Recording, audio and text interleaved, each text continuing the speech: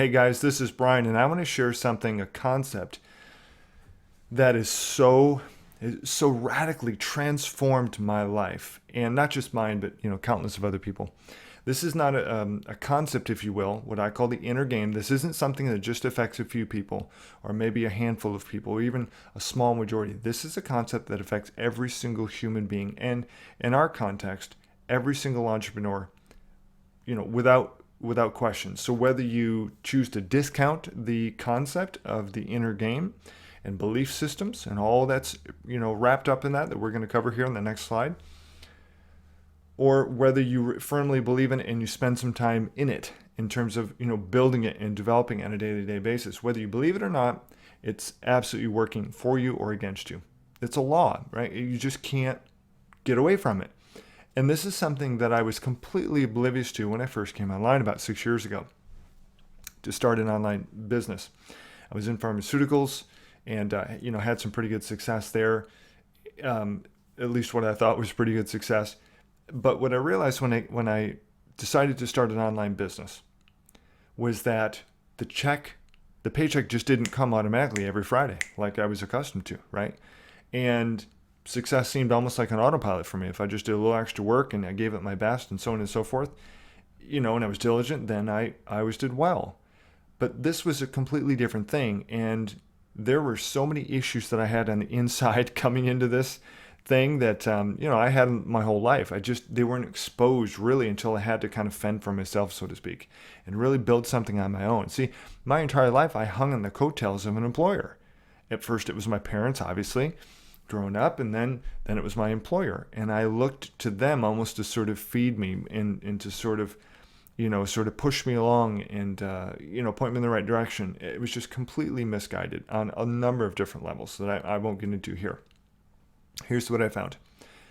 I want to say conservatively, 97% of all people don't achieve the things that they want. We're going to call that failure, right? Failure is an opportunity to learn and to grow. But for this conversation, we're going to call that failure because they're not achieving what they set out to do, right? They fall short. And what I found is about 3%, 2 to 3% of the population tends to achieve and then overachieve some more and really get the thing, quote unquote, that they're looking for. And again, our conversation in the context of this video, we're talking about creating a vibrant, thriving, profitable offline consulting business where you're doing internet marketing services and these types of things to business owners, right? For whatever, local, could be national, doesn't matter. You're offering IM services to the masses out there, to the business owners of the world. And so you need to be in profit mode, and you need to be in profit mode as quickly as possible. And I want to tell you something, that if you decide to cut this video short, what if you didn't watch this video, or you don't watch the entirety of it, and you don't then take some corresponding action, some of the things I'm going to share with you here based on a substantial amount of experience, not just for me, but what if you discount these things?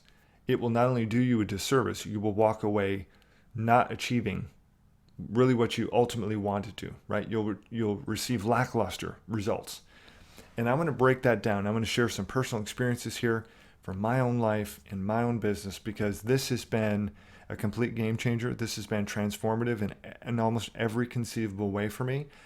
But here's my disclaimer. This isn't rainbows of red licorice. This isn't, pink unicorns floating around, right? This isn't anything hokey or goofy, right? I know the picture looks a little bit sort of woo, right? This isn't that. This is very grounded information. And it's not just strategy. This is the way that human beings are wired. You have to cooperate with the way that we're built, right? And the way that we're built is we have an amazing potential in what I call the mind, or really it's the soul. It's your mind, your will, and your emotions. I'm going to talk specifically about your mind, and because you can control your emotions and you certainly have power over your own will. Those things are intimately connected. And so I want to jump right into this particular slide here, and I want to talk about 4 primary components of what I call the inner game, your inner game. Now this, imagine if you will, a bicycle tire, okay? A hub and a spoke. And so the hub is where all of the spokes are joined into, right? It's the heart of the machine, so to speak. A wheel can't really doesn't have any structural integrity if the hub and the spoke system isn't tight and well built. And this is just like your life, you're right. The inside, just think of, in again, the context of this conversation, just imagine your mind is the hub, right? That's your belief systems, your thought patterns, and those types of things that we're going to cover. And then the spokes are basically extensions of that. It's what are the actions, right? Some of the things that you're doing. How are you executing on those belief systems? This is not highfalutin stuff. This isn't hokey. This is reality. And if you ignore this concept and you don't choose to develop yourself along these lines on a consistent basis, you will fall short, just like 97% or the masses of the population do. And I was one of those 97% for a long time. I'm going to share some personal examples later on. I'm going to start out with an analogy. I don't know the names. I don't know the full story. I've been told this story a few times over the years, and it always stuck with me. I'm going to preface this whole conversation by talking about something I call burn the boats. You have to have a bulldog-like tenacity. You have to have this fire in your bones, fire in your belly, so to speak, that says, I will not quit. Quitting is not an option, right? You have to be really like a pit bull or a bulldog where you'd rather die than give up the bone, okay? Just to give you some backstory, I grew up a quitter. Everything I did, I quit. Everything except high school because my parents made me. Even that I graduated a year early because I couldn't stand it.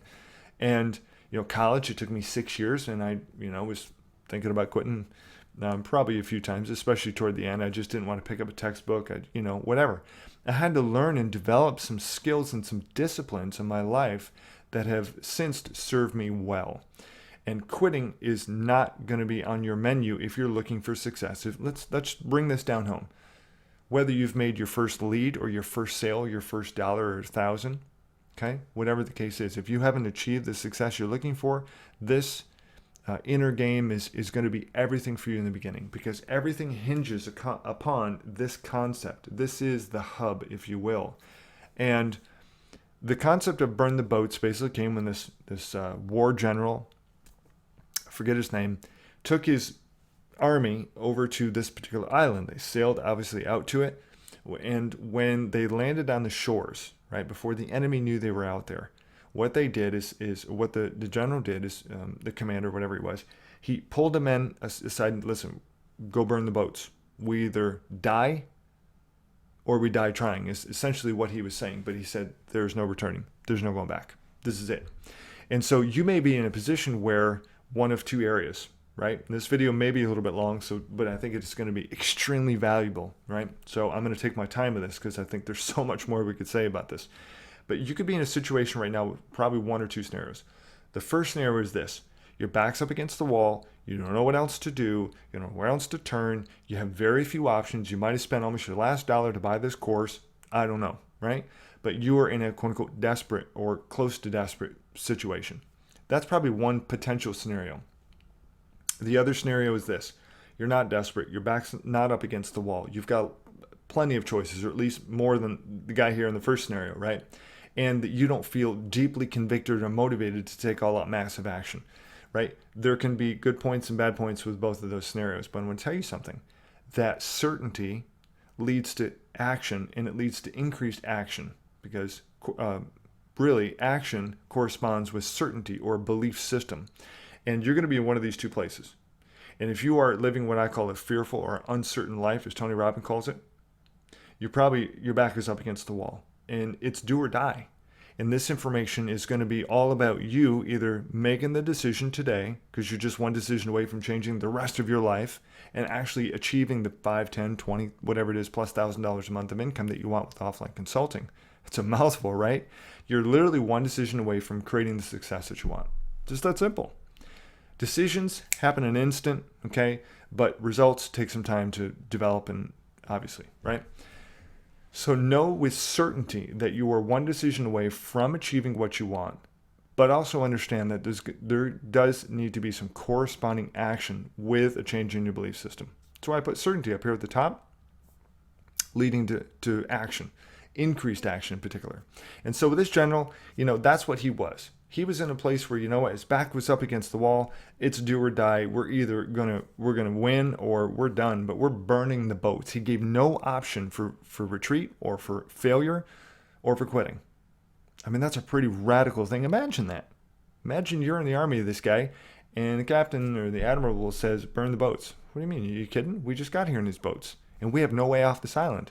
Well, he had decided on the inside that victory was his before they ever had it. Right? He saw that. He captured a vision, if you will, picture, an image of that success. That's exactly what you need to do. Right? Now, like I said, I was a quitter, and I grew up just as quitting from one thing to the other. And what I found is that when I came here to the offline consulting world, but just, starting an online business, nothing was handed to me. I knew zero. I could copy and paste, and I knew how to check email. That was really about it, and I could surf the net. Okay, that didn't do much for me. Okay, so I had a choice to make, and my back was against the wall. I had some money, but I didn't have a ton of money, and I was in a place where I felt compelled deeply to take massive action and to be consistent about it. At least what I thought at that time. Little did I know that I was going to have to take far more action than I ever expected. I was going to have to go through far more hurdles than I ever thought possible. I was going to have to learn so many things and go through so many experiences. And I had an opportunity when, quote unquote, disappointment came. Again, Tony Robbins talks about this, and it's a really wonderful concept. When, quote unquote, disappointment or disillusionment comes, when something doesn't go your way, you can either get into despair, or you can use that to drive you forward to the success, to the, quote unquote, result that you're looking for. And I had opportunities to do just that. For those of you whose back is not against the wall and you feel a little bit more comfortable, you potentially are in more of a dangerous situation, because, it's human nature. When we don't feel like we are deeply compelled to do something or to take action or to make a change because of, a particular pain, quote unquote, in our life, then you get into a predicament where you can go from opportunity to opportunity, right? Spending money on top of money, or course from course, or product to product, or book to book, or whatever the case is, or job to job, right? That certainly could be the case as well. And you're not creating the result that you're looking for, that you ultimately desired, because, well, let's face it, you were comfortable. Now, I want to dig deep into these concepts here. The first one is potential. Everyone has a massive potential. Do I believe that every single human being has the exact same potential to make X number of dollars, on an annual basis? Not necessarily, but I think most human beings, assuming there's nothing, handicapped or something mentally, or some sort of, mitigating issue, I think most human beings have a massive potential to do far more than they ever thought possible. Okay? I really believe that. And the reality is that potential has, it's got its roots in some other things. There's like 3 other roots here. And again, it's like a dog chasing its tail. You're going to see these things you can't escape it, right? Potential is tied directly to action. If you are going to be somebody, as I said before, you can see that certainty leads to action. If you are certain of your outcome, do you think you're going to take a lot of action or a little? Right? Corresponding action is going to be massive if you are absolutely convinced you're going to succeed. If you know you're going to make it, if you have this deep core belief that, you know what, yeah, I can do that. I'm going to go do that. I don't know how, but I'm going to, right? That in itself is what we would call faith or belief. And you wouldn't take that massive action, right? Or have that be in that position, in that place, if you will, what Tony Robbins calls a state, right? State of your being. If you didn't believe that you had potential. Let's face it, if you felt like, you could do this much, how much action do you think you take? Probably no more than that, right? And so action, and I would call consistent action. There's another place I talk about revenue producing activities, or RPAs. Again, everything connects to this. This is the hub of Client Crusher Academy. It really is.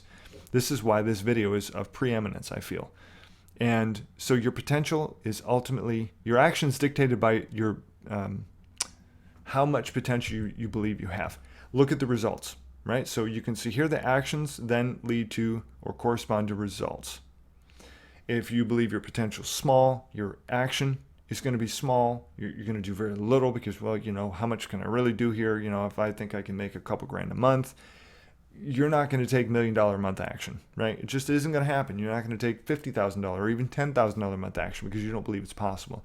So your actions ultimately lead to your results. And obviously we're talking about belief here. So if you feel that you have a little potential, you take a little bit of action, you get the little result. That then infuses or fires up your belief system, or it puts a cold shower on it, one of the two. So in this case, let me rephrase that. If you believe you have massive potential, you're going to take massive action because in the inside, baby, this is mine. There's no stopping us. We're going forward. This is it. And then you do that on a consistent basis, your results ultimately are going to show. Now, it may not happen in a day or a week, but results take some time to come in. But ultimately, if you're doing things that produce results, generally speaking, you're going to have positive results. Jim Rohn said, success leaves clues, right? Tony Robbins is famous for saying that as well. Well, he learned it from Jim Rohn. Success leaves clues. And if you're producing results in your life, it's a result of your actions and ultimately not just your capacity or for potential or to achieve, it's your belief system in that, which is why I put a green circle around belief, because belief is the core. It is the heart, right? And your belief system is directly impacted by the other three things here.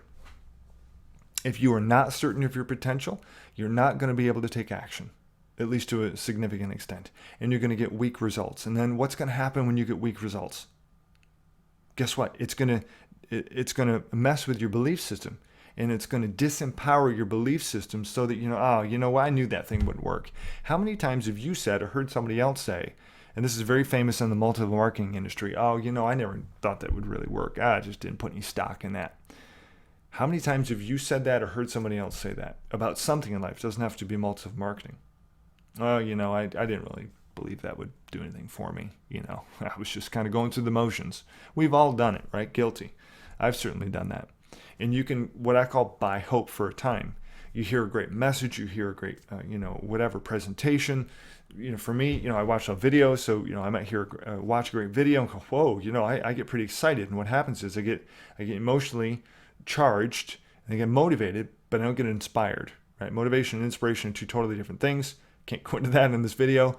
But the problem is you get emotional, but you haven't done anything about your core belief system, because belief and emotions are two different things, right? You can be emotional and that could help sort of spur your belief system on, but beliefs are based on a lot of different things. One of them is your thought process, your preconditioned state to where you got to that point, right? Everyone believes something about something, right? So let me give you an example. I always believed that because I grew up hearing some of this junky thinking, money doesn't grow on trees. What do you think you're made of? Money. What are you trying to be like the Joneses? What do you think we are, the Joneses? We're not that, i.e. you're not that. You're not, i.e. successful. You're not, fill in the blank, rich, and you hear those things long enough, year after year after year. It's like an indoctrination, and it just really warps your thinking. It really does. It twists your thinking and therefore your belief system. And all of us have baggage, right? I'm not making excuses. It's critical that you take responsibility for the fact that, you probably didn't grow up in a perfect world. I didn't. Probably nobody did. And some of the most successful people out there in terms of financial wealth, but also creating amazing lives for themselves, right? They grew up with some of the worst circumstances you could possibly imagine. It's coming to the realization that, we don't live in a perfect world. And I understand that I've had some challenges up to this point, and I wasn't, given the best parents, or even though I love my parents, or, I'm not saying that for me, but you may be saying that, I didn't have the best parents or whatever. I think I love my parents. My parents are great. They did their best, but unfortunately they taught me some really faulty things about success and money and life in general, which is, hey, what are you going to do? It's what am I going to do with that? See, I own that responsibility. I'm responsible for that thought. And even though I didn't necessarily train myself along those lines, the day came when I had to make a decision. What am I going to do with what's been given to me? I can either accept what they said or I can reject it. when I hear something new. When I was challenged by these concepts right here, I thought, wait a minute, whoa, okay. I didn't hear that growing up, but you know what? I've got an opportunity. I can choose to do something different.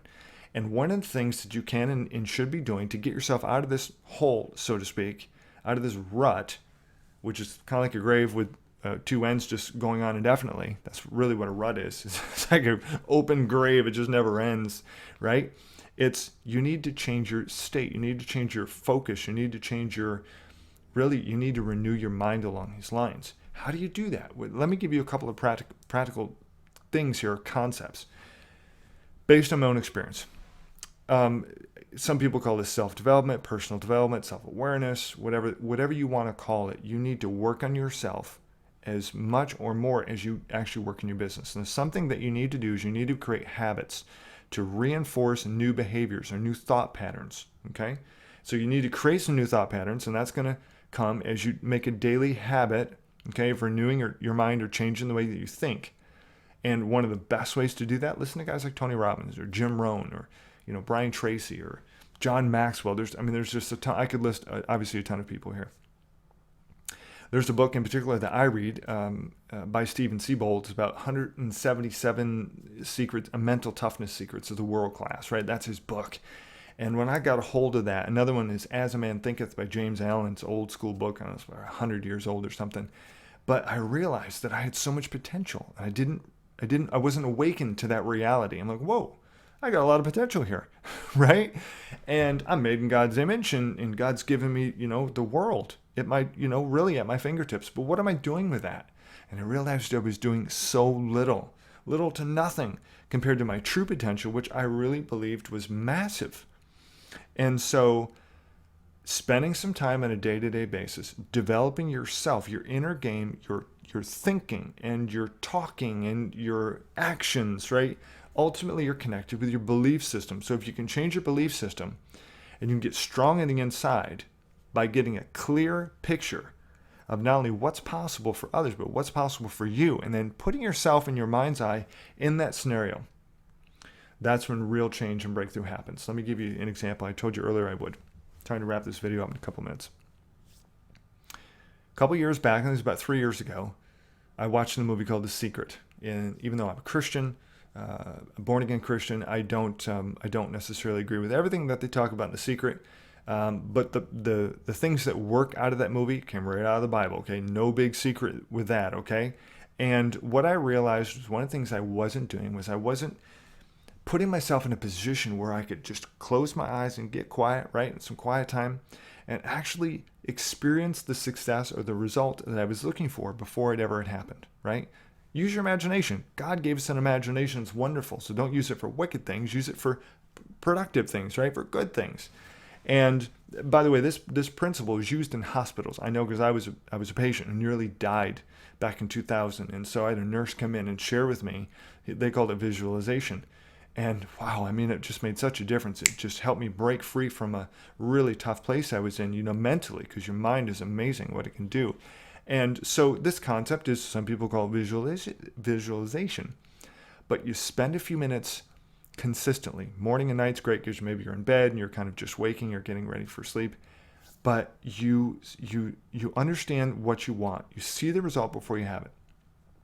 And when we watched The Secret, we began to do this, my wife and I.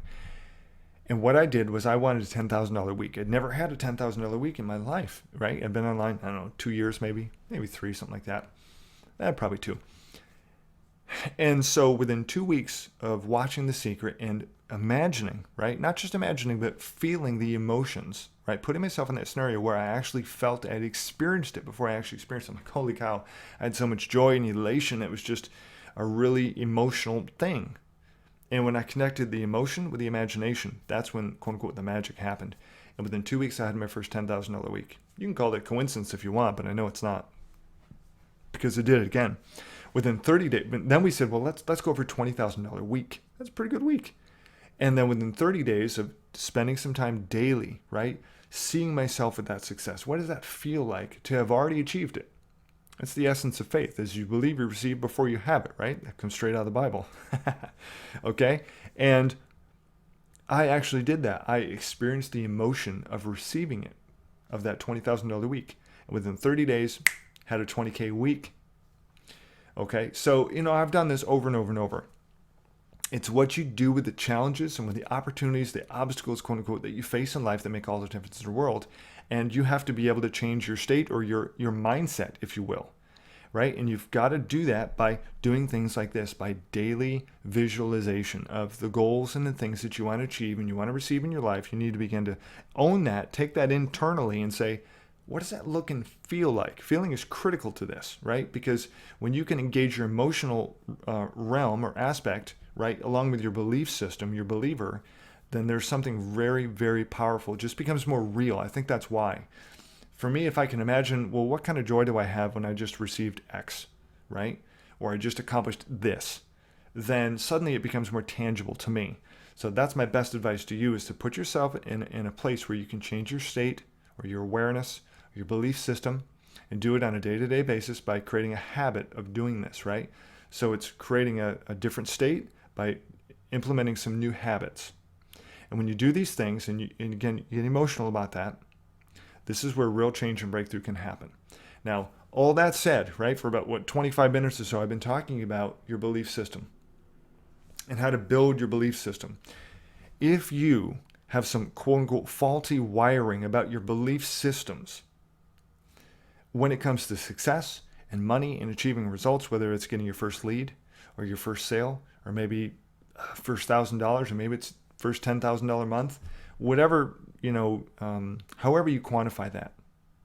If you do not develop yourself on the inside, you will never, right, develop the spokes and ultimately that ring around, like we talked about the bicycle tower earlier, right? You develop the inside and the spokes shoot out and then just results happen.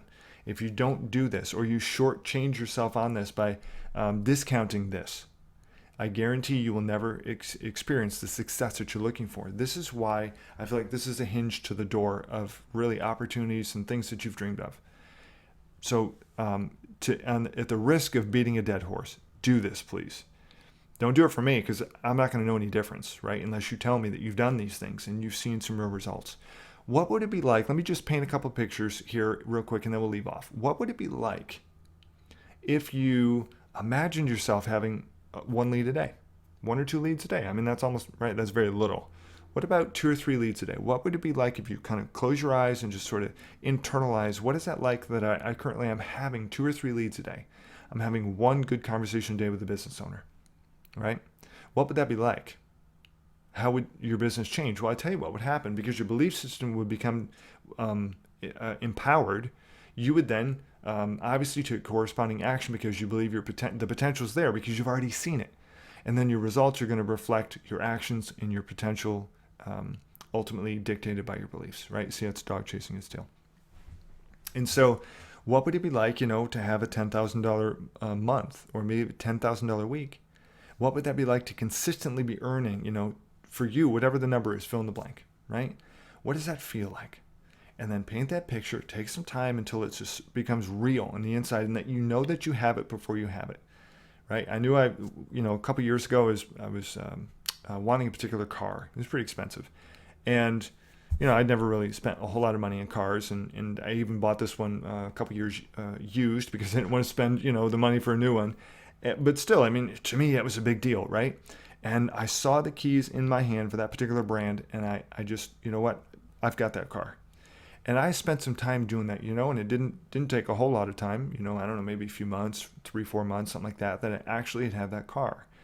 And while it's just a simple, or maybe even a crude example, I want you to take away some real breakthrough from this video, if you will let it. See, the power is here. The potential is here. Are you going to allow yourself to make the changes necessary so that you alter or shift your thinking and thereby change your actions and your receiving, right? And then here's what happens. When you do these things and you start to get results that are positive, what does that do to your belief system? It explodes it. And then suddenly you're believing for bigger and bigger things. So all that said, I want you guys to take all that massive action. I want you to make some serious change and do these things on a day-to-day basis. And I want you to ping me and let me know the results that you're seeing. Tell me about the positive changes happening in your life because you're doing the things that we talked about today. So all that said, I hope you enjoy. Take massive action. We'll talk soon.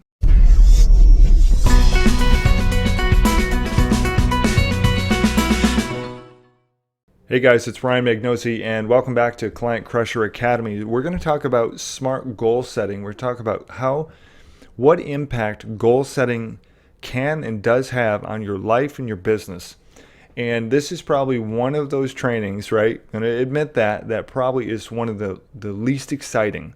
It's probably one of those trainings that people say, okay, that's cool. Let me just, all right, I'll just pencil down. I'll make 20 grand, a month. That's my goal.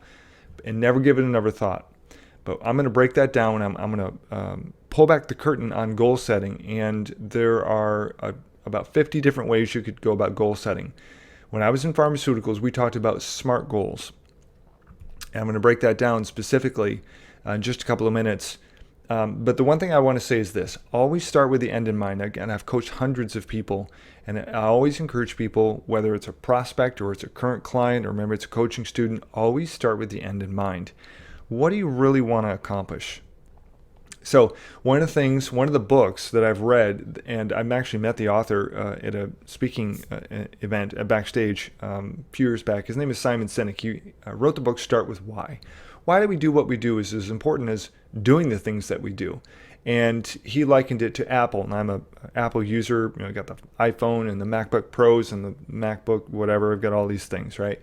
And Apple is different. Now this absolutely relates to goal setting, so just hang with me while I share this analogy. Simon shares in his book Start With Why that Apple decided to do something a little bit different. They didn't set out to just be the best computer company in the world. They didn't set out to say, we want to just make great computers. They wanted to start a revolution, right? They wanted to challenge the status quo. That was the reason why they did what they did. It's not just because they thought computers were cool. That was a means to that challenging the status quo. They wanted to be different. They dared to be different. And their passion is to challenge everything of what is considered norm or normal, right? And part of the reason that they're so successful and have a nearly cult-like following is because they do just that. They decided to make computers differently than anyone else, not for the sake of just being different, but because they believe they could do something better, right? And so what I'm going to challenge you is think about your goals with the end in mind. What do you want to accomplish? And please don't just make it about money.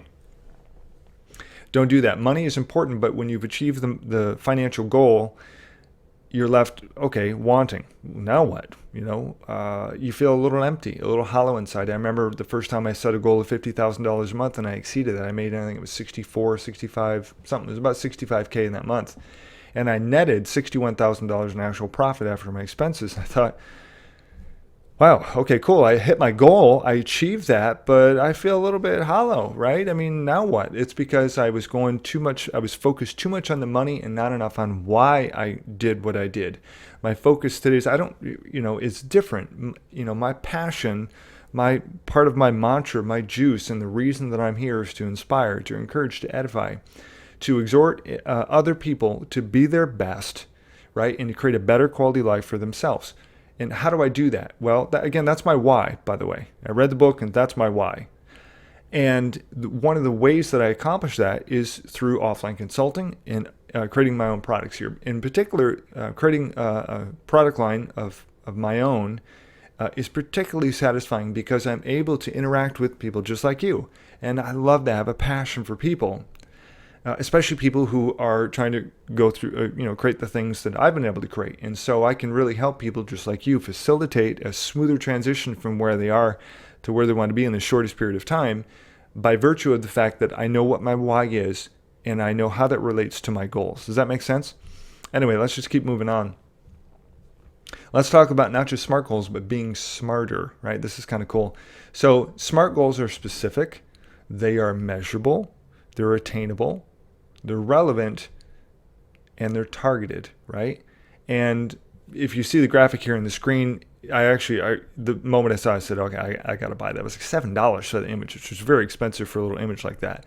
But I liked it, and I bought it. I spent extra money for that image because it has two other factors in there, ethical and reasonable. And reasonable is it's closely related to realistic, but they are different, and we're going to break that down a little bit. And so here I just added those two on the screen so you could see that. And let's break this down a little bit. So we want to look at setting goals the smart way. Again, you're going to get this in your worksheet, but obviously you need to set a date for where you're starting. You also want to set a goal in mind of where you want to accomplish, right? Whatever you want to accomplish. And again, please just don't make it about money. It's got to be all encompassing. You really need to get that book from Simon. It's available in the bookstores, Barnes & Noble. It's like 20 something bucks. It's a great read. And so that will help you understand why you're doing what you're doing, because I can promise you this, right? If you don't heed my advice, you will probably be sorry. When it comes to setting goals and going out to achieve, most people focus on the money, right? Because you need the money or you want the money. And I get that, trust me. I mean, hey, we're all here. I'm in business to make a profit, but I'm also in business to help people and to change people's lives and to change this world one person at a time. I mean, that's, by my influence. That's why I do what I do. And so that really satisfies me. You need to look inside and go, hey, what are the things that satisfy you? Start by, writing a sentence or two and be specific. And I highlighted in bold, right? The S. So that's S for smart, is specific. What are you going to accomplish with your goal? How are you going to measure the progress of your goal? I call that accountability. It's also measurability. And is your goal attainable? You have to be real. Do I have the resources? Do I have the money? Do I have the time? Do I have the support to be able to achieve the goal? Is that attainable? How and why is this, oops, I got my numbers wrong a little bit, but you'll forgive me, right? So how and why is this goal important to you? Is it relevant? Again, why do you do what you do? If it's just for a buck, you will be disappointed, okay? Especially when you make the buck, and it's worse if you don't. Oh, that's horrible. If you just set out a goal just to make money and you don't make it, especially when you want to make it, you just leaves you frustrated, right? So that's relevant. When is your goal going to be completed? That's T. For time focused. And this is crucial, are your goals in line with your purpose? And then how realistic is your goal relative to the relevance of your goal? It's not that it's just relevant or that it's just attainable, but don't go pie in the sky. I want $10 million this year. Because if your skill set isn't there, I got news for you. It ain't going to happen. Okay? Ask me how I know. I've so been there. So you want to make sure that your goals are not only attainable, but they're also a little bit reasonable to you. I want you to set your goals a little higher than what you think are possible for you, as I do for myself, because that's going to push you and propel you. Okay? That's really, really important. So here's the other thing I really want to leave off with. Plan on obstacles. If you are not getting out of your comfort zone, if you are not feeling frustrated at times and learning some new things and being challenged, you're not challenged. Those aren't real goals, okay? You need to grow. That's the whole point of this, is you want to grow, not just your income, but you want to grow as a person, as an entrepreneur, and you want to grow your income at the same time. That's not going to happen unless you are challenging yourself. Again, ask me how I know, right? Creating this entire Client Crusher Academy was a unique experience for me.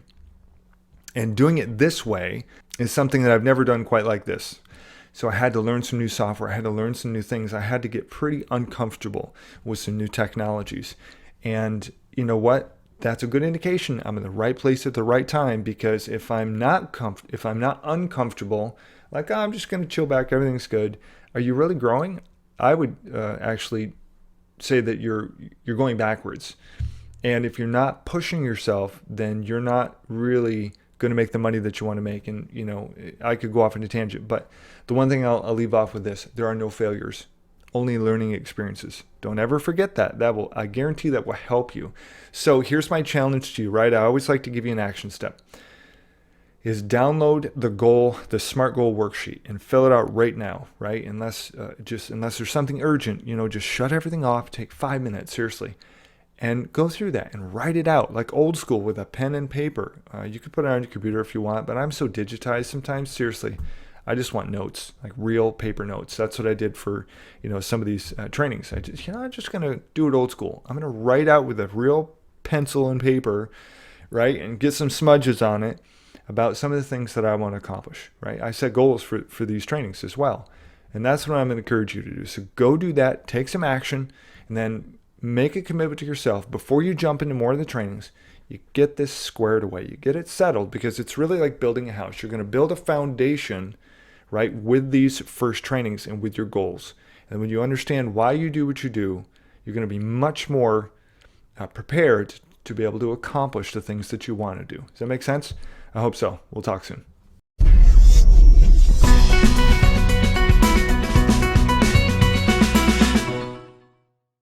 Hey guys, it's Brian M0Gn0S1 and we're going to talk about the psychology of selling in this Client Crusher Academy training. And I've been in sales for well over a decade, just about 15 years. One of the biggest things that I've found to either hinder or help my sales endeavors ultimately was to understand kind of what's going on behind the scenes. So I'm going to break this down a little bit. I'm going to keep it simple.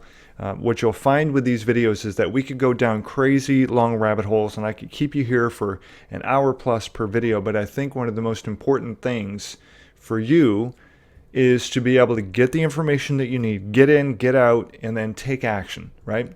So one of the very most important things that I've learned, especially in my 5.5 years of being an online entrepreneur, is becoming the hunted, not the hunter.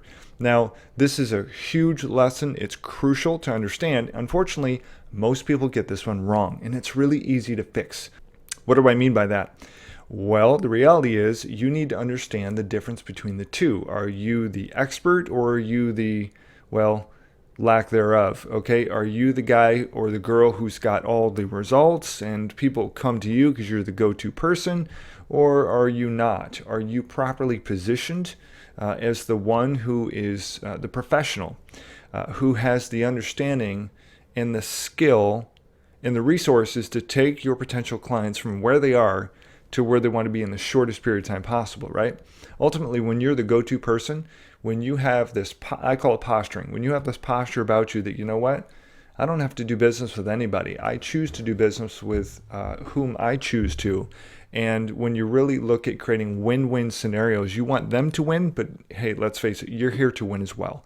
When you become the hunted, when you put yourself out there in the internet, and I don't want to get ahead of myself, but it's pretty exciting stuff to think about. When you position yourself in simple, easy to execute ways, right, here and there, and then you're able to either have your prospects or potential clients stumble across those pieces of content or whatever it may be, like videos or website rankings, so on and so forth, then you're drawing people to you instead of pretty much going out and pulling on people. So being the expert in their eyes is really like turning on a magic money faucet. I have seen this. It really does feel like magic. There's nothing magical at all about it. But the reality is that you have to understand something. You are not selling anything. I know that sounds kind of backwards. And we'll touch on some of the videos are going to have a little bit of overlap because that's natural. So if you didn't already watch one of the other videos on branding, we talked about You Incorporated. And really, the commodity that people are quote unquote buying, it's you. And so you're not selling anything. You're simply enjoying being who you are and enjoying the fact that you know how to get results. Even if you don't, if you think you do, you're halfway there. I can promise you that. Okay, it's huge. It'll attract people to you by virtue of the fact that you feel like you've got the stuff, right? It's confidence, it's self-confidence, it's your juice, it's your mojo. I mean, you know what? I mean, you just act like, it's almost like, guys, you can relate to this. If you want to go hook up with a the pretty girl, right? You want to act like you got your stuff together. You don't want to act like, well, I hope, hey, do you maybe want to forget that? Nobody wants milquetoast, baby. I can tell you that. So remember this, that really you aren't selling anything. You're giving people the opportunity to potentially partner with you. Major difference, major difference. And when you shift the conversation and you shift the mindset, if you will, of yourself, and you just kind of flip that coin around a little bit. And you go, you know what? Hey, I've got the goods. If you want it, come out over here. That may sound a little braggadocious, but it's really not. It depends on how you come out with that. You don't want to, be braggadocious, of course. But this really is a two-way street. And remember, the people are interviewing you as much as you're interviewing them. And I don't have any problem telling people that. You know what? I create win-win relationships, and I only look for long-term relationships that are going to bring value to both of us. And if that's not the case, if we're not a good fit, I will be the first to let you go, okay? But let's just kind of proceed. And again, that may be sounding very counterintuitive, but remember something. Boom! You're the bomb, right? You've got the goods, you've got the know-how. So if you're in Project X, you really have the knowledge sitting there for you. Or if you're in NHB, great. Again, same deal. Now, you may not know what those things are. Those are simply some programs that are extremely effective in teaching people search engine optimization and so on and so forth. Very expensive, but very effective programs. I teach a lot of that in my one-on-one trainings, so on and so forth, because not everyone has access or can afford those courses. But here's the takeaway. Even if you take just a kind of a snippet, a Dixie cup, if you will, of the information that's available through those courses or through coaching with me, the reality is that you can sound like an absolute hero to these businesses. You can walk up or walk into a business, or you know what, they can contact you, however that happens, right? You're able to release your power, be a person of power, and demonstrate your leadership. And when you know how to, even if you only know up here or on paper, how to actually crush the competition and take 50% of the first page or more, like I'm able to do for my clients, right? That's a pretty sweet feeling. Gives you massive mojo. That will be absolutely contagious. You want to position yourself as the master, right? We already talked about being the hunted, not the hunter. Well, you also want to be the Jedi Ninja master of this whole internet marketing equation. You want to be able to, you're not going to have all the answers. Please don't misunderstand me. I'm not saying that you need to know all the answers, because you know what? I don't. Nobody does. Mike Long doesn't, if you know Mike. Some multi-million-dollar successful, crazy per year, and sometimes these guys are making millions per month. Nobody has all the answers, so don't expect that you're going to. I can tell you this. Let me just give you a little piece of inside information that I guarantee will explode your sales percentages. Is if you know the 3 things that most business owners need and want, if you know what those are, and you know how to answer the 3 most compelling questions, or the 5 most compelling questions or things, right? If you're able to deliver the solution to their pain, I guarantee you don't need to know the 95% of the rest of the stuff, right? You really don't. Because again, most business owners don't know what they're talking about when it comes to SEO and internet marketing. They just want to make more money. They want the phone to ring. They want people to walk in the door. And when you have this positioning that I'm the master, and you want to call them the servant, but you want to almost have a master-servant relationship. And I liken that to being the hunted versus the hunter. Guys who are hunted, you know what? Business comes to you, and you don't need to defend yourself. And that's a major difference. It is actually a subtle nuance, but yet it's not. It can be the make or break, make the sale, don't make the sale, get the money, not get the money difference.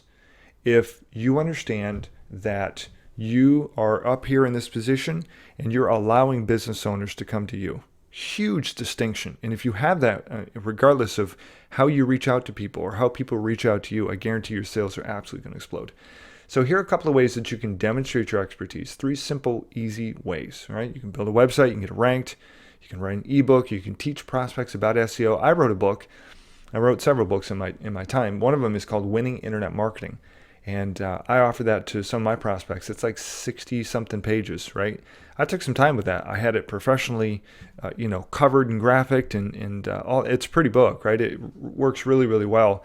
And I even went to, I'm trying to remember the place where I went to. I was Amazon or someplace where I got a physical copy of my book made so I could show people in hand, hey, by the way, I'm an author. I wrote a book on this stuff. Oh, by the way, Mr. Prospect, would you like to read that? Right? That stuff, you can even outsource it. Don't think for a minute you got to just know everything, because you don't. You can have a ghostwriter hired and just have a graphic made. You can probably get this all done for $50. Seriously, $100 if you want to spend a little bit more. Personally, I like videos. This is my favorite mode or medium to reach people and to connect people, because I want people to be able to look me in the eye.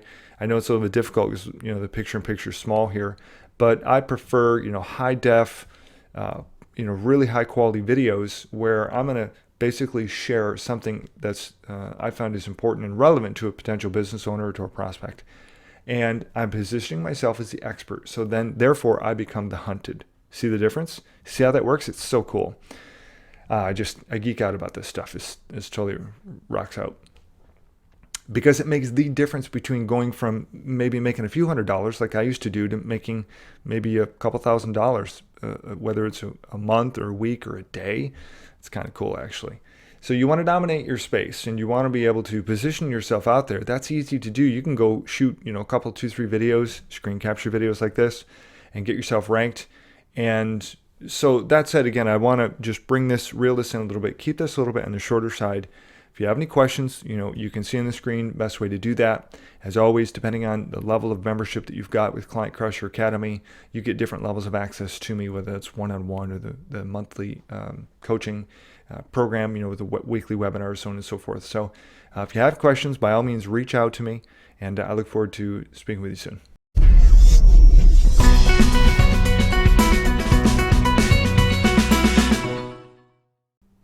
Hey guys, it's Brian Magnosi here. I want to welcome you to Client Crusher Academy. This is a really cool place, and this is a really cool time to be here because there's so many things going on. The internet's changing so rapidly, and one of the most important things, one of the most fundamental things you could ever do for yourself and your business is to build you incorporated, really to build your brand. And that's what we're going to talk about here in the few minutes that we have.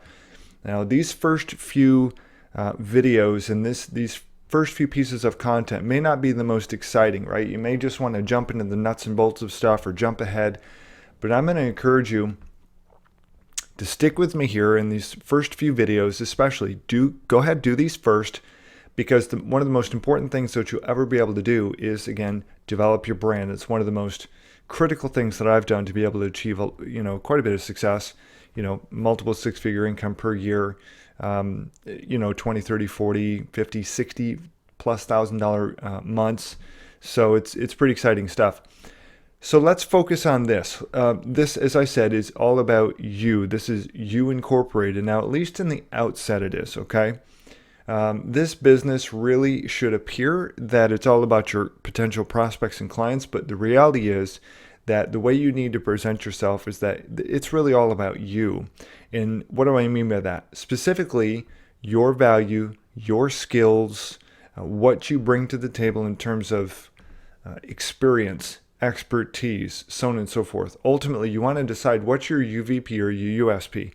UVP is unique value proposition. USP is unique selling proposition or unique selling point. What's unique about you? What separates you from the masses? Right? Whether we're talking about offline consulting, we're talking about multi-level marketing, we're talking about lead generation, whatever the case is, okay? Even if you're a local business owner, how are you different than everyone else out there, right? I mean, my dad used to say, how are you different than every Tom, Dick, and Harry? It's kind of funny, actually. But it's true. What makes you so special is a great place to start. Okay, we're going to talk a little bit more about that. So here's something that's a really important concept. People join other people. I don't care if it's offline consulting or anything else. People really do join other people, not just buy products and services and hook up with companies. They're buying a piece of you, right? Because for me, for example, in my company, Magnosi Web Marketing, I am the company, right? And what they're getting is not just results or rankings, but they're ultimately getting my expertise. They're getting my value. They're getting my shtick, so to speak, on internet marketing. And the reality is that it can be an extremely profitable and is a very profitable thing, especially when you give people a reason to buy. When you separate yourself, like what we just talked about with your UVP or your USP, it's very easy to do. Now, as I mentioned just a couple of minutes ago, it's going to be really easy for you to sort of jump ahead and go, yeah, that's cool. That sounds all great, but let me get to the meat and potatoes. Let me give you just a word of caution, if I may. Having been here, or been there rather, when I first started, wanted to do the exact same thing. I'm like, okay, that's cool, but you know what? I want more customers, or I want my first customer, or I want to learn more about pay-per-click or SEO, or some of the specific strategies, Brian, that you do to bring in, the kind of money that you do. And I'm going to, again, encourage you just to kind of hold up for a little bit and think about, write down. I challenge you right now, and I'm a big guy big believer in action steps. So I'm going to give you an action step right now. Write down, just grab a piece of paper somewhere, right? 3 things that make you unique. What are 3 things that separate you? Guys, you don't need specific experience in selling SEO or selling pay-per-click or internet marketing to local companies to really distinguish yourself from everyone else out there, right? You've got unique life experiences, just like I did before I came here. I was in pharmaceuticals. I was in sales for almost 15 years. I'm not that old, actually. I'm only 43. I had to think about it. I'm 43, but it sure feels that way. I'm like, wow, 15 years. But think about it. That's 15 years of experience before I came online. That's valuable. So don't discount your life experiences prior to you getting started with internet marketing, or in this case, offering offline consulting, right? Makes sense, right? So I hope it does. So write down those 3 things. You just pause this video right now, or depending, you may be listening to it, the audio version of this or reading the book or whatever, but just sit down, stop, pause it, go write those 3 things down that make you unique, and then come back and we'll finish up, okay? The last thing is, don't be afraid to give plenty of reasons of why people should hook up or connect with you. I am not bashful at all about displaying my value. I'd rather demonstrate my value and my expertise than tell people about it. But there is a place and a time that is appropriate for you to demonstrate and to speak about your expertise. Show them you're the pro. Being an expert is really something special. Now, it's not that difficult to do, right? The biggest thing that I get, and I've coached somewhere between 200 and 300 people over the past 5.5 years in a variety of different companies and products and so on and so forth that I've had or been a part of, is that people always want to ask the same thing that I did. If you don't have any experience, if you don't have any expertise, how are you going to demonstrate that you're the pro? We're going to cover that. But I will say this for the moment. It's easy to take 1 or 2 action steps along these lines. It could be as simple, and again, I don't want to get ahead of myself, but it could be as simple as, writing, an ebook, right? A couple of pages of an ebook through some training that you've gotten. It could be as simple as, ranking a video. It could be as simple as, doing maybe a couple of those things, or maybe getting some written testimonials, right? A 1 or 2 liner, like certainly I encourage all of my students to do. Potential customers also are going to believe what you tell them, right? That's really, really important. So when you act like the expert and you have that posture about you, that positioning, they're going to believe what you say. The other thing is, this is a big takeaway. It's hugely valuable. I have found that people do not question what you say oftentimes, especially in the bigger clients. When I've had clients that come in at $2,500, $5,000, $7,500, $10,000 or more, you know what? They don't ask you the really tough questions because most times they don't know what to ask. They're busy running their business. They don't really know to ask you about anchor text ratios. And, they might say, well, what about this, panda or penguin? Because one of their whatever acquaintances or buddies said, oh, you want to make sure, you find out about that.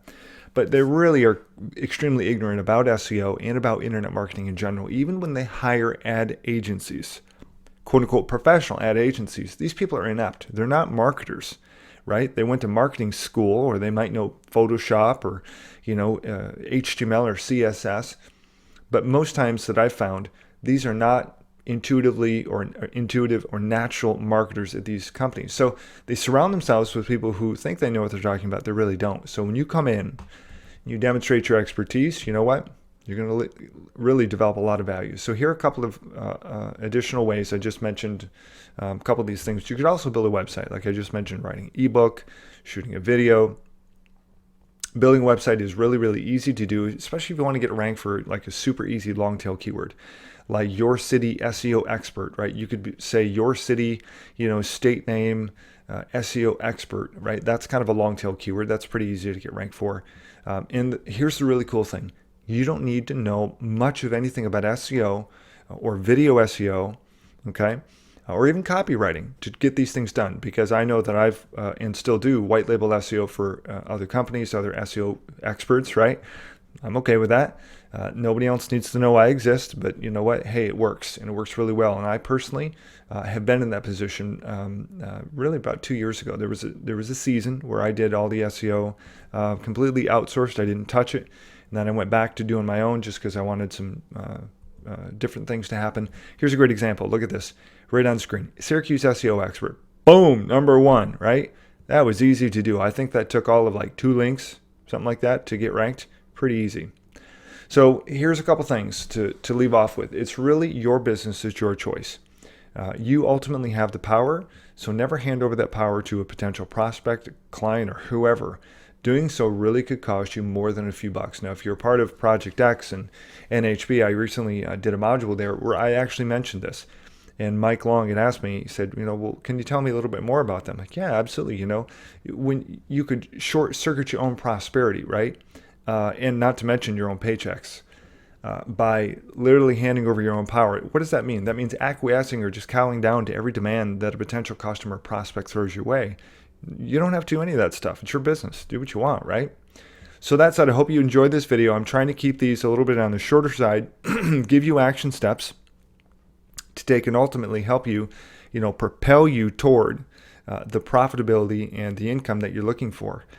So here's what will happen next is if you've got questions, you can email them or Skype me with any specific questions, depending on there are different levels of subscribers, okay, for Client Crusher Academy. So depending on your level of what you've chosen to be a part of, you can get either email and Skype support. You can join me on the weekly webinars or the one-on-one weekly coaching sessions. So if you didn't buy one of those or hook up with perhaps the weekly coaching session or the monthly membership, you can certainly upgrade at any time, right? And you can see that right in your back office. Should be on your homepage, okay, or in the bonuses section, one of the two. You can always email me as well. So that said, I look forward to hearing some great successes and great stories of people saying, you know what, I found my own juice, my own mojo, my own power, and I took action on that, and you know what, I feel better about that, and I'm better positioned to be a stronger entrepreneur and a more successful and a more profitable one as well. So take some action on this stuff, and we'll talk soon.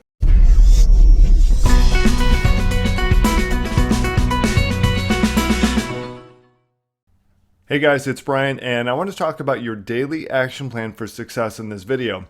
Now, this is something that has come out of some of the one-on-one coachings that I've had, certainly some of my other experiences with my own offline consulting business as that continues to grow and develop. And I found that there are a couple of what I would consider Achilles heels for people who are just looking to get into offline consulting, and even for some of those who are already there. Now, I'm going to break some of those things down. This is going to be as typical. I try to condense an hour plus long video into, typically 10 or 15 minutes to help you get the maximum leverage for your time spent here. So one of the most important things, as you can see here on the screen, is without a specific action plan, I promise you are dead in the water. What do I mean by that? Is you need a very specific, what I call POA, which is plan of action, to get you from where you are to where you want to be, obviously in the most condensed or compressed time possible. And you need to be very mindful or cognizant of the fact that there are several factors or components within that particular POA. And now I came out of pharmaceuticals and we had, SMART goals, and we had a whole bunch of other things. And I've already covered SMART goals. So I want you to take, if you will, an amalgamation between the SMART goals module that we talked about and a written plan of action, right? Kind of combine those, which you should already have been completed, in that module. But I want to combine that with action. It's not enough to have goals without action, because goals without action equates to failure. And we certainly don't want that. Here's something else I want to cover here is the law of focus. This in particular is critical to your success. And I'm going to share a personal example here. Over the years, whether I was in the multi-level space, home business space, I was in offline consulting or affiliate marketing or whatever the case was, diluting my focus has cost me a lot of money. And while I was assuming that that was okay, there's a very common term called, I'm multitasking. It's been proven that multitasking actually dumbs you down and inhibits your progress, not propels it, okay? So the law of focus is really essential to people just like yourself, just like to me, people who are prone to the shiny bauble object kind of issue that happens online, people who think that they have more time than they really do, people who may truly, intentionally want more than what they have. But the problem is you can't focus adequately and equally powerfully on 14 different things like you can on one thing. And here's my challenge for you. And I'm covering this in some of the webinars that we're having as well. But my challenge for you is don't let this be another course that you buy and you do nothing with, or that you buy, you listen to it, or you go through it and you do little to nothing with. Let this be a point in your life where you actually make a decision to do something different than what you've done before. And specifically, if you're looking to build an offline consulting business, then you're going to have to do some things different, okay? You're going to have to put the law of focus to work for you. And that means that you can't go off on 2 or 3 or 4 different directions, okay, if you're just looking to get an offline consulting business working up from the ground up, right? Does that make sense? I sure hope it does, because no one is great at 3 things at the exact same time. Okay, I know that there's some things out there. People are talking about, the whole Amazon thing. There's affiliate marketing. You've got offline consulting. Man, you've got so many different things that you could do to make money.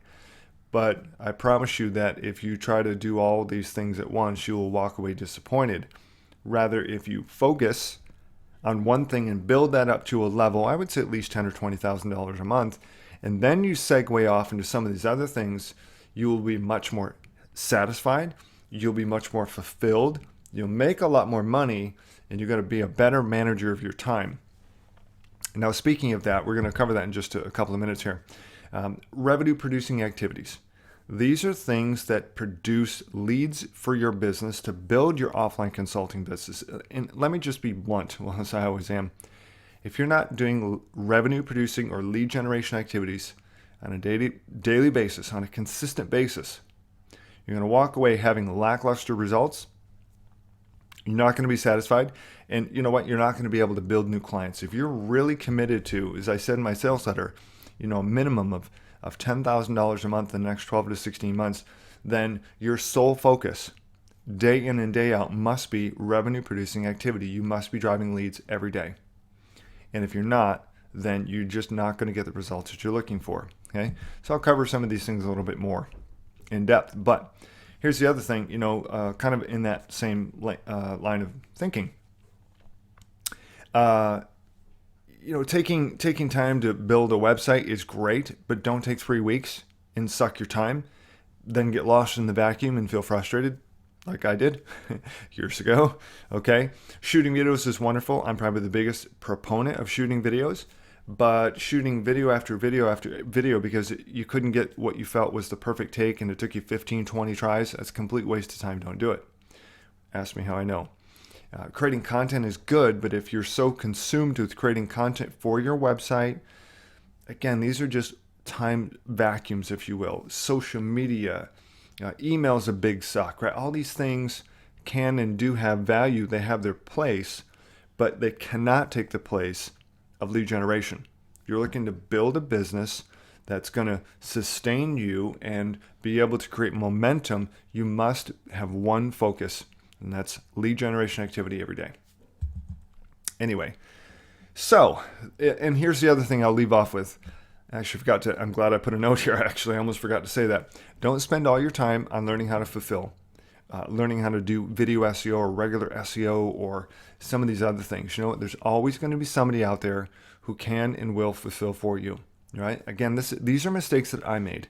And I'm sharing with you as these things come up. And the questions are coming in from all you guys, that are taking the time to email me or ping me on Facebook or in the webinars. Don't get lost in the seemingly endless moving parts of SEO. It's very time consuming to buy PBNs or private blog networks. It can be very time consuming to do some of the things that I teach in here, like PBNs and authority stacking. That's all good and fine. And if you have some skill along those lines, wonderful. But if you are spending all your time trying to figure out how you're going to fulfill, once you get a client, you got the thing backwards. Flip the record around and play the other side. What do I mean by that? It means you go get a lead, you get a sale, and then you go figure out how to do it. That almost sounds counterintuitive to some people, but trust me, it's not. I had a neighbor in Vermont, wildly successful guy. I don't know, he sold his company in New York for tens of millions of dollars. He and I grew up in the same town in Ithaca, New York, which I didn't know about till we became neighbors in Vermont. And he had literally bought, I think, 80% of the town that I moved to, which is kind of cool. He's a total humble guy. His name was Joe, so he was a humble Joe, right? But he got the nickname Millionaire Joe, and then, it was just kind of funny how that worked out. But the takeaway was, well, Joe and I went mountain biking one day, and he shared with me, about his pool cleaning business. That was his first real venture into entrepreneurship, and he was doing that while he was in college. He finally got into Cornell. It took him 4 years to get in, some crazy thing like that. Maybe it was 3 or 4 years. It's quite a bit. And he lived in New York City, so in the summers, he would literally drive up and he would just clean pools. Now, how he got his start was his neighbor, I guess, in Ithaca had this really smudgy, ugly-looking green festering pool, and he just marched over and go, "Hey, I see that your pool's, a total mess and you're not really fixing it. I can take care of that for you. You want me to take care of it?" And the neighbor said, "Sure." Yeah, but Joe didn't have a clue how to fix the pool. He didn't know how to clean it. He'd never done anything like that before. He just figured it out. And then he spied a busted window. He said, "I see you got a broken window. You want me to take care of that for you?" Neighbor said, "Sure." Who doesn't want easy peasy, right? Done for you. He didn't know how to fix any of this stuff. And so Joe told me some of the things that he had did to be able to start making money from basically nothing, knowing nothing. And he just either did it himself or he found someone to do it for him and then took a small cut. Guy's brilliant. Now he's worth probably more like $100 million today. And interesting side note that my neighbor, our former neighbor in Vermont, Joe, he started a course. Actually, it's not a course. It's like an event, and it's called the Spartan Race. Many of you have heard of that. Some of you may have taken part of that. Now, that's a side business for Joe. Just an idea that he had. Didn't know how to do it. Just decided, let's just go see if we can sell it. It's now a $50+ million a year side business for Joe. Great guy, amazing guy. And it's this type of concept that I want to impart to you. You don't need to figure everything out. You don't need to know how to do everything all yourself. This is why we have outsourcers, right? And so I don't know how to code, this phenomenal site. Like some people have looked at my site and they've said, Magnosia Web Marketing looks great. How'd you do that? Well, I built it in Photoshop, right? With two of my outsourcers. So graphic design, WordPress, to PST to HTML. So 2 people, boom, pieces come together. It looks great. Obviously, I was the driving force in the center of that. You get the point. This is how I don't know how many websites I built last year. 22, 27, somewhere between 20 and 30 websites last year. And, I didn't build a single one of those. I just let my team of 2 do that. And I kind of got in the middle, and I'm the one who took, probably 90% of the profit on that, 95, something like that. I mean, average website selling for $3,500 and cost me $200-300 to build a website, plus my time, of course. So I think you probably get the point. It's just a couple of examples to hopefully give you some context about really where your business should be headed. You want to be able to write a schedule to hold yourself accountable on a daily basis. This is so critical. I do this, and I find that if I forget or I don't write it out the night before or the morning of, my little punch list, then you know what I do? I find myself sort of swimming in a sea of, what did I do today? This mess, this mire of unproductivity. Don't be in that position. Write out your game plan about what you want to accomplish that day. Tick it off, whether it's on an electronic version or it's on a whiteboard like I like to do. Whatever the case is, you must do things like this in order to hold yourself accountable. You are the commander of the ship, right? You're really the creator of your own destiny in a lot of ways. And so some things that are really critical, as I've listed here, at least are critical to me, you might want to consider about what's critical or important to you and schedule those out. Now, one of the things that I've done is I've created an Excel spreadsheet, a document that I've used over the years that will help you manage your schedule so that you're not guessing, you're not overbooking, you're not making a mess, because organization is critical to a consistently and really a profitable daily action plan. Look at this. Personal development time, I've scheduled that first. Okay? No exceptions. It's not up for debate. It's the first thing I do in the day, aside from a personal quiet time, which is not business related. Stretch breaks. Get up at least 5 minutes every hour, walk around, take a walk outside, something, right? But get yourself up, move around, get the blood flowing a little bit, and then just kind of keep going. Here's another thing that I found. If I don't schedule time for lunch, I just tend not to take it. I just get a little lazy and I just grab something real quick and I just get back to work. And that does my own self and my own business a disservice, because you got to feed your brain and feed your body and all that good stuff, right? You also need to be mindful of the fact that lead generation time is the preeminent time in your business. And that isn't the priority for you. You're not going to have the 10 or 20 or whatever it is, $1,000 you want per month. And I never would have gotten to, 10 and then 20 and been averaging about $30,000 a month in our offline consulting business now for some time, several months now. And so if I didn't do the things that I'm sharing with you, right? These things are not just, it's not just fluff, guys. I mean, this is what I do. I know that I've had some people ask me, well, Brian, what do you do on a daily basis to be able to create the kind of results that you're getting? Well, I'm telling you, right here it is, right? So non-productive things, as I mentioned before, obviously creating contracts, fulfillment plans, brochures, email, social media, they all have their place, they all have their value, but don't spend all your time working on that stuff. In fact, spend, 90% of your time doing revenue producing things and 10% of your time or less doing these other things. So here's a screenshot of my scheduler. I've actually put this for you right on the homepage, just below the welcome video and download section.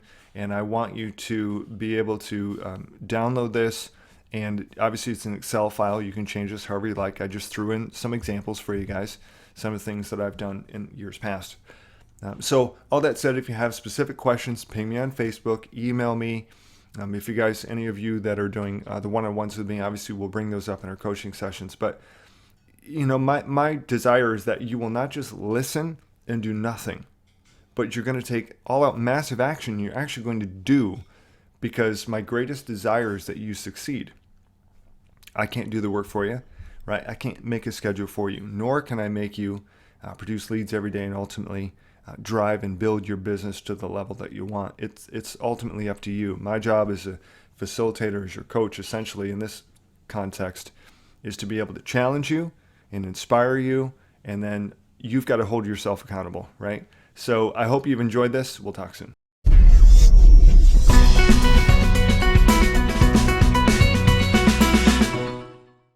Hey guys, it's Brian, and I want to share with you what I call the social crusher. Now, you may be wondering, what in the world is that? Well, the bottom line is that this is one of the most simple, easy to implement, and extremely profitable methods I've ever used to bring in tens of thousands of dollars. Personally, I've made just about 60K, something like that, 50 something, 60,000, just off of this particular strategy. And what it is I use Craigslist primarily. I've also done this with Gumtree, but I use Craigslist, as I said, as the main weapon, if you will, to find people who are actively searching for what I'm pitching, right? They're looking for SEO help. They're looking for web design. They're looking for internet marketing or pay-per-click, or, those types of things. Because those are the things that I offer. And so these people are, amazingly enough, posting ads on Craigslist. I mean, you'd be shocked at some of the companies that have posted on Craigslist, and multi-million-dollar companies. You never would have guessed. I mean, I just was totally shocked when I saw this and began to do it. And basically what I've done is, because Craigslist is such a nationwide service for those of you here in the U.S., Gumtree is, I think Craigslist actually is now global as well. But what it is, you've got, for example, in America, probably 200 different Craigslist, right, with all the different cities. What I did is I took the top, I want to say 30 or 40 cities, the biggest cities in America, and I set up what's known as an RSS feed, okay? And what I did was I then used a reader to read the feed so that I would be notified every time I get a new ad posted, because let's be real, who wants to sit there and sift through city after city after city hoping that there's been a new post? It's a complete waste of time, so don't do that. Instead, you want to use a reader. Now, I used to use the Google Reader through Gmail, but they removed that. So the closest thing that I've found is this one here called The Old Reader. It's just theoldreader.com, as you can see up here. Hopefully you can see it in URL, but it's theoldreader.com. and it looks and functions a lot like the old Google Reader did. This thing is painless to set up. Watch this. So I'm going to share with you how to do this and how to get leads like almost instantaneously. Watch this. So what I've done is I've just went over to Craigslist.org, as you can see here, and I chose a city. Now the cool thing is you can search by city, state, region, whatever. And I've actually pulled up Austin here as examples. You can see on the right, you can see all these cities, right? These are some of the larger, these are the nearby cities. And then if you want to click on US cities or states or Canada, you can do that. So if you click on US cities, you can see some of these here, right? And so if you click on Austin, for example, there are a couple places you can find people looking for SEO, looking for web design, looking for marketing help. If those are the services that you want to offer, you don't have to offer those, but those are the ones that I've done and made the most money. So we've got a couple of different things. We've got gigs, so we've got computer gigs, and you could go under other places like under the services tab, but these are the two primary places that I've actually gotten all of my leads and sales. So for example, let's click on computer gigs, right? And it's going to just take you to this page. Now the little trick here, if you want to save yourself some time, just change out the city if you know, say, the top 10 cities that you want to. So you might put in here Boston, then just click enter. You might put in Charlotte, right? It's a little bit of a shortcut.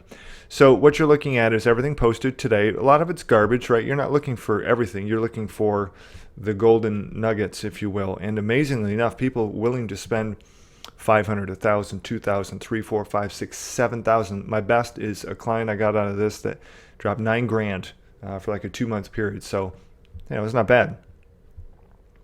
And what you do is you scroll all the way down to the bottom in the lower right hand corner. Not sure if you're going to be able to see that. It says RSS in the yellow box. If you click it, what's going to happen is it's going to bring up the RSS. Now I'm on a Mac, and so the Mac it needs a reader.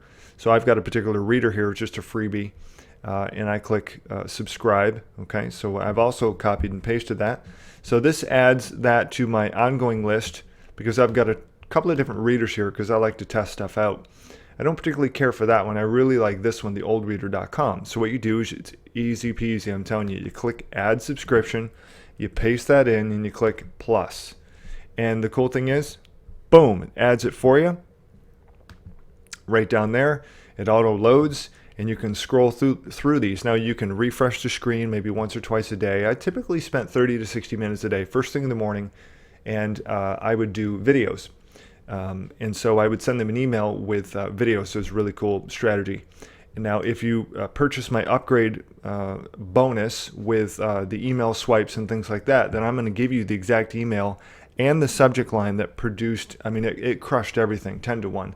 I would just get leads all the time. And not just leads, but who cares about that? Leads are good, but I wanted sales, and it converted to sales. So there's a really unique headline that just nobody else is using, and it really worked like crazy. So you can always grab that upgrade if you didn't already.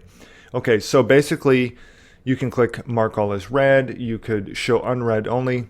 I think you get the point, right? So let's say, for example, I actually have one open. This was for Salt Lake City under the web gigs. And oh, by the way, let me just back up here. So what I like to do are choose two different ones. I'll put a reader in for the computer gigs. So let me see if I can go back. And I also will set up an RSS feed, and basically that's going to notify you every time a new posting appears for the city. So if you've got 30 or 40 cities like I've got or I've had, same deal. You're going to be notified daily of every new post. Bang! You can just fly through those in just minutes. It's crazy, crazy.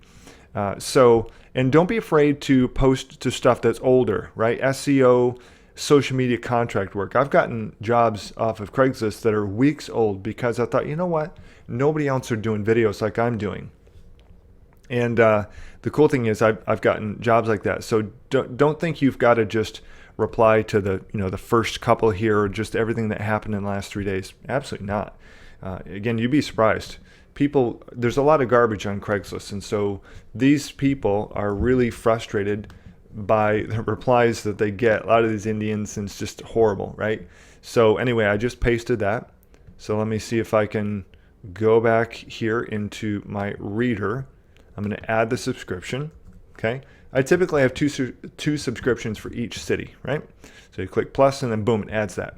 Now, once you've got something you think would make sense, SEO and AdWords specialist. Okay, again, posted 15 days ago. Who cares? You know, how many guys are gonna, or women, right? Or how many people are gonna have the experience that you've got or be able to bring it home? And again, just as a reminder, you don't need to know SEO or AdWords. You can always white label. I mean, I white label for other people, and I've also hired other companies to white label for me when I didn't want to do SEO. So you don't need to know much of anything to get business off of here, right? And that's really passive income too, by the way, which is kind of sweet. So let's say, for example, yep, you know what? I'm gonna shoot a quick video, and I'm gonna speak to these people. You click the reply button, gives you some options. You can either paste this in your Gmail or just click Gmail right there, which I did. That opens up, boom, a window right here. Again, you'd put in whatever title that you want, and then what I do is my trick is I use Snagit, also known as Jing, Jing. It's I think it's $10 a month, and one of the best $10 a month that I have ever spent. I've paid that for probably close to 2 years. And you can record your screen. You get a link, like instantly. It's just a whole long link like this, and then you'll paste it in your email.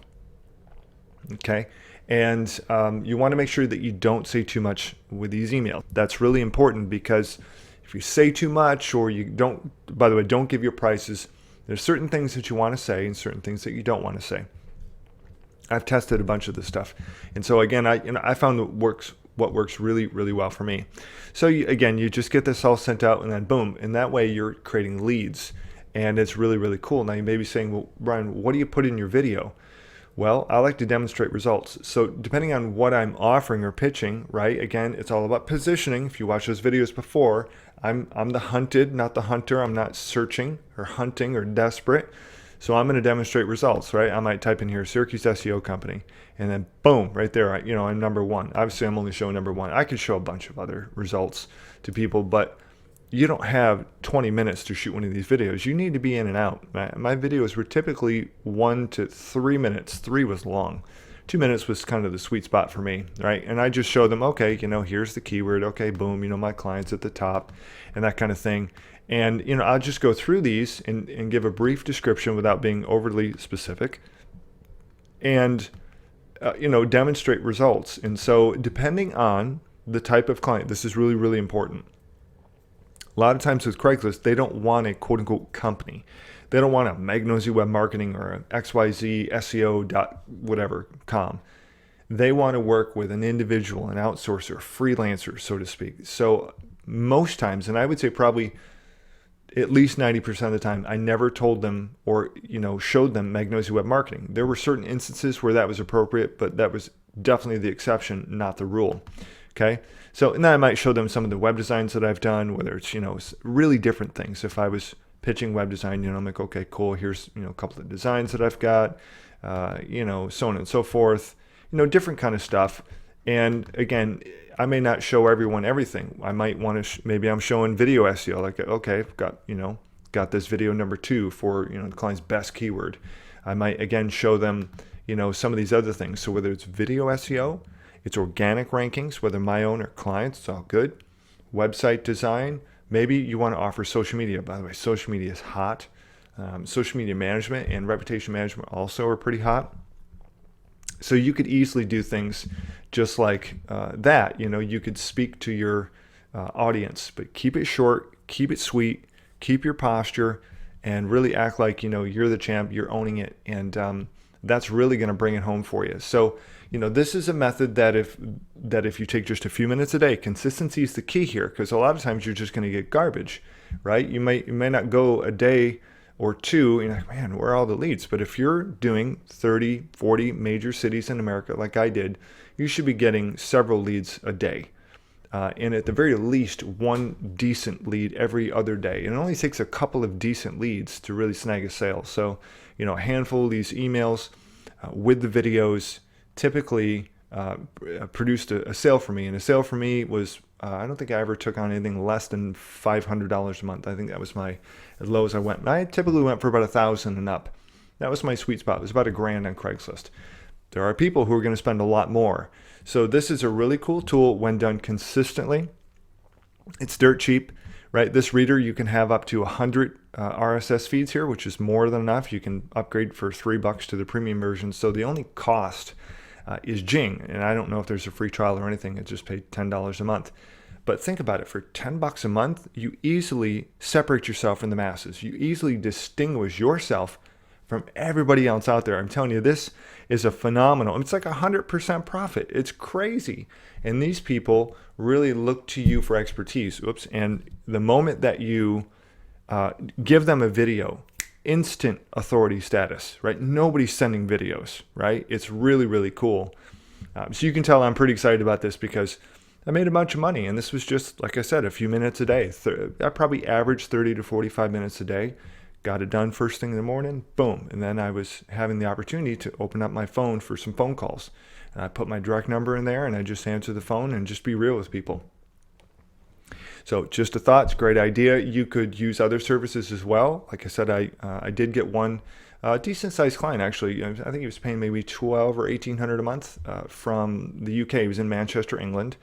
And I worked with him for probably 6 months, something like that. So, hey man, it was like $10,000 for one video. So it was really, really cool. So I hope this helps. My action step for you and my challenge for you is go to theoldreader.com if you don't already have it.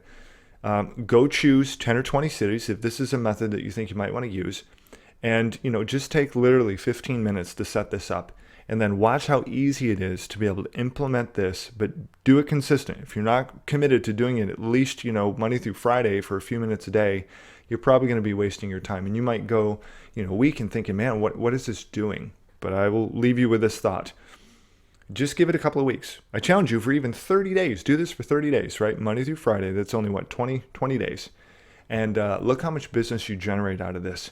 And it's going to be the easiest sale you've ever done because you've instantly demonstrated your expertise. You've separated yourself from all these like milk toasty people who are just pitching. And it's quite beautiful. So that said, enjoy, take some action. See you soon.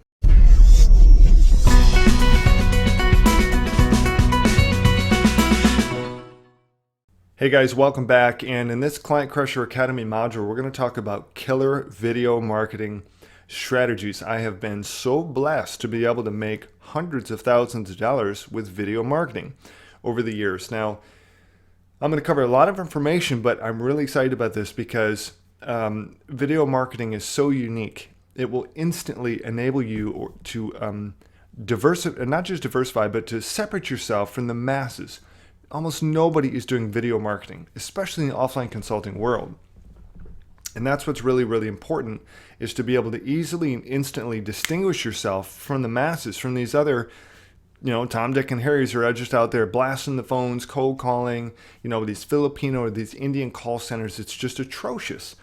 So this is a virtual gold mine if you just will take a few basic pieces of information here, apply them to your own life and business, and then execute, right? And just to take some action. And I want to jump right into this. There's so much information here that I want to cover, and I don't want to leave out anything. Now, granted, this is a condensed version. I'm working on an entire video marketing course that goes into exacting detail. It has a lot more.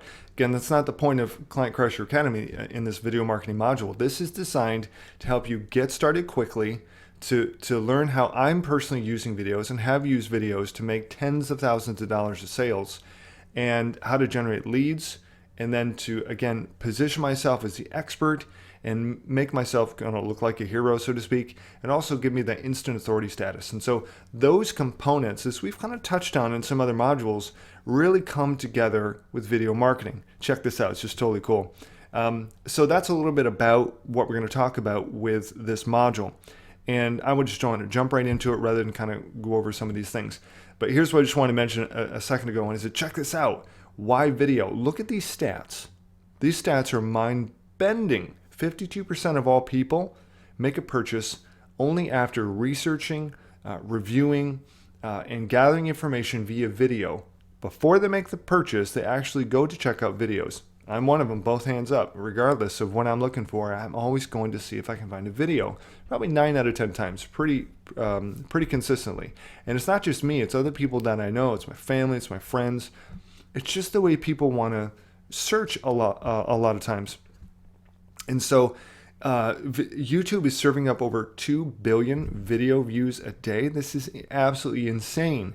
And every minute, YouTube is receiving over 24 hours of video uploads a minute, right? A day. So that's 34,000 hours of video that's being uploaded to YouTube alone. So that hopefully will just kind of help you wrap your head around the scope and size of how massive and vast not only the internet is, but video marketing and the part that can and should play in your own business, right? Why video marketing? Because it just plain works.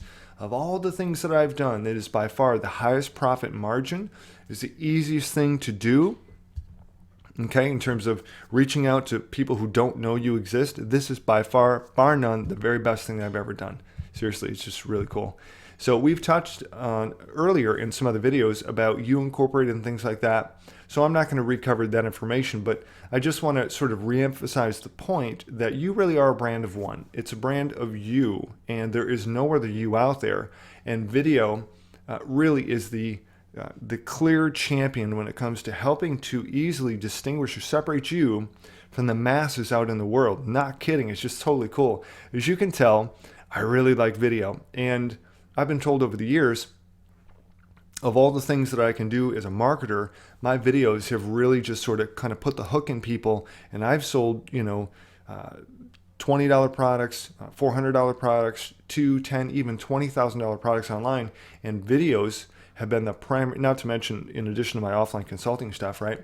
Videos have been the primary driver of that in terms of actual conversions. I get better conversions off of videos.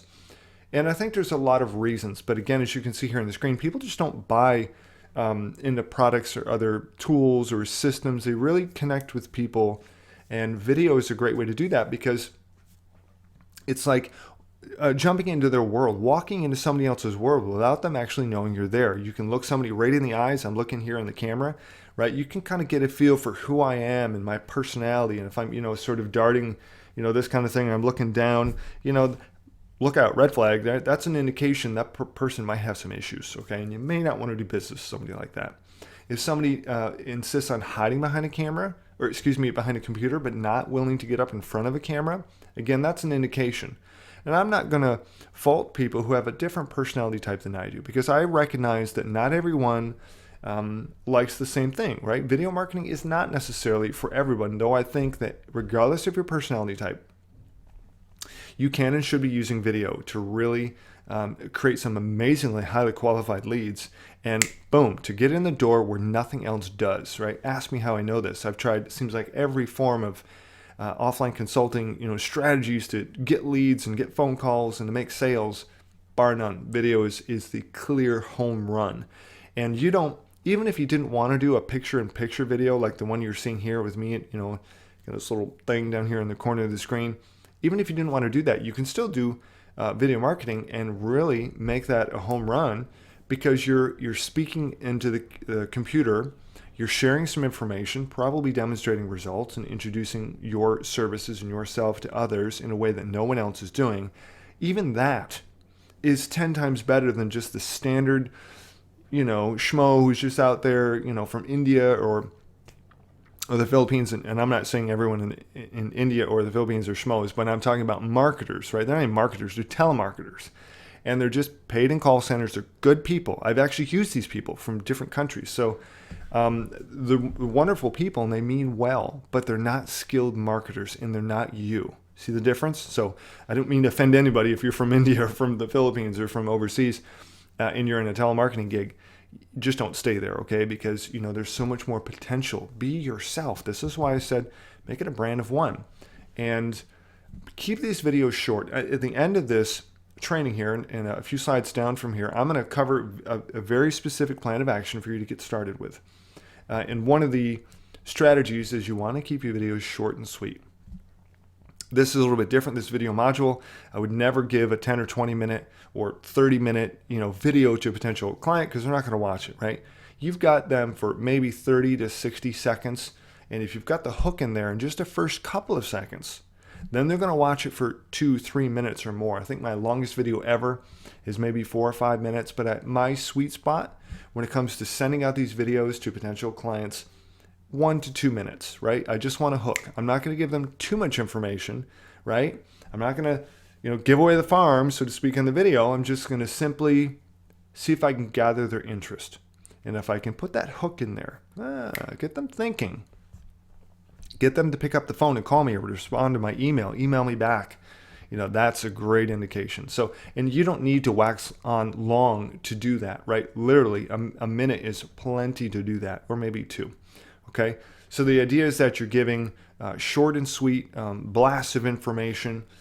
Demonstrating results is really the key. I'm going to give you a strategy to do that. So if you're a complete newbie and you don't have any experience, you're just starting out day one.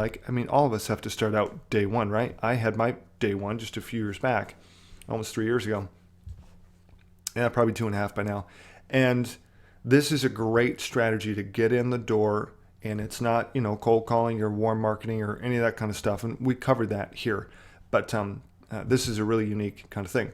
Let me just cover a couple of basics here before I jump into the actual strategy that I want to teach you to get the leads flowing in, right? And to get those conversations beginning, because you can just you can bang out 10, 20 videos a day. Easy, right? Because they're like a minute long.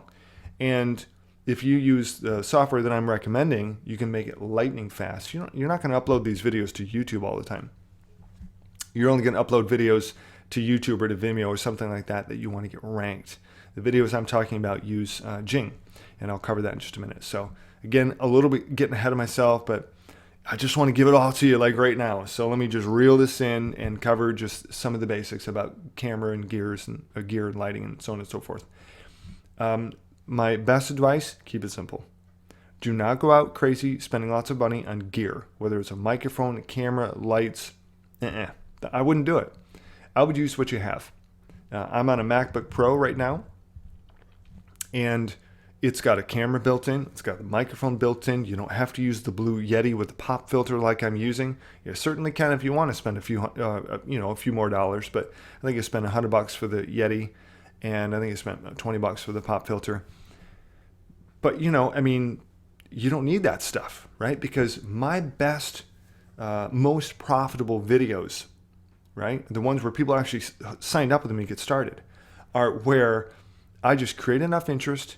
And these are kind of like raw, I would call them duct tape marketing type of videos. They're just basic. And my first videos were not even picture in picture. So, right, picture in picture just takes that conversation and that lead quality, boom, right up there to a whole new level. So picture in picture something is really important, but you don't even need to do those if you're just getting started and you're not really comfortable in front of a camera. Anyway, you could use a flip camera if you want to do some stand-up, videos. Hi, this is, Brian with Magnosia Web Marketing, blah, blah, blah. If you want to do something a little more formal, maybe for your website or something. Maybe you want to do something a little more formal because you want to burn a video to a disc and you want to go mail that, with a letter of introduction to local businesses. That's cool. You can do that stuff as well. A flip cam would certainly work well for that. An iPhone is a really cool piece of equipment. Man, I tell you, you can just get a wireless lav mic for your iPhone because the audio is not that good if you get too far away. And you can make some really good quality. I'm talking a $20 or $30 lav mic, right? You can have a wow effect. iPhones take great video. You can even get this little device for, I think it's $10 or $20, and stick an iPhone on a tripod. It's really cool. Anyway, I'd love to go into more details about all these strategies and how these things work, but I can't because that's outside of the scope of this course. This module is designed for me to give you kind of an instant download of what's working now in my business, how I've made hundreds of thousands of dollars with video marketing, and how I can get that to you in the shortest, simplest, most condensed way so that you can go out, boom, and take action when you're done with this module, right? Seriously. I'm actually creating or working on an entire video marketing course that really goes into depth because there's a lot of detail and a lot of moving parts if you're really going to get serious with video marketing. But again, that's outside of the scope of this. If you want to get a little bit better piece of gear, you can see some of the pieces of equipment I've used. I like Canon gear. They work well with Macs. Okay. In terms of microphones, again, you see what I'm using here, but I don't always use this. Sometimes I just speak right into the computer mic, okay? I do have some high-end gear, but then again, I didn't really spend a lot of money on high-end gear until I was making a lot of money. I mean, so, that's really your call, right? In terms of lighting, I like natural light. Sometimes, I've used softbox lights and those types of things, but really for me, the very best has always been just natural lighting. My videos tend to be simple. I try to keep it real, right? It's real marketing here that really works. Anyway, so, I've used, as you can see on the screen, some different things from time to time. In terms of editing software, I'm using ScreenFlow right now. You could use iMovie, you could use Camtasia, all kinds of different things. Windows Movie Maker, if you're a PC person, or Sony Vegas. I have Final Cut X, for example. It's the most money I think I've ever spent for video editing software. You know what? It collects dust. Really, I use ScreenFlow more often. And unless you're going to get into like green screen, high-end stuff like Alex Becker style or some of the things that I've done in the past, I took a dabble with that, and I just didn't get the results that I wanted. Just, for me, people relate to me on more of a personal level. People always say, Brian, you seem real. Well, it's because I am being real. What you see is what you get. And so, I had, teleprompters and the whole 9 yards. I mean, I had thousands and thousands of dollars of gear, and you know what? It didn't really produce me the results that I wanted. It's these types of videos that people absolutely love, because in a day and an age where there's such a lack of genuinity, if you will, online, and there's so many scammers and hypesters and shucksters out there, that these simple kind of raw duct tape videos tend to really resonate with business owners who are getting pummeled and pounded by every imaginable means out there because people want their business. So this is a great way to reach into their space without being confrontational, and really helping them to open up to your world. It's just, holy cow. I mean, it's like marketing on crack. It's just so cool. Okay, cameras, tripods, stuff like that. We're covering some of the basics here. I do have tripods, like $80. I did buy a $400 tripod once. Did it make me more money? No. Did the $20 tripod work, the first one I bought? Yeah, made a lot of money with that one. So, don't spend a lot with these things. As I mentioned here earlier, Jing is a great tool to make videos. It's $10 a month. Just go sign up for that. And the beauty of that is, outside of some of these other things like ScreenFlow or Camtasia, is with Jing, you don't have to upload a video to YouTube or Vimeo or one of these other video services. You instantly get a link, right? It's hosted on their server, and you can then take that link and you can embed it in an email or in a website or wherever you want, really. Primarily an email for me. I do a lot of videos. I do like video reports to my clients each month. They like that. And again, it's that way to sort of make that personal connection and to just kind of let me be me. And they like that. They relate well to me based on that, because that's how they've pretty much always interacted with me. So works really well. So again, we're going to cover specifics about getting started actually now, because this is the time to do it. So rather than go on and on in great detail, which again is out of the scope of this module and this course, I want you to just take some action. It's my challenge for you. I want your commitment that you're gonna take some action today. If you've never done video marketing, I challenge you personally to go out and make a video. It doesn't have to be great, just something, and get the thing ranked. The easiest way to do that, by the way, for free, zero cost, is use Animoto.com. You can get a free account. You can upload some of your own images, right? And they'll have all these kind of little cool slideshows that they just bake right in, and it looks pretty slick. And I actually have some of those ranking on YouTube for clients, still years after the fact. So it's a great way for you to rank a video for a client, but it's also a great way for you, to demonstrate results for your own self. So you could tag the video, in my world, right, Syracuse SEO company. That might be a keyword that I want to rank for. I do a basic Animoto video. I call it Syracuse SEO company, whatever keyword that you want. I load up some generic images, maybe about me, or some images I got off iStock or something like that. And I put in a little text, as you can, put text in there as well. Real simple text. And then you could send Fiverr gigs to that. Not kidding. I mean, this stuff works. It works like hotcakes, like gangbusters. and spend 10 or 20 bucks on Fiverr. Get some social bookmarks, get some link pyramids or link wheels, buy some social bookmarks. There's some great gigs. And, in fact, I think I'm going to include, I haven't done it yet, but I'm planning on including a few links from the Fiverr gigs that I use and that work really, really well. So I'll probably include a handful of those for you, just so you don't have to kind of learn something else or try to figure out who's scamming out there in Fiverr. I'm going to give you the gigs I personally use to get ranked, and they work really, really well, right? 10 or 20 bucks, something like that will work totally fine.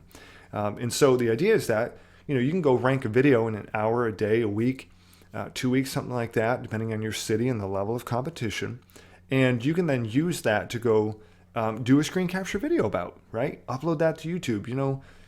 Syracuse SEO company, right? You could name that on YouTube, or your city SEO company. Go send Fiverr gigs to that and get that ranked. And then, send that information to clients or potential clients. Email them. Pick up the phone and call them, send them a letter, whatever you want to do. Personally, I like to email potential clients. Video link, demonstration of video results, or whatever it is that you want to say. And this is how I prefer to reach people. I get that hook in there, like, that's interesting. And I get phone calls, Brian, hey, I got your video. I thought that was really cool. I've never seen anyone do that. Can I tell you how many times I've had people tell me, I have never seen anyone email me a video before about, especially for results. And can you tell me more about what you're doing? Not kidding, not making that up at all. I've made a bunch of money doing that, at least 6 figures doing that. No exaggeration whatsoever. So there's some really cool strategies for you. So I hope that you've gleaned some really good information out of this video. And I trust that I've gained your commitment to take some action. Go get a video ranked right now.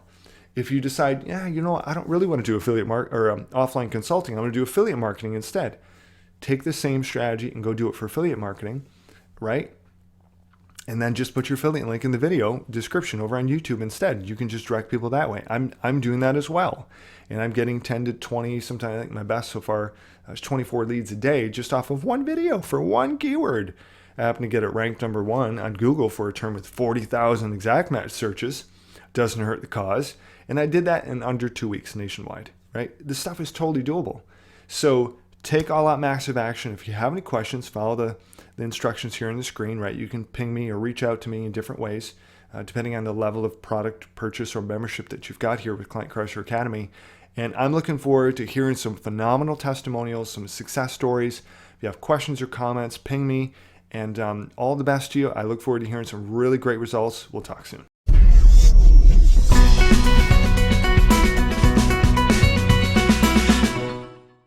Hey guys, in this module, we're going to talk about SEO domination. Now, let me just share a couple of thoughts before we jump into this module, because I know that there's 2 directions or 2 audiences that I could be talking to. One audience already knows some SEO, maybe knows quite a bit about SEO. The other audience knows little to nothing about SEO, right? And then the other concept is, whether you know SEO or you don't, the question is, are you going to do SEO for yourself or for your clients, or are you going to outsource it? So there's no right or wrong. I've done both personally. There was a time when I didn't have a clue about SEO. Now I know more about SEO than I ever have before, and I've been studying this for really full time for about 1.5 years up to this point. And so that's my backstory. Is I'm about 1.5 years into this thing. For those of you who have or already in Project X, NHB, No Holds Barred, OMG, you guys have phenomenal training. It cost you many thousands of dollars. You obviously know that because that's what it costs. For those of you who don't know what Project X, NHB, and OMG is, it doesn't matter. It's closed anyway, so it's kind of a moot point. Okay, so I'm going to give you some of the basics here. This may be just a basic refresh. For others, it may be a little more intense. So feel free to come back to this video, watch it over and over if you need to. This is how I've learned SEO best. Is one of my mentors, Greg Morrison, did videos exactly like this and just covered each principle in SEO step by step by step, and then kind of walked me through that process. So we could go really deep down the rabbit hole. But again, that's not the point of Client Crusher Academy or this module. The point is to bring SEO to give you an understanding, at least a cursory glance of what SEO is all about, why it's important to either rank yourself or rank clients, okay? Whether you outsource it or you do it yourself, again, that's ultimately your choice. So I'm just going to cover some of the basics regardless of what you choose. Does that make sense? Okay, cool. So let's jump right into what we're going to cover here with this video. What they are, what percentages you should be looking at in anchor text. I'll cover that specifically. Links, quality, quantity, do follow, no follow, exact match domains or not, what's better, on-page SEO factors, and I'm going to give some specific examples so that you won't have to guess. You'll see exactly what I'm talking about. We're going to talk about silo structures, even if it's worth it, when it's worth it, when it's not, time to rank, Google updates, and tools. So as with any of these videos, I try to keep them short, straight to the point to give you exactly what you need in the shortest amount of time. So let's just jump in to some of these anchor percentages. But before I get deeper into this, some of you may be saying, what in the world is an anchor? An anchor is known as an anchor text. And for simple illustrative purposes, imagine that you've gone to, let's say, an easing articles type of site, an article directory, right? Or you've gone to somebody's blog and you see this little blue link and there's words in blue. That's an anchor text, okay? And the percentage, so let's say, for example, you have 10 anchors, right? Or links pointing back to your website. Out of those 10, you want to have a certain of them be what you can see here on the screen is brand. A certain percentage should be URL, that's your website structure, as I gave an example here. Certain ones should be exact match, and I'll cover these in detail in a little bit. Long tail exact should be a certain percentage. You should have a certain general that are general, and then a certain percentage that are general, and then a certain percentage generic. You're going to see these numbers vary depending on who you talk to. I get this information primarily from Greg Morrison and Jimmy Kelly. And so I also balance that with the folks at Network Empire, three different individuals or groups that are some of the brightest minds in SEO. And I've also found that these percentages are very safe. They're very conservative. And the way I do SEO is I'm very conservative, a lot like Greg is, Greg Morrison, that is. And I want my SEO to last. I don't want to just take shortcuts. I don't want to get whacked by the next Google update because I was too aggressive with using the same keyword. Is a point. I want to say probably in the past 2 years, it was pretty okay to use what's known as a exact match. So let's say you were trying to rank for Syracuse SEO company. You would just go blast that keyword out there. You'd use that as an anchor text and a whole bunch of websites, creating a lot of links that said Syracuse SEO. Google responded and gave you a lot of rankings.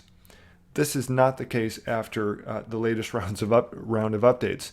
And there are updates that happen every year. We'll cover that in just a minute.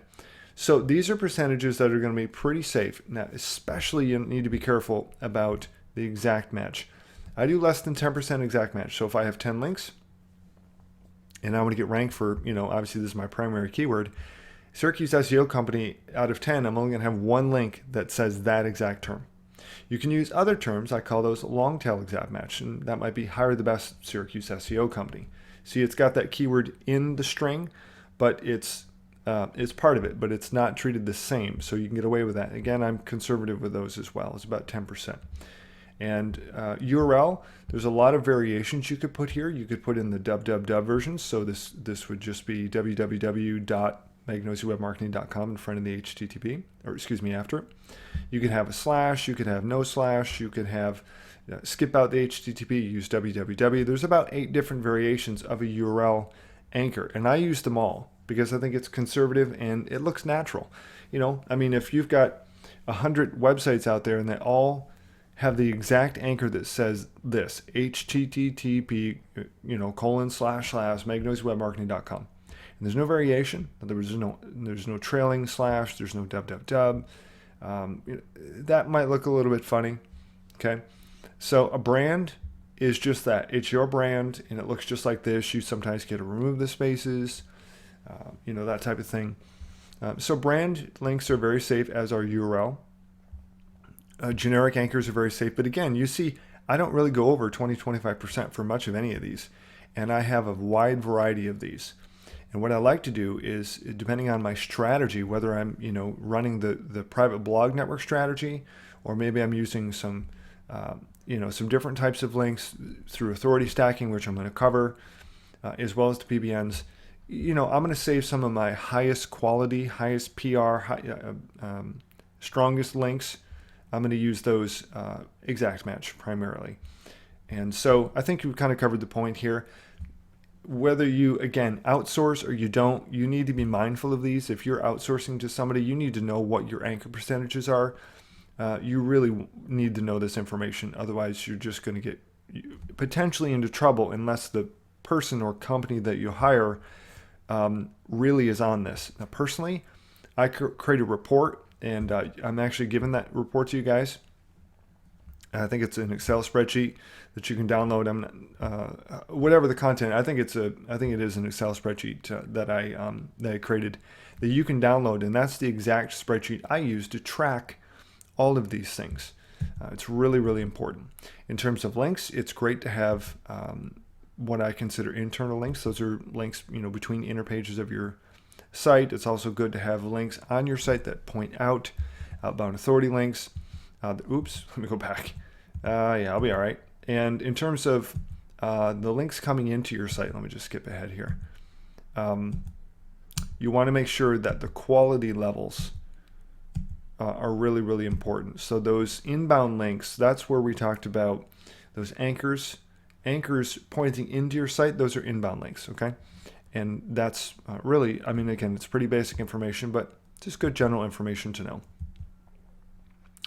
Some people ask the question, I've certainly asked it myself, is an exact match domain better than a non-EMD? We call them EMDs for short. For example, SyracuseSEOcompany.com, right? That's an exact match domain. You have to be much more conservative using an EMD to get it ranked than you would even 6 to 12 months ago. I've had personally 10 EMDs whacked and just clobbered by Google after the latest round of updates. And so I've decided personally to avoid those about 90% of the time. I do have a current website that is an EMD, but I was extremely conservative with my anchors and with my on-page factors and some of the things we're going to cover here. So there is some ranking benefit to using an EMD, but there's not enough to really justify it all the time. In fact, one of the other strategies that I personally use is I go out and I buy expired domains that have really great quality links, and they're aged domains.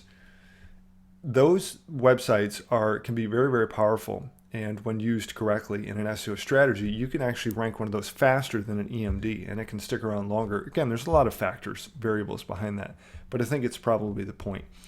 Personally, for my strategy in terms of local offline consulting, I took the second approach, magnesiumwebmarketing.com/Syracuse SEO. I actually have a page that's ranked number 1 for that particular term. I just decided it wasn't worth doing Syracuse SEO Company. Just personal choice, whatever you want to do. In terms of on-page SEO factors, let's look at a couple of different things. URL structure, titles, descriptions, and keywords. Again, this is pretty basic, but yet the bottom third of this page is really critical. If you're going to do SEO, you got to know this stuff. And this is really as complex as it gets. So if some of you are feeling a little bit overwhelmed, don't. This is it, right? And I'm going to walk you right through it. Okay. magnesiumwebmarketing.com/Syracuse-SEO. That's considered a URL, right? Or if it's an exact match, you could see the exact match here, SyracuseSEOcompany.com/Syracuse SEO. First of all, you got to be really careful if you have an EMD about stacking the keyword. If it's already in the URL structure, be really careful about adding it a second time. I personally don't do that. I'll use a synonym if I'm going to do that, and I won't go into detail on that, but suffice it to say, be really careful about your URL structures. If your primary keyword is Syracuse SEO in this example, that's fine. But if you have an EMD, you might want to think about maybe Syracuse Search Engine Optimization Company or Syracuse or Search Engine Optimization Syracuse. Change it up a little bit. I'm not saying that you can't do this. You just have to be really careful with that. Now, in terms of titles, descriptions, and keywords, let's cover this and let's look at this. Again, this is as complex as it's going to get. Your URLs we just covered, and I just put an example here. Let's say you want to sell car insurance in California. So it's yoursite.com. This is assuming this is not an EMD. It could be, billybobs.com/California, right? Let's say, for example, that's your URL because you want to rank for the state. Okay, so you want to rank for cheapest car insurance or cheap car insurance for California. So this is your URL structure, just as an example. And here's an example of a title. Get the cheapest California car insurance quotes. This is a compound title, actually, and I just put, a pipe in here, your site. You don't have to do that. I just put that in there to change it up a little bit. So if I want to rank for, say, cheap car insurance, right? This is a great way to, I'll seed in the keyword cheap car insurance on the site, but I also use some synonyms like discount, least expensive. So the takeaway here is when you want to make sure if your keyword, say, is cheap California car insurance, that you don't repeat that more than twice between your URL structure, your title, and your description. Okay? Really important that you don't go more than twice. If it's an EMD, you got to be even more careful. Okay, so this is our URL. Here's our title, and this is what we're after. We're looking for cheapest California car insurance. We'll get credit for cheap California car insurance, by the way, because cheap is part of cheapest, so that's kind of cool. So you're kind of getting credit for two keywords. And my synonym is least expensive. See, that's why I put them both in red. So I vary it up, making sure that I'm not repeating cheapest all over the place or cheap car insurance or cheap California car insurance. See how I'm changing it up a little bit? This structure works really, really well, especially when you silo your website, and we'll cover that in just a couple of minutes. And you're able to rank much faster for these terms when you both silo a website and you really are mindful of your on-page titles, descriptions, and keywords. So the other thing I want to leave off with here is insurance quotes. That's something that is important to me. I want to connect that with these search terms. Okay, so I left that in both of these, which is fine. Again, 2 out of 3 is totally fine. Cheapest, I used least expensive. I also threw in here discount rates instead of insurance quotes, rates and quotes. See how that is? And I'm just sort of mixing some related keywords, seeding those into my description and my title, varying them up or changing them up so that it's safe. This is a seriously safe approach to doing on-page SEO. And if you following my advice here, you're going to be far ahead. In terms of keywords, I use a tool called the Last Keyword Tool to find what I call co-occurring terms. Some people call them synonyms or related terms. And we won't get into semantics about how that's different, but suffice it to say that you want to get related terms, you want to seed them, as I just described and just show an example, into your descriptions, into your titles, your pages, and in your content. That's really, really important. Now, in terms of keyword density, here let's look at the difference between EMDs and non-EMDs. For EMDs, I stick to a keyword density under 1%. Actually, I stick to that for both. Just because that's the way I like to do it. Let's say, for example, I've got 700 words on a page.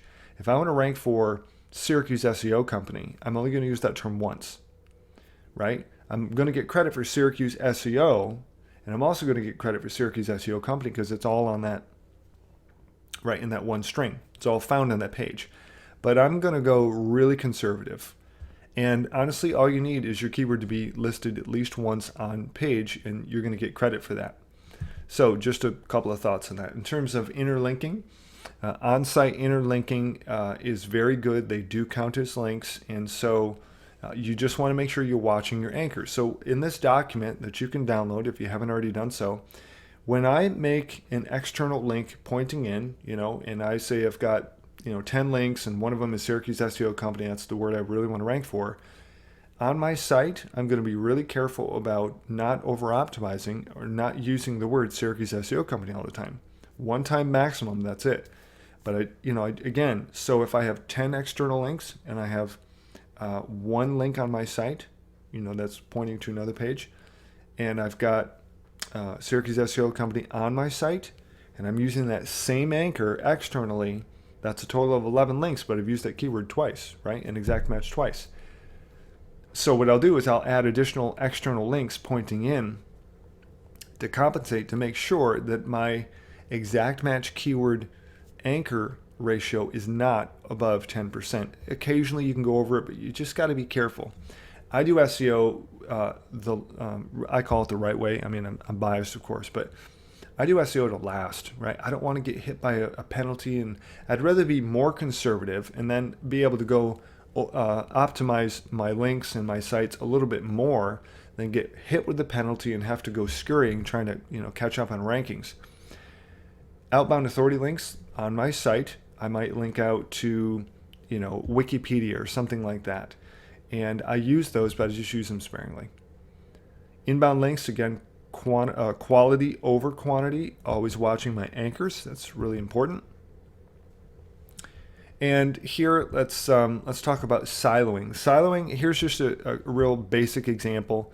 On my site, you can see product reviews circled in red on the left and business opportunities circled in right. And just below that, you see silo 1, silo 2. Those are 2 silos on a personal site that I did, where a silo basically, by the way, is just simply a way of categorizing information that's easily found and easily searched by both Google search engines and people. And you can really crush the rankings when you do siloing. I can't go into details on that here because it's outside of the scope of what we're talking about. Now, in terms of ranking sites, and again, I'm going to try to pare this down just to finish this video up in a couple of minutes because I give a lot of information for newbies. It might feel like a lot, and I don't want to take longer than I really need for this because I want to cover this information and help you just get cranking so you can go do some SEO for yourself or go hire somebody who knows what they're doing and get some results, because SEO top rankings can really make you a lot of money and your clients as well. Okay, time to rank. It depends on a lot of factors. Again, I could spend an entire video just on ranking, but again, that's not the point.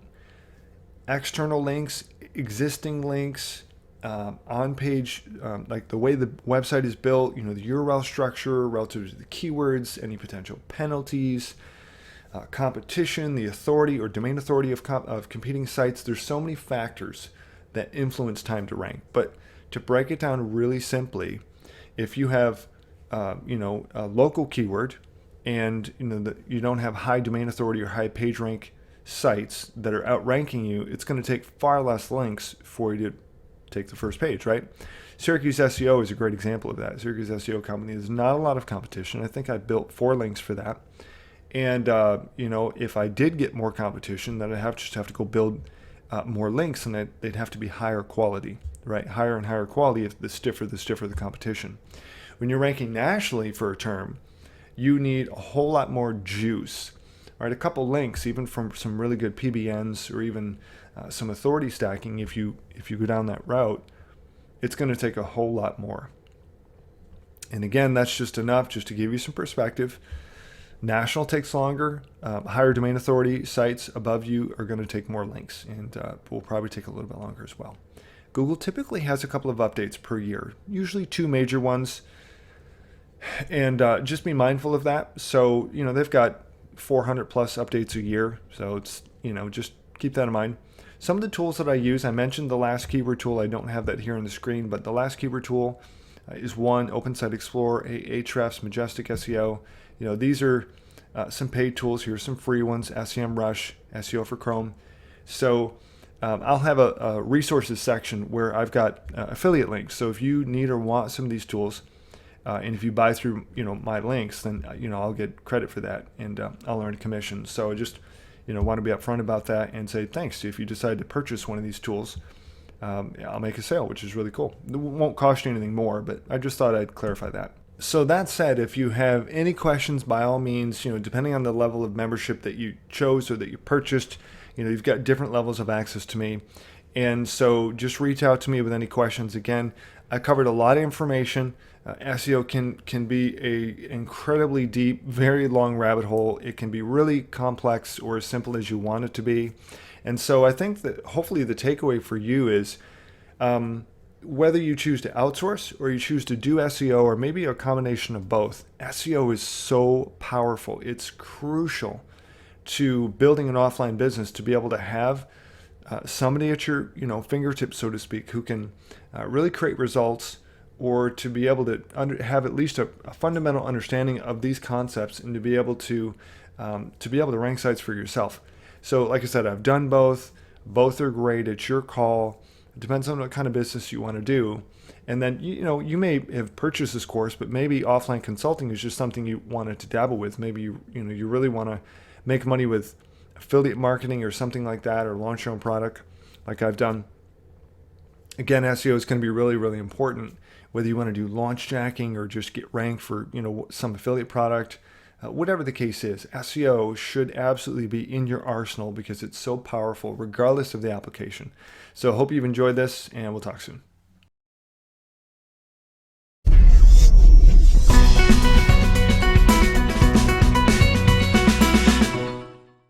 Hey guys, it's Brian. In this module, we're going to talk about authority stacking. Now, this is a really exciting module, especially for those who are a little bit on a tighter budget. You may be coming out of No Holds Barred / Project X or OMG, and you've just invested pretty heavily, in that course. Well worth it, of course.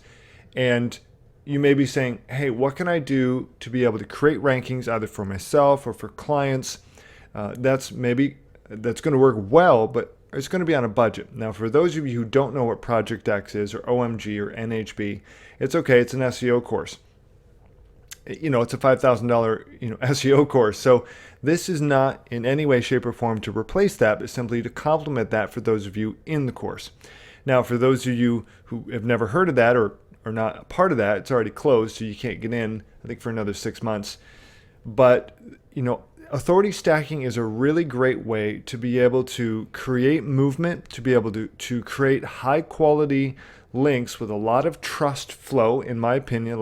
There's a lot of trust factor, if you will, baked into these Web 2.0 properties. Because if you look at the screen here, right, let's look at Tumblr, let's look at Squidoo, e-zine articles, WordPress. I mean, you could use any variation of these. You can mix and match. You can add more, you can add less. I'm just going to use a word of caution here, add a word of caution. If you want to add more, be very careful. You could easily overdo this, right? And it could become looking unnatural. You don't want that. My best advice is keep it right about the 10 link mark. Unless you really know what you're doing, then you probably don't need this training anyway. However, this is the methodology that I'm using and I've used to be able to drive my client websites higher into the search engines without the need for PBNs. For those of you who don't know what a PBN is, it's a private blog network. It's an expired domain that you purchase, and we covered that here. I have a module, obviously, if you haven't seen it, or a video rather, that talks about that. So I won't go into that now, but the point is that this is a great complement to the PBN strategy, or this is something that you could do in lieu of the PBN strategy. And I actually like to do a little bit of everything with my SEO. I won't only or exclusively do PBNs or do authority stacking, but I'll do a variety of different things. I do everything manual with the exception of when I go to rank a video or something like that. That's a different story. I don't farm my SEO out. I do it myself, and I do it in-house right here in Syracuse. And between my wife and I, this is what we do. And it works really, really well. So I want to take you through this document a little bit and share with you not only this document, but I also have a spreadsheet here that I'm going to go over. It's the exact same thing, but it's a little bit different format. It is going to enable you to track every single link that you create. My very best advice for you, okay? Track everything that you do, because if you don't, when an update or algorithm shift or change happens, you need to be able to go back and assess what you've done quickly, really quickly. Because if you don't, you're left with it in a position of panic and fear and, unfortunately, a lot of frustration. And if you don't know how to access your links or don't know exactly what you've done when you did it, then you're going to be in a position of hurt. Ask me how I know. I've been there. Learn from my mistakes. Don't do the things that I did. It was dumb. Okay, I'm just saying. All right, here we go. This is on the assumption that there are multiple posts or pages in your client site, or if you want to do this to rank your own site, that's great. It could be your own site to get ranked for your city SEO expert, something like that. You could easily take this and use it for affiliate marketing. Obviously, you can see the application could be really anywhere. This is assuming that, again, these posts you have multiple pages of content. It's really what I'm driving at.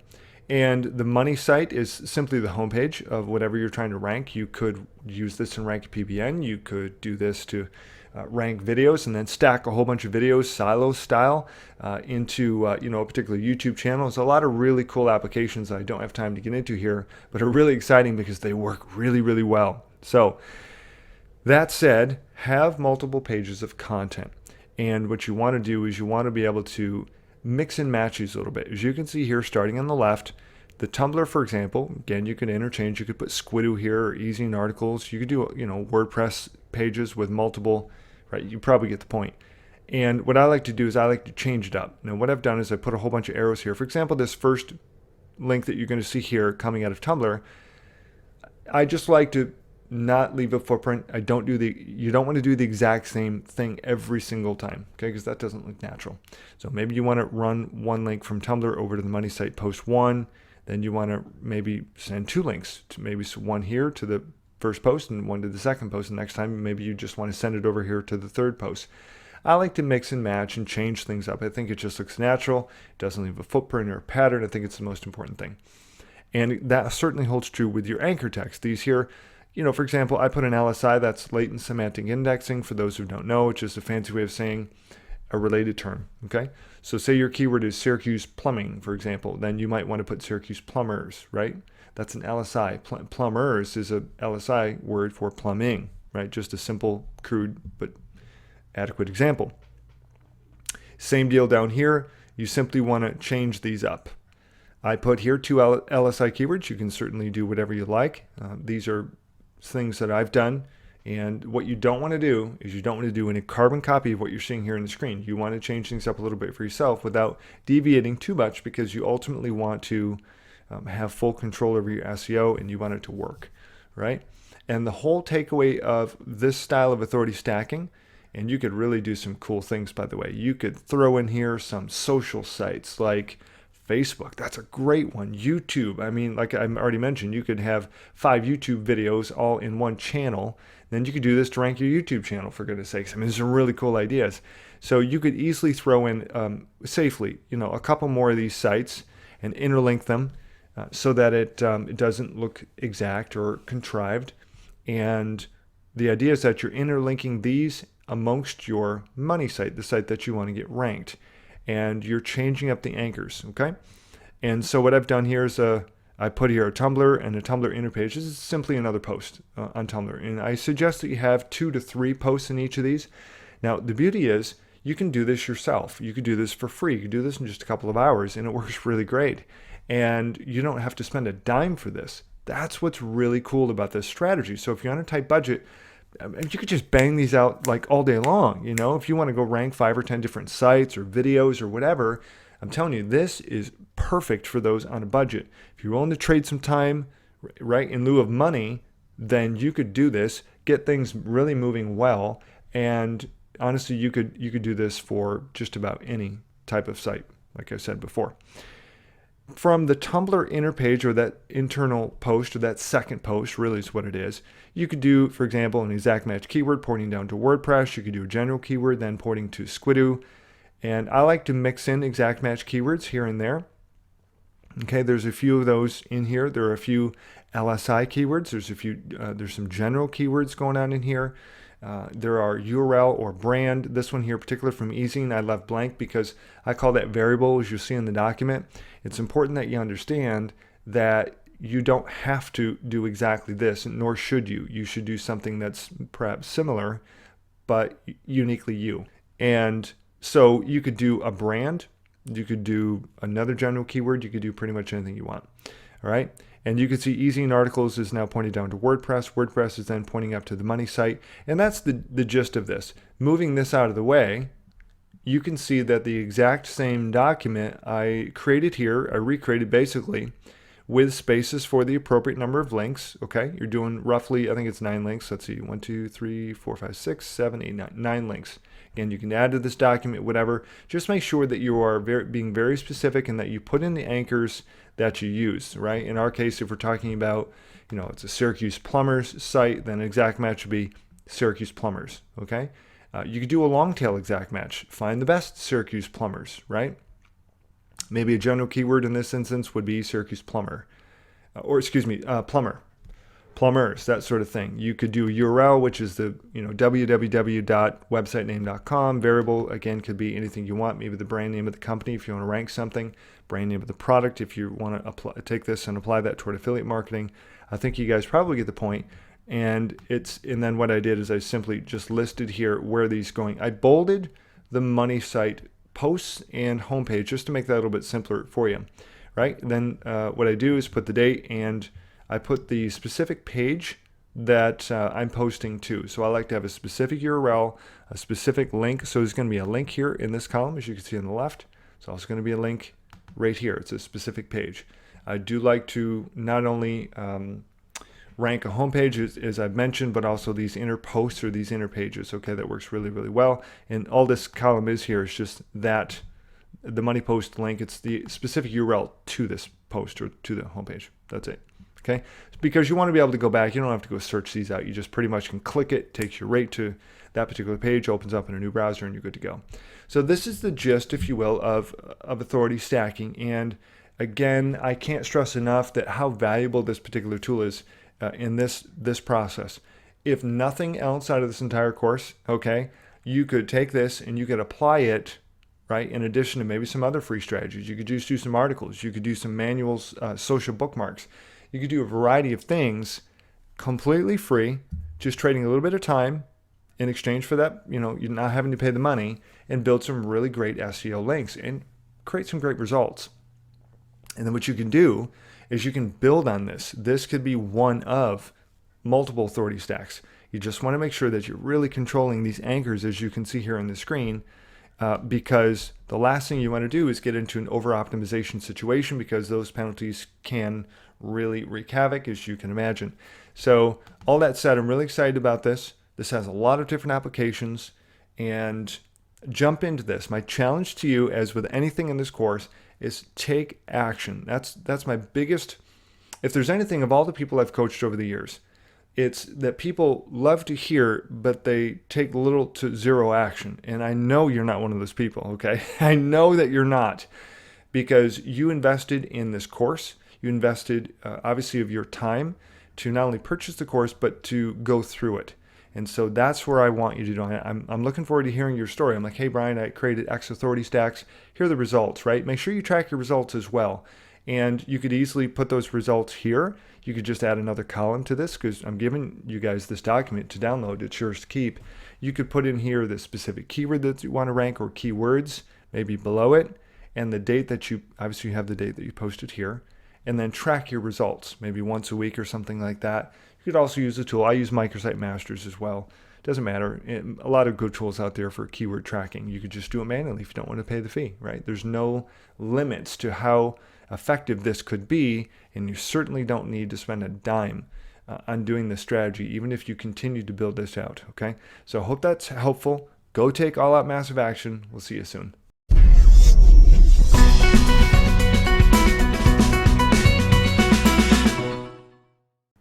All right, guys, we're going to talk about private blog networks here in this particular video. Now, for some of you, this is a complete new piece of information, a new concept. For others, depending on your experiences and where you've come from, this is just going to be a refresher. And so I'm going to share my own personal experiences with I call them PBNs, a private blog network. And all this simply means is that I go out and I purchase expired domains in auction that have really great links. And when it comes to getting top results for your clients or getting top results for yourself, you need really strong links, ideally from high domain authority or high authority websites that have really great links. And I'm going to give you two examples. I'm going to show you one example here, as you can see on the screen. This is one of my PBNs. And I purchased it. In fact, this was the very first PBN I think I ever bought, or one of the very first. And it's probably, I don't know, at this point, over a year ago, maybe close to a year and a half.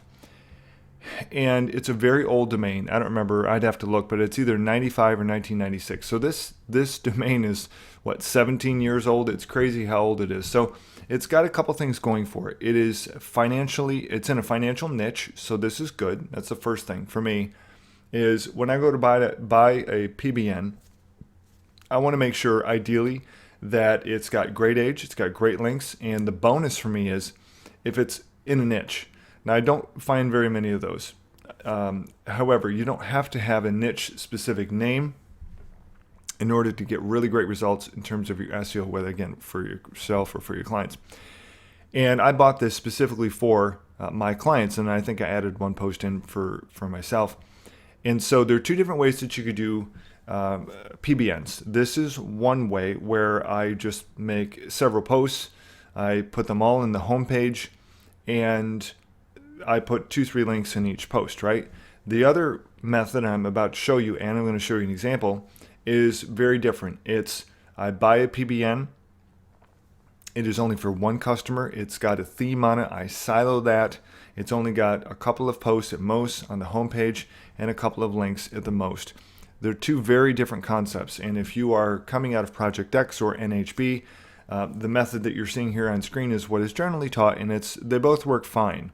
Okay, it's just a question of personal preference. Personally, I prefer to buy websites or use PBNs that are themed, that have silos for the most part, and I'll show you what that looks like and what that entails in just a minute, and only have a couple of posts because I really want the maximum. I'm going to preserve the link juice and send the maximum amount of firepower right out to the site that I want to get ranked. Anyway, they both work. I've ranked websites, with both methods. This is certainly not necessary for you to do well in SEO, but for me, I do PBNs, and I have a network of about 55 sites right now, so not a big network by any stretch of the imagination, but I've got about 50-something sites, and you got to pay the monthly expense for hosting, and I pay about $4 a month for hosting at this point. I've got a couple of different hosting options, I think about 4.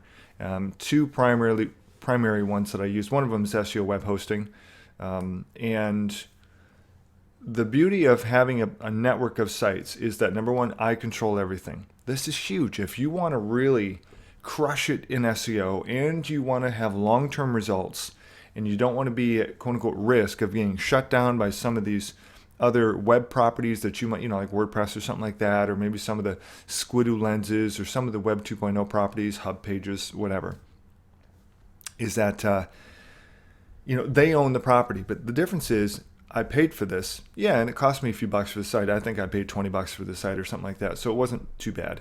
But I own this site. When I bought it, it was a PageRank 3, and like I said, it's age domain. It had some decent links to it, not a ton, but it had a few. It was, like I said, it was one of my first ones. If a client stops paying me, I just pull their links because you know what? There's no free ride here. And the beauty is, the fewer posts that you have on the homepage, the more powerful that is. I could go, I could probably do an entire course just on PBNs. If you're in NHB or Project X, it's already there, right? For those of you who don't know what that is, it's just an SEO course. It's an extremely good one, very expensive. It's like $5,000 for that course, but it's very comprehensive. This isn't the intent of this course. This is simply to share a couple of ways that I use, my two primary ways to rank my own websites and rank all of my client sites. And you know what? I don't just get top results. I get multiple, 2-3 listings, sometimes up to 5 listings is my best so far. No, 6. That's 60% of the first page for a client for his best keywords. So that's my best. I typically average 2 to 3 links for their best keyword on the first page of Google, usually in the top 3. Doing this method, doing PBNs, and then the other video you're going to see is on authority stacking. So those two methodologies are really what is driving the results for websites and of course for videos as well. They both work extremely well. So this is really nothing magical here. It's just a handful of posts on some different niches. As you can see, I've got one post right there. I've got another post here, like this, like laser hair removal, and there's one for a restaurant. And so like I said, a couple of different posts up. There's one for me. And I think you probably get the point. So pretty straightforward stuff. Got a handful of posts in here. I think I probably put 10 posts, which is my maximum on here. So the good news is this style of linking is wonderful because I can control or change the links, the anchor text, what you see here in blue, at any time. This is really, really powerful. And one of the documents that I included here it's a downloadable doc, is what I call the link management section, okay? And what you can see here is really straightforward stuff, but I like to control my anchors, and I want to know exactly what anchor I've used, right? So I put that in here, and that's, again, just as a basic recap. What you see in blue, like it says chiropractors in Syracuse, that's an anchor text, okay? So I put my PBN or whatever site that I've built a link on, I put that URL right here so I can go back, boom, instantly change it. And I've gone back and I've made changes for, excuse me, for client sites and for stuff for myself. And I've seen sites come back, if they've been over optimized or something like that. Like I said, really straightforward stuff. I put the date here, the post that I'm linking to. You see here I've got inner page 1, 2, 3, and 4. I don't just send links to the homepage. In fact, most times I'm sending links to the inner pages of the sites. This is how I'm able to get multiple first page rankings for my clients and, of course, for myself. And so pretty straightforward stuff, right? This is one great example. And let me show you the other example, which here's another site. I did something a little different. This site is exclusively for one client. And, again, a pretty solid site. Had some pretty good links. I think this is a PR3. But, and what I did is I built a silo. I themed this site. So it doesn't mean that it's got to look, graphically or aesthetically like something about laser hair removal. That's not what theming is to me, even though that certainly can be a part of it. Theming for me is having what I built a silo. So these are just relevant categories of information, right? And I've got a piece of content on each one of these categories. And then they look just like this. So there's no difference, right? And they can access those categories here. And then beneath each category, let me just click on one of these, like, let's see, permanent laser hair removal. Let's see, where are we? Let me click on this one, permanent laser hair removal, right over here to the right. There are subcategories, and each of these link up, okay, to this top page. I call this the silo landing page. So you see here on the right side of the screen, it says permanent laser hair removal. I've got 1, 2, 3, I've got 5 supporting posts that each link have one link that all point up to the permanent laser hair removal page. On the permanent laser hair removal page, as you can see, I then have a couple of anchors, and these anchors go to a client site, okay? And so I'm sending the juice up from the supporting pages up to this silo landing page and then link out from there. I'm also, obviously, as you could tell, on the home page, which is where most of the juice is, I'm also linking out from here to client sites, okay? So that's kind of the two differences between a themed siloed site that's exclusively for one client and one of these other sites, which is very different. And I've used both effectively. Pretty cool stuff, right? Okay, so what I want to do is I want to share with you, again, if you're part of Project X, you can just disregard this because we already have teaching on this, but for those of you who are not part of Project X or couldn't swing the 5K point of entry, this is a crash course, and I mean crash course, where we're talking 10 minutes, 15 minutes on private blog networks. It doesn't need to be overly complicated. This is some really great information. I've basically taken all of the info in Project X and really encapsulated it in about a 15-20 minute video. Not kidding. So we certainly could go more into depth.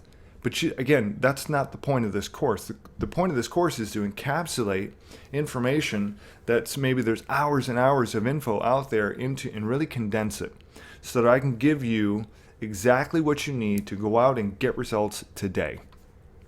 You could go buy a PBN right now for like 12 or 20 bucks, not kidding, and get results starting, tomorrow. It can happen that fast. And I typically see some great improvement. Most oftentimes within a week, 5 to 7 days. Sometimes you got to make a few links, on each PBN, for your client sites. But honestly, for local guys, they don't need more than 5 or 10 links to really get results oftentimes. I think some of my own rankings, I think I put 4 to 6 links and I'm number 1 for every keyword or most every keyword. And I haven't really tried. I haven't put much effort into that. I could really dominate the page. But again, that's not the point. For me, I'm just here to give you some backstory, help you understand how these things work and the real value of a private blog network. Now, you don't have to do this at all. You could just continue to, God forbid, use Fiverr gigs. Please don't do a Fiverr gig, and don't use something like an automated spam tool like GSA Magic Submitter, SE Nuke, some of those automated spam tools.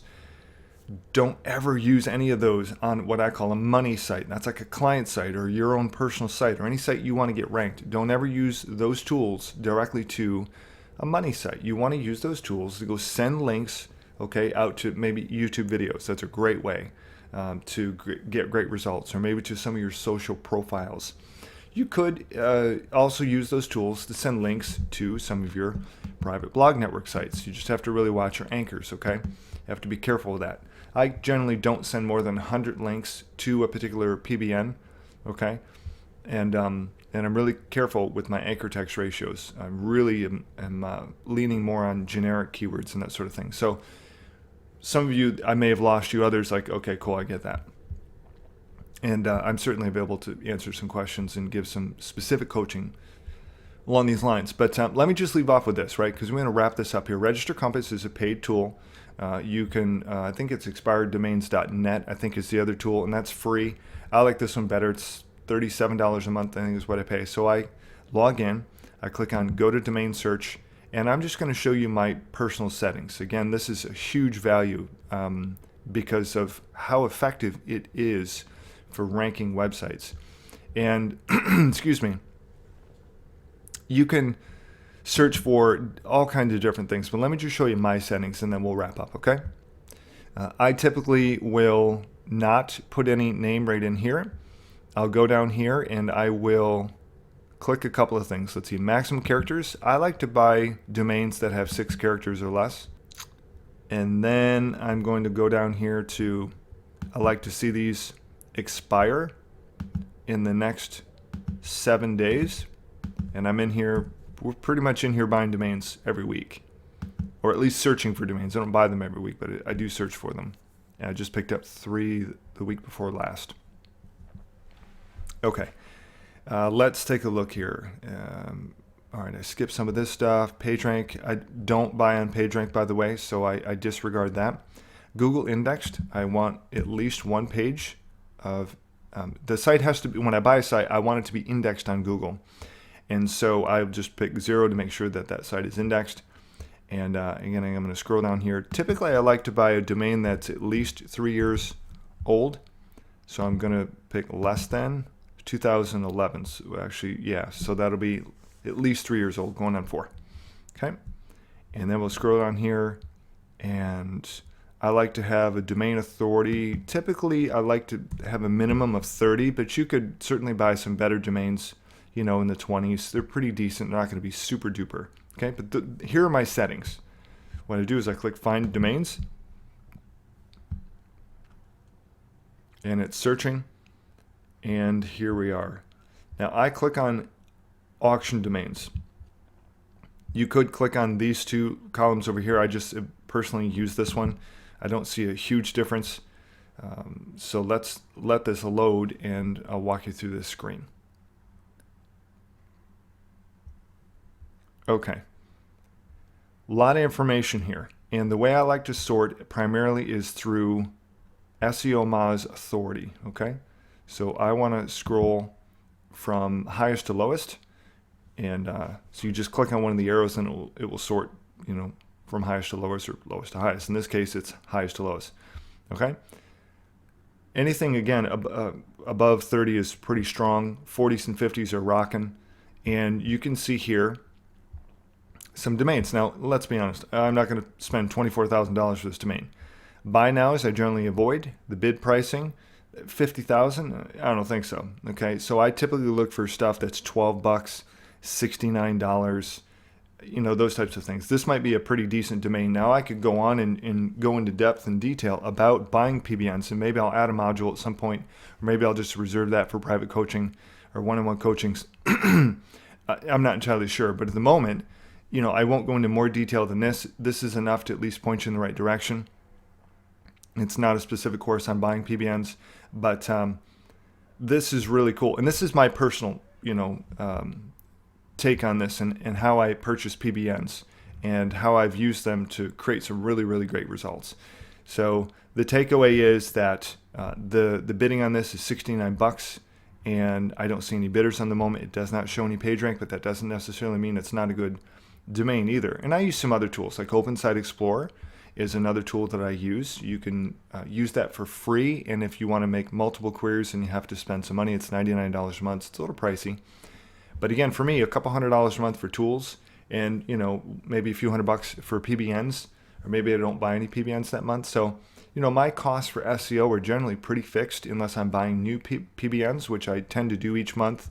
So for me, I like adding to the mix, right? And then once I buy a PBN, say I bought this one, whatever, KC89, whatever it is, 98. Let's say, for example, it was, this is what that was. Well, I just go set it up and I just go add a post. I use ineedarticles.com. I pay about $3 for an article, dirt cheap, great articles. I think that's where I got all these. And then I just go put in my anchors. And once I decide what I want for anchors, I use this document right here is the exact document that I use. And I'll go decide on what anchors I want first before I actually even have a PBN or anything like that, because I want to have a plan of action. And I will typically do 3 to 5 links in the first month, depending on how powerful. Sometimes I might do 10 links a month. You could do more than that. But again, I typically do less than 10 links a month. And within a few months, I'm seeing some pretty good results. You could be more aggressive for sure. Or if you have some really strong domain authority sites that you find here through expired domains, then it's going to take less links and you're going to get more results quicker. That makes sense? I'm going to leave off with this video, but that at least covers the concept of the PBN, how powerful this is to rank client sites, how powerful this is to rank your own sites. And by the way, you can also use this, and I do use this, to help rank my YouTube videos as well. That said, email me or ping me with any questions, and we'll talk soon.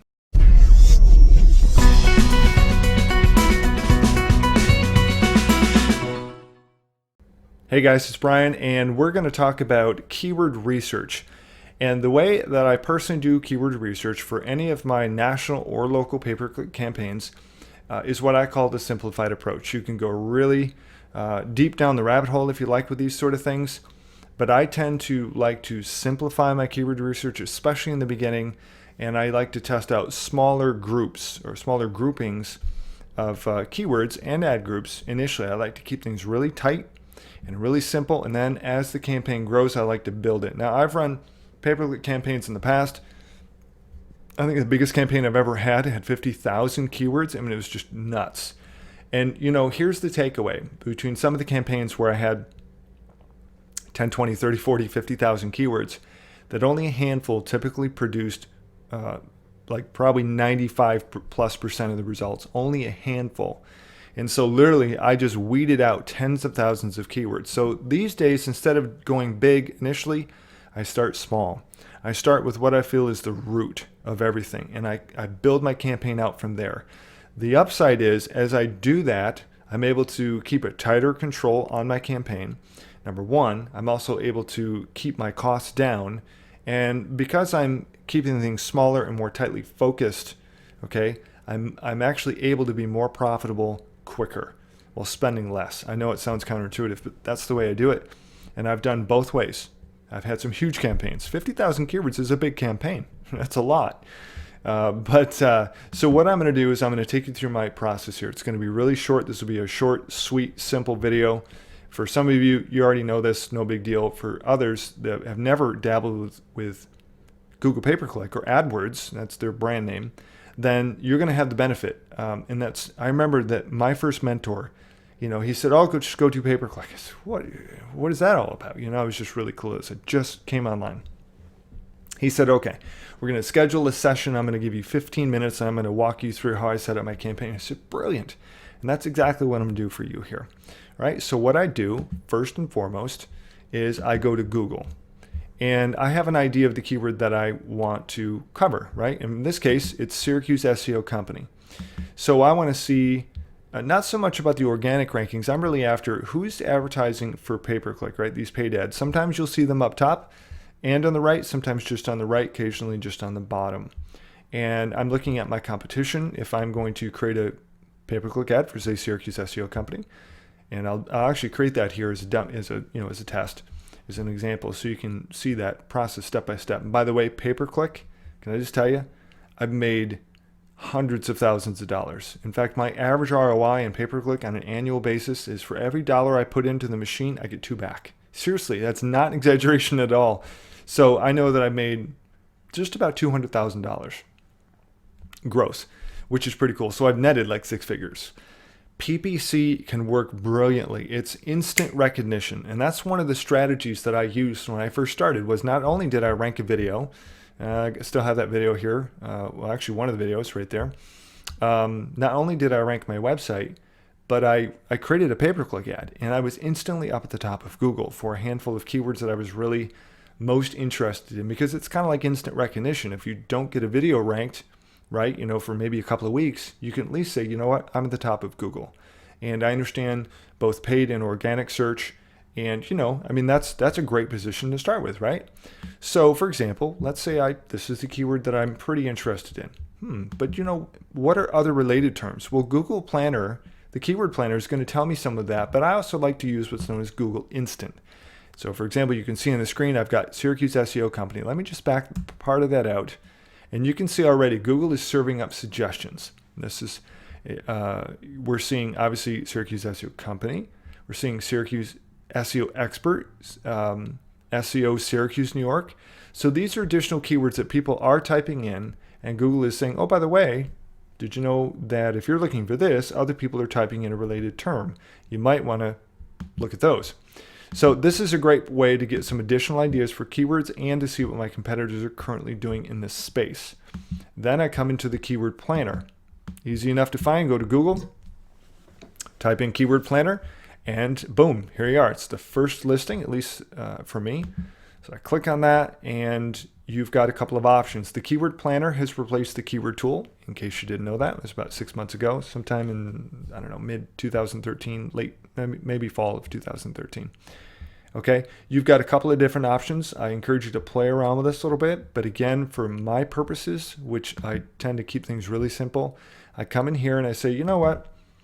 I know that I have a couple of keywords. My root keyword, maybe a couple other ideas I got from Google Suggest, also known as Google Instant.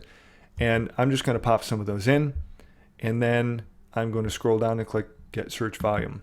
So this is where my research typically starts and sometimes ends. And let's see, I may have to pause this video and refresh 1 second. Okay, so I'm back, had to refresh my screen. And here's what's happening is it's giving me ad group ideas and keyword ideas. Both are great places to look around. For this video, just as demonstration purposes, we're just going to look at the keyword ideas because I'm really after how many searches exact match are happening for my particular term, what's the annual search volume averages, as you can see here with the blue bars, okay, how competitive is the term, and really what I want to know, what's the average or suggested bid? $27 is crazy, right? Especially for such low search volume. You may be asking, how much have you paid per click? How much have you ever decided to bid per click in Google AdWords? And the number is $30. That's my all-time high that I've ever bid for 1 click. And I typically find that I need about 10 clicks to get a lead. So do the math on that. It's $300 a lead. That's a little expensive. It doesn't need to be that way at all. I'm just using that as to illustrate a point. I would probably say my average is about 10 or 12 bucks a click for national SEO related keywords. Now, if you're going to bid locally, this is $27 here. But in all likelihood, I bet you could probably get these clicks for closer to $6 a click. And there's not going to be a lot of clicks, but they're going to be really, really targeted. So what you might want to consider during this keyword research process is, you know what? Hey, I might set a budget of maybe a couple $100 a month to rank at the top of Google for my local keyword like Syracuse SEO Company. I'd probably bid on all of these. Even if it doesn't show search volume, there is search volume that's happening. And I've done this. I've experimented. You know what? It shows 0, but then again, I'm getting clicks. And it's kind of interesting. So the tool is not perfect. There is no perfect keyword research tool, but you know what, guys, this is a pretty good tool, and it's Google, so it's definitely going to be the best out there. And the bonus is it's free. Okay, you can also access the keyword planner by going up into your Google account, typing up tools, and right down here you can see this. You've got keyword planner. Now, the other nice thing that we didn't really cover is you can do some other things. So let's say, for example, we want to modify our search. And maybe we want to search for new keyword ideas, right? So we'll just maybe paste those, click in here, and you could do a couple of different things. But getting keyword ideas is always a great idea, especially when Google is specifically searching, is giving you the related searches. So here you can see not exactly what I would call tightly related, but you know what, SEO Syracuse, all right, that's cool. That's 140 searches. I didn't type that one in. I typed in Syracuse SEO instead. Companies in Syracuse, New York, not talking about SEO, so I don't want that. Syracuse search engine optimization, all right, that's cool. Syracuse web design, look at that. 28 bucks a click. There's some money to be made in web design, I can tell you that. So I think you probably get the point. Now, here's one other tool that I do like to use. It's called SpyFu. Funny name, you can see it here, SPYFU. And I will typically take one or two of my competitors, especially the top competitors. I'll drop in their URL right up here at the top, as I've done. So getfluid.com. And what I do is just put it in here and click the green search button. This is what it spits out. Totally free tool. So you're not going to get, the complete data set, but you're going to get enough to make a pretty good idea or understanding of what's happening. Look at this. These guys are dropping, right, 30 to 60,000 a month. And you can see their average spend. They're definitely ramping things up here since last fall. And this is pretty interesting data. And granted, they're not just spending all that money here in Syracuse. They're actually spending money all over the place. This is just a brief summary of both organic and paid search. Now, I'm really after this in particular, because if these guys are showing up in my area, I want to beat them. And what's it going to take to beat them? Well, all right, I want to do a couple things. I want to see what they're paying per click. I want to look at their ads, and then I also want to look at their landing page. And now, let's do this. I'm going to pause the video, see if I can find that Syracuse landing page, if they made one. We don't know. Sometimes the cool things with AdWords is you can actually display a different URL other than what your actual destination is. And so these guys may just be throwing a ploy out there. What do I mean by that? Check this out. So we go down here. You see this? It says Syracuse SEO, getfluid.com/Syracuse SEO. So I'm going to try to avoid charging these guys a click. I'm going to see if I can open this up in a new tab. I'll pause the video and see what they're serving up for Syracuse SEO. Okay, so here's the trick. You mouse over the actual title, and then what you do is you right click. Let me move my mic out of the way just a second here. And I do control right click, and let's open a new tab. So like I said, I'm trying to avoid dinging these guys, a few bucks, and let's see what we've got. You know what? So far, pretty horrible landing page. Who in the right mind would sit there and read all this? You've instantly lost me, right? This is what you get when you deal with a big company. Is there anything specific about Syracuse in here? Let's do a control find. I bet you Syracuse is not on this page. No, not at all. Nothing found. Okay, let me get my mic back here. Okay, so this is great information to understand that these guys are just throwing in a what's known as the display URL. It's not related at all, but they almost tricked me. I thought, oh, are you guys local? And I thought, no, I don't know anyone called GetFluid, especially with the wrong area code, number one. Number two, I'm curious to see if these guys are speaking directly to me as an audience or potential customer in Syracuse, and they're not. I mean, this landing page is absolutely horrible. Oh, my goodness. Well, you got to love it. This is a prime opportunity, right? This could be one of those OMG moments. That's what Mike Long always says, if you know what Mike is. Where it just is worth mentioning. I know we're doing a keyword research video, but come on, guys, look at this. This thing is horrible.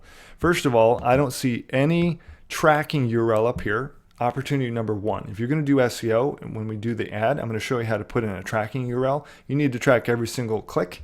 You need to know what ad groups and what keywords your leads are coming from. Easy to do. It's painless. Honestly, like 10 seconds to do that.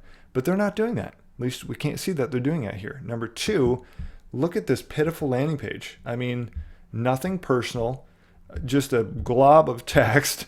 This is atrocious. It's also extremely bland and probably one of the most boring pages I've seen. Look at all the opportunities, how they're stacking up here for you to just completely whip your competition, right? If I were to do a specific landing page for these guys, I would do something very, very different. Boom, I'd do a video right up in the front, right in your face. I do a specific landing page targeted to that city, speaking directly to the pain of the people in the city. So example, if it was Syracuse SEO, you know, and we'll cover this in the ads, but I'm going to speak directly to those people on a personal level. See, I'm not, you know, a mega SEO company or pay-per-click agency. There's not 50 people here. It's my wife and I. There's 2 people. And a lot of people don't know that. They just think it's me. Well, that's cool, but still, 2 people does not equate to 50. And as such, I don't have a multi-million-dollar pay-per-click budget, right, or advertising budget. But then again, I don't need one. My margins are crazy high because I'm able to do things just like this. And it's more ninja, right? You're coming in really tight. Remember how I said earlier, we keep it tight and we keep it simple, and that leads to far greater profitability. This is exactly what I'm talking about. I'm telling you, if you want to do pay-per-click, you don't need to spend a fortune. Now, if you want to advertise across the entire country, you're going to spend a whole lot more money, but you're going to make a whole lot more money as well, assuming you don't do really, you know, make a major blunder like this. This has got to be cost these guys so much money. So all that said, I really trust that you've got some initial value and understanding about the foundation of Google AdWords and pay-per-click and how you can use it to your advantage. So we're going to continue this in our next video. We're going to talk about setting up your campaign and writing your ads. And so I'll see you in the next video.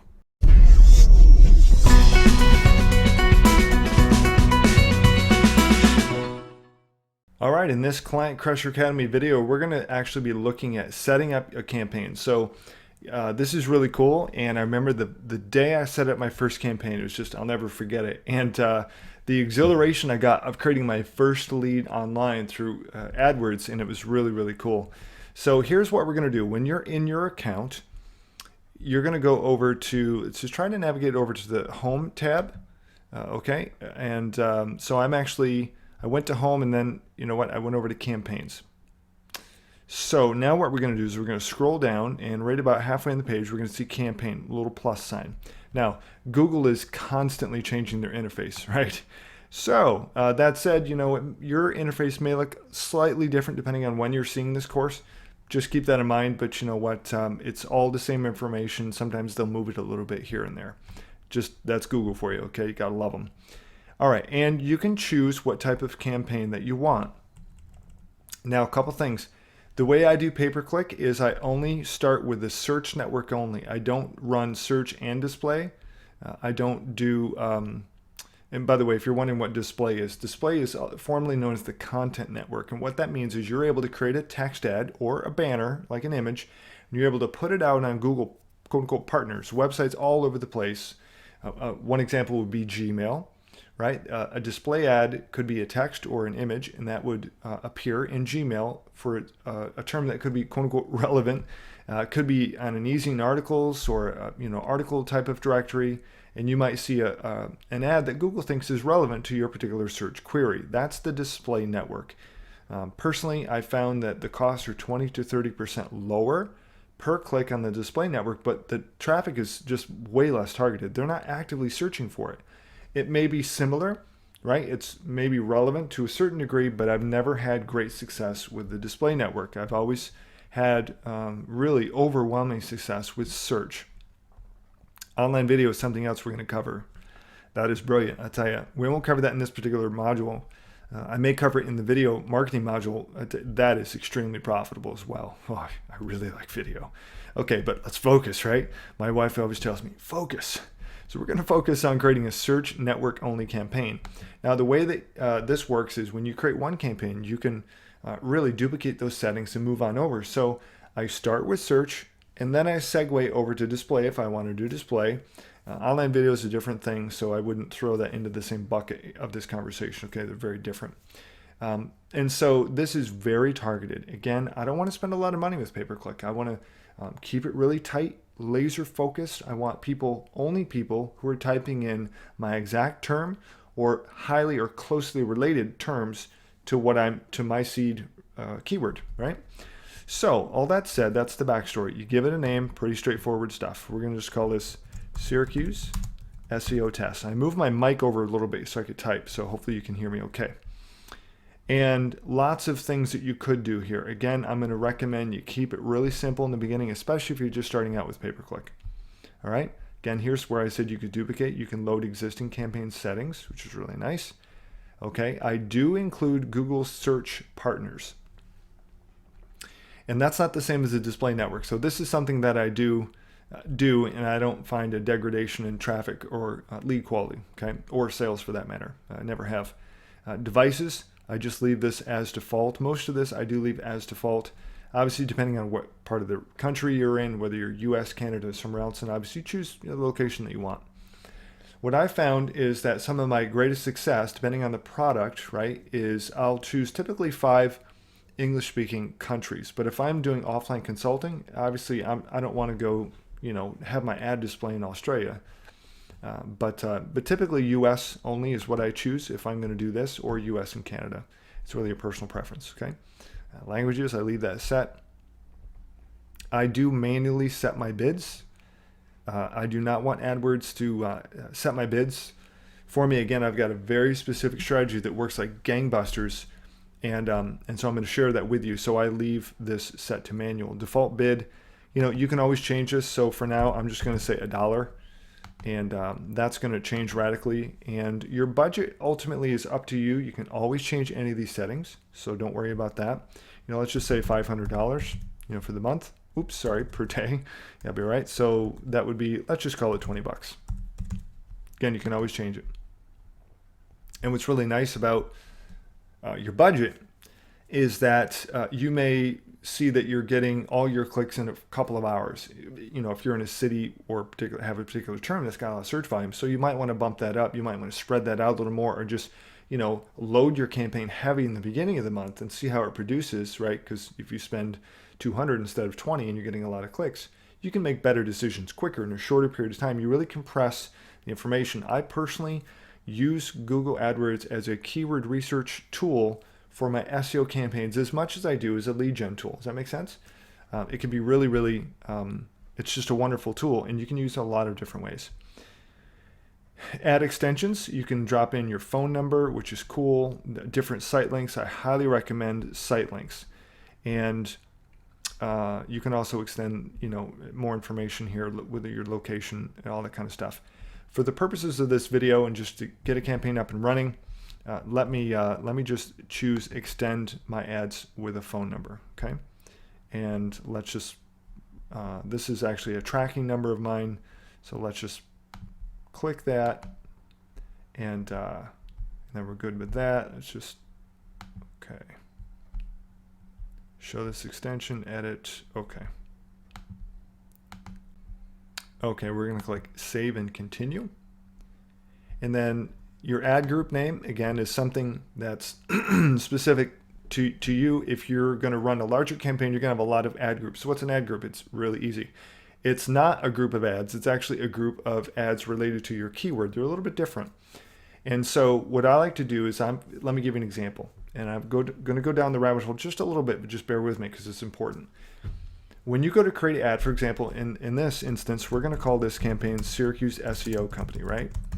So I personally, and this is a far more advanced strategy, which I cover in an entire pay-per-click course that I have.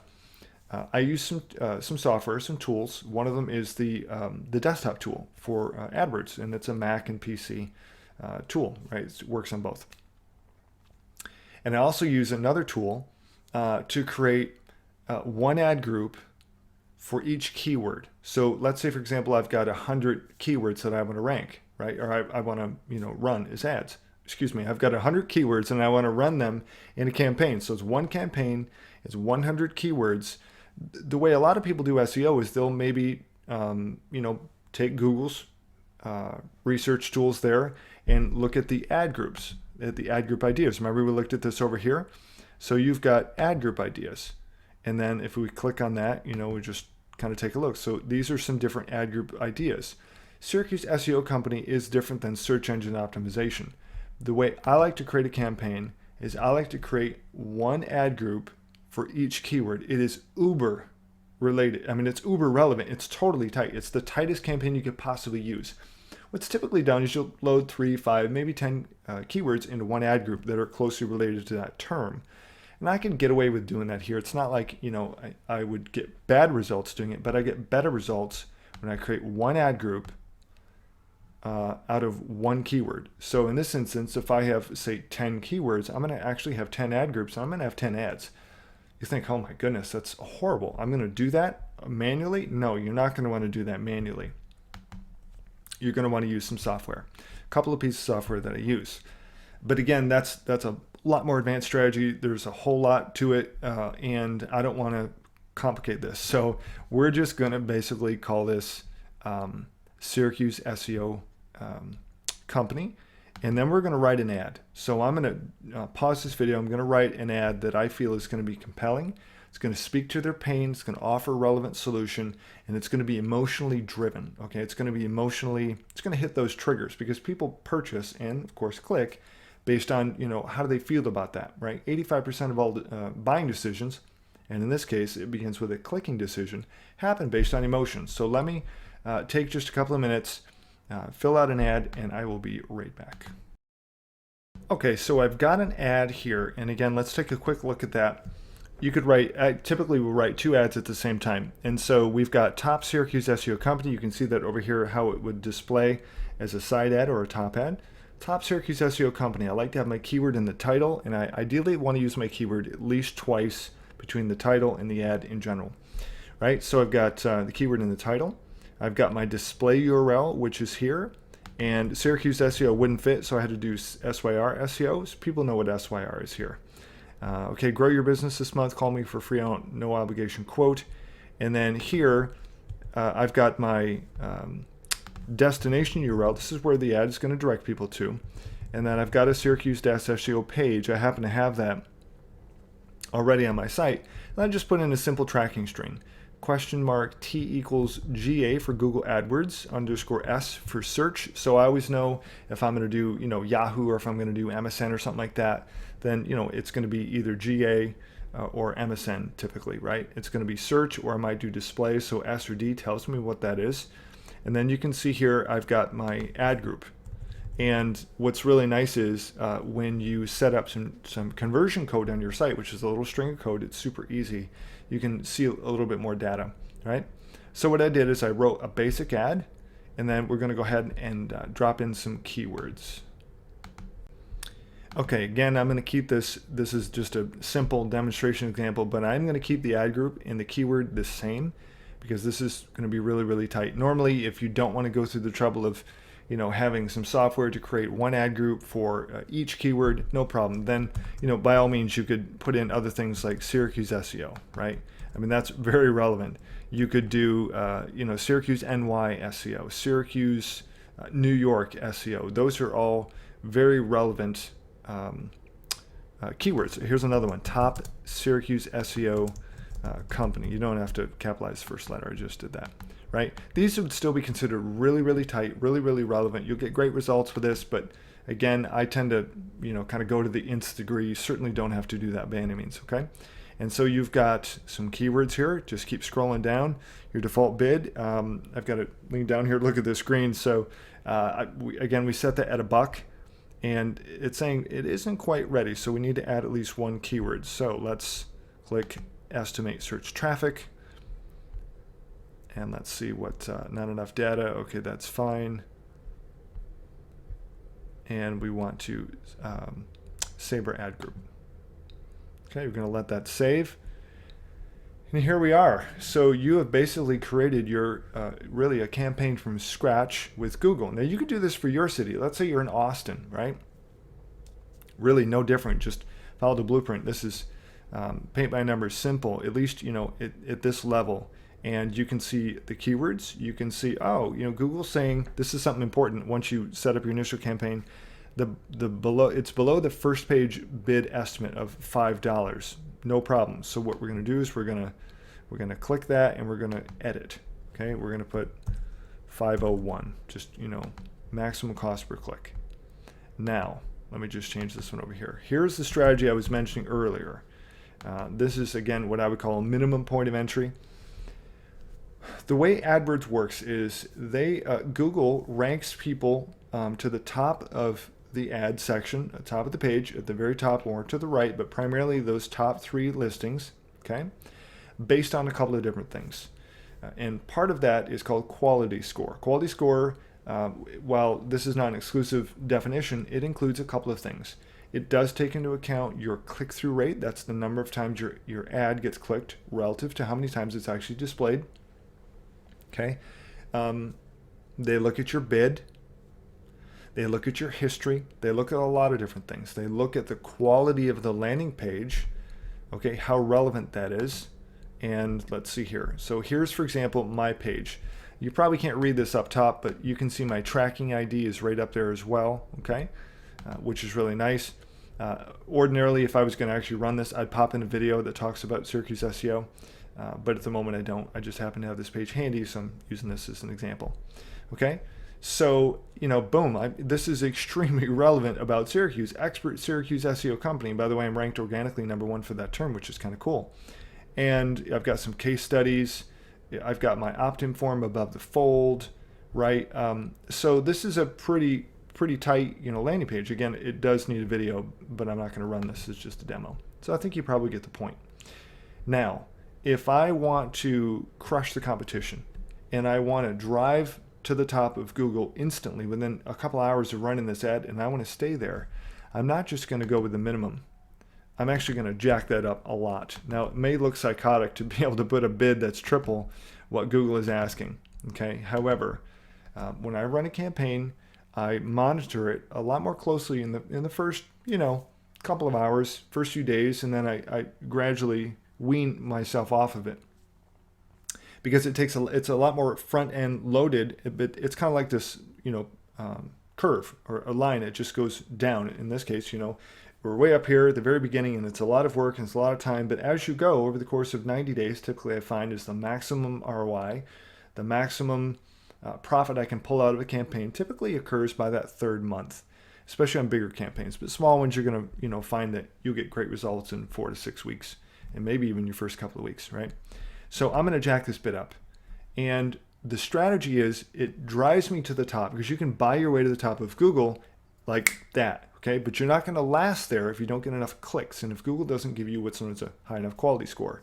And a quality score basically is, really important measure to Google of are you worth ranking, even if you're bidding high. So my strategy is I bid high, I rank at the top, and when you rank at the top, you actually end up getting more clicks, even if your ad is kind of junky or your landing page is kind of junky, because you're at the top and people tend to click up or left, to right or down, especially in America. So the strategy is it drives you to the top. You're almost like you're forcing Google to give you more clicks, which boosts your click-through rate or your CTR. And what happens is the higher your CTR, click-through rate, again, I'm trying not to lose people. I've got an entire course on this, but the higher your click-through rate, right, the lower you pay per click. This is huge. And the better your rankings are going to be. So ultimately, as your click-through rate goes up, your cost per click goes down, okay, your quality score also goes up. So there's a bit of an inverse relationship there. And then ultimately, you end up taking top positions for peanuts compared to what it cost you when you first started. And you're able to just, flush out the competition. Most people don't understand the strategy of bidding extremely high in the beginning, but it's worked really, really well for me. And so this is kind of the scoop of that. And like I said, we just edited these, and the idea is that, once this campaign actually goes live, and I'm actually going to pause this real quick because I don't want this campaign to go. What happens is, you're going to measure this, you're going to monitor this. So you want to be on there, several times throughout the first couple of days, and then you can gradually, wean your maximum cost per click down, because you're not going to be paying that. The reality is, if you're paying $15 or bidding $15.01 for the click, I might spend in the beginning maybe $10 or $12 a click, and then ultimately I may end up only spending $6 or $8. See how that works? It's really cool. So I hope this has been helpful, and my challenge to you is, if you've never considered doing pay-per-click, either to demonstrate expertise or to drive leads, or both, I'm going to challenge you. Go set up a Google account. It's totally free. Okay? Get yourself an AdWords campaign running. Come back to this video if you need to, right? Do some basic keyword research, and then go create a simple campaign just like I did. Now, the one thing I will leave off with is go make sure you write a second ad, right? You can click on the Ads tab, and you can click on Add Ad. And then what I do is I like to split test. So I will use the exact same ad, but I'll change the headline just a little bit. And I measure how many clicks each ad gets relative to its position and all kinds of, right, all these metrics you can see right here on the screen. And I basically pit two ads against each other, and I want the winner, right? The winner is going to basically get more clicks and is going to be shown more often. As soon as I have an established winner, typically, with 50 clicks or so, I'm going to continue to write other ads and try to beat, the best performing ad. And you continue to do that. And that sounds like probably a lot of work, but it's really not, right? We did this in about 20 minutes, something like that, start to finish. And that's because I'm taking my time to walk you through. If I did this campaign on my own, I'd be done in like 7 minutes. And then I would have 2 ads written. Boom, I turn on the campaign. We're good to go. And then I'll be in there, like I said, a few times a day. And over the course of a couple of weeks, you're going to see that your clicks are improving. Your cost per click is decreasing. You're going to see what ads is being more favored and is more popular, and then you're going to try to beat that. And that, my friend, is how you not only rank and dominate for Google pay-per-click, but also can create some serious money and create some new clients. PPC works. It works really well as long as you keep some of these fundamentals in mind. And that said, hope you enjoy. Take some action. We'll talk soon.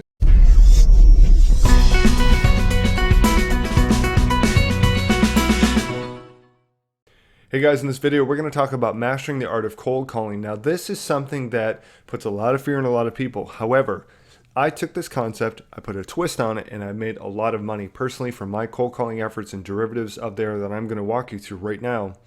I haven't added up in a while, but I know it's well over $100,000. It's probably closer to $150,000. No exaggeration whatsoever. So cold calling in various forms, using the strategies that I tell you, that I share with you that I've done to make a lot of money, work really, really well. I can tell you this right up front. I don't like just picking up the phone and calling cold with no email, no anything else, and just going through the phone book. I've done that. I've made sales that way. I did that with a moving company. I think I made 12 or 13 calls, and I got a sale out of it, a couple $100 a month, 6-month contract. That was cool. I felt pretty good. It was the first day I ever cold called. However, you want to go beyond that. There's no real leverage. So then I hired a guy in a company actually, and they had a guy in Panama who was really good on the phone, and I paid them $3,500 over a 6-week period, and I made a lot of money. I mean, tons of money, many tens of thousands of dollars off of that. So on a $3,500 investment, even if I had only made 35 grand, it was way more than that. I want to say that initial was closer to 50K. So, I mean, what is that? Almost 20 times ROI. It was pretty good. But here's the real power and the real twist is that what I like to do is, here's an example, real world example of what I did. I wanted to reach out to web designers and advertising agencies because they are clueless about SEO, and I wanted to sell SEO. And whether you do it yourself or you have somebody else do it is irrelevant, okay? It's all about positioning, okay? So what I would do is I would create a screen capture video, and I'd go through, I'd make this, and I'd speak directly to the owner of the company. I'd go do a little digging. I'd go to Google, and I'd look at the phone book, and I'd kind of compare, and then I would try to find their email address. And most times I could get an email address, and then I would follow up with a phone call. Now, in the video, what I did, a little screen capture video just like this, I would demonstrate some results, and I would talk about expertise, and I would offer them a copy of my free book, right? Winning Internet Marketing. It's a 60-something page, it's like 63 pages.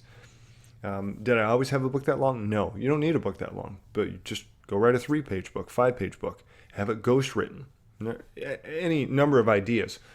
But what I did is I got some videos and some long tail keywords ranked. I got some clients ranked, and I made a video demonstrating expertise. And I reached out to them saying, hey, you know what? I understand that web designers and SEO or advertising agencies really generally don't have in-house SEO people. What I'm suggesting here is leverage my experience, leverage my results, let me do all that for you and create a recurring revenue stream for your business over and above what you're already doing. And most ad agencies are making millions of dollars, okay? However, they get this, and I still to this day work with advertising agencies and their clients. I just signed like a $17,000 contract. Yeah, with for a web design, which is kind of funny because that particular agency doesn't do a lot of web design, but they wanted me to do one. It's very high end. And that's fine. I'm cool with that. Some extra gravy there. But I'm after that monthly. And so we signed him up to $3K a month for this particular client up front. Excuse me, $2K a month, and I had a startup fee. And, these guys just keep feeding me business, which is great. And so other agencies, same deal. Other web designers, you know what? These guys don't know SEO. So my videos would demonstrate expertise, would reach out to them in a very personal way. I do picture in picture, just like this video. You got to do picture in picture. It totally makes the difference. And I do this for any prospects coming to me. I do this for obviously my outbound marketing, which I used to do. Especially when I first got started, that first year, I was really aggressive with this kind of stuff. And it's time consuming to shoot a little video and to, go through the phone book and go first page of Google. But I'm telling you, if you don't like cold calling, this is the strategy that will make you a ton of money if you just simply have the right posture and you're consistent. So the thing is, you've got the goods. However you execute, regardless of some of the ideas I just shared with you, you could take one or all of those ideas and work really, really well. You've got to have that confidence, that juice, that mojo. One of the ways to get that is to continue to spend time in courses just like this. Go out and buy some SEO courses, do some coaching one-on-one with me. Right? I'm just throwing different ideas out there. Do coaching with other people who have the results that you have, that are able to teach or apt to teach and coach. They know what they're doing. You got to coach with somebody who knows what they're doing and can help direct you to the next steps. And then you've got to be consistent. It's absolutely huge. So the fortune is the follow-up. Now I'll share this with you. I've used several different CRMs, contact relationship or client relationship management, whatever you call it, contact relationship management software. I've used Google Docs, which is totally free, especially. That's great because you can share those with I think it's unlimited users, and it dynamically updates, and you can all be on the dock at the same time. So that's a great way to track your leads, follow up with these people, and it's a simple name, address, phone number, date of first call, second call, and call notes. That's it. Really basic stuff. But then I use something called Pipedrive. I've used something called 1CRM, and that's probably one of the best tools I've used, and it's free, by the way, for up to, I think, 5 users. And that Pipedrive and one page CRM will ping you. They'll email you, notify you when you have to make a follow-up. So say you make 10 videos today and 10 videos tomorrow, which only take you an hour or so, hour or two. You're going to get notified via email right in this thing. It's going to say you need to follow up with X, Y, and Z. It's really cool. I've used Infusionsoft. I've used Office Autopilot. I've used Salesforce. Lots of great tools out there. But I would say keep it simple, keep it free, use 1CRM. That's a one-page CRM, I think is what it is. You just Google it because I don't remember. It's been some time since I've used it, or Pipedrive, or just a Google Doc. And make sure that your follow-up is consistent along with your consistency in terms of phone calls. Now, you can go two ways regarding your script. You could call about a problem that they have potentially. That problem could be anything from broken links, dead space, something not working right in the site. I've done that. Didn't work that great for me. Or you could call and let them know, hey, by the way, I couldn't find you in the first couple of pages of Google. I was so desperate, I actually went to, if you can believe it, the phone book. I know no one uses that anymore, but I happen to have an old one kicking around here, right? Hint, hint. And I wanted to make sure I hit everyone in town. And, the problem is your competitors are at the top of Google, but you're not. And you're just handing money left and right over to them. But I can help you take the top slots. I can help you take the number one spot. And we can do it pretty quickly, in the next XYZ, right? Usually I say, the next handful of months, we can take the top slots and your phone can really be ringing a lot more.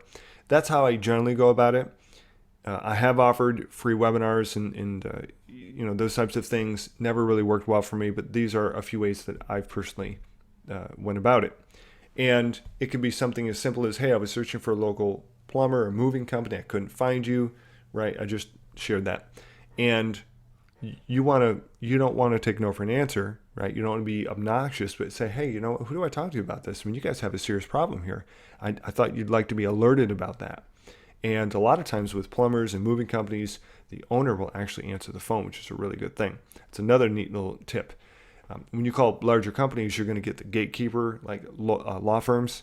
You're not getting the boss. Most times you're getting, right, the receptionist, and then you're getting past a middle manager or office manager, and then it's just layers. So that's another neat strategy. If you want to go after these types of companies, via cold calling, then go after smaller companies that the owner's likely to answer the phone. You'll probably make less per sale, as I did, but then you can use the video, and I use Jing, so I screencast it, get this little link, embed it right in the email, right? And you can get my headlines if you bought my swipe files, the bonus. You can get all those that pull really, really well. Nothing is ever converted, not even close to those. So those really have made me a lot of money. And you could use those, email that, and then follow up with a phone call, which is not really a cold call anymore. It's like a warm call. Hey, by the way, I sent you an email, and I sent you a video in an email where I shared X, Y, and Z.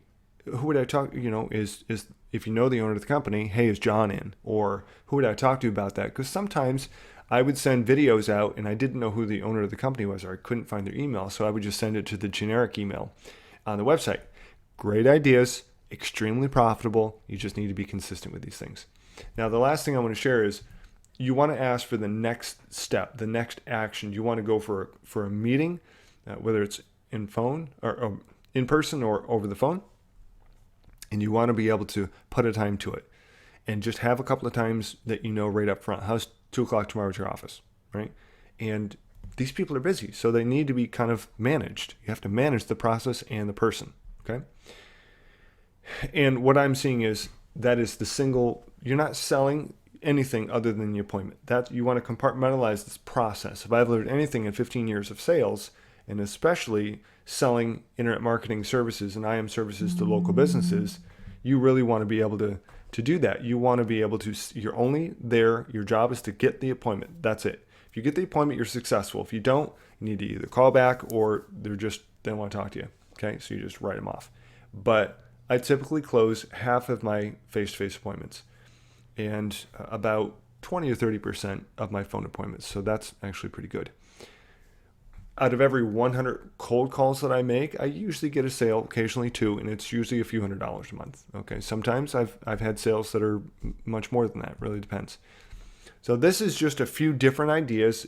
Like I said, I really put a twist on cold calling. It's not like traditional cold calling at all because I don't like it. Most people don't.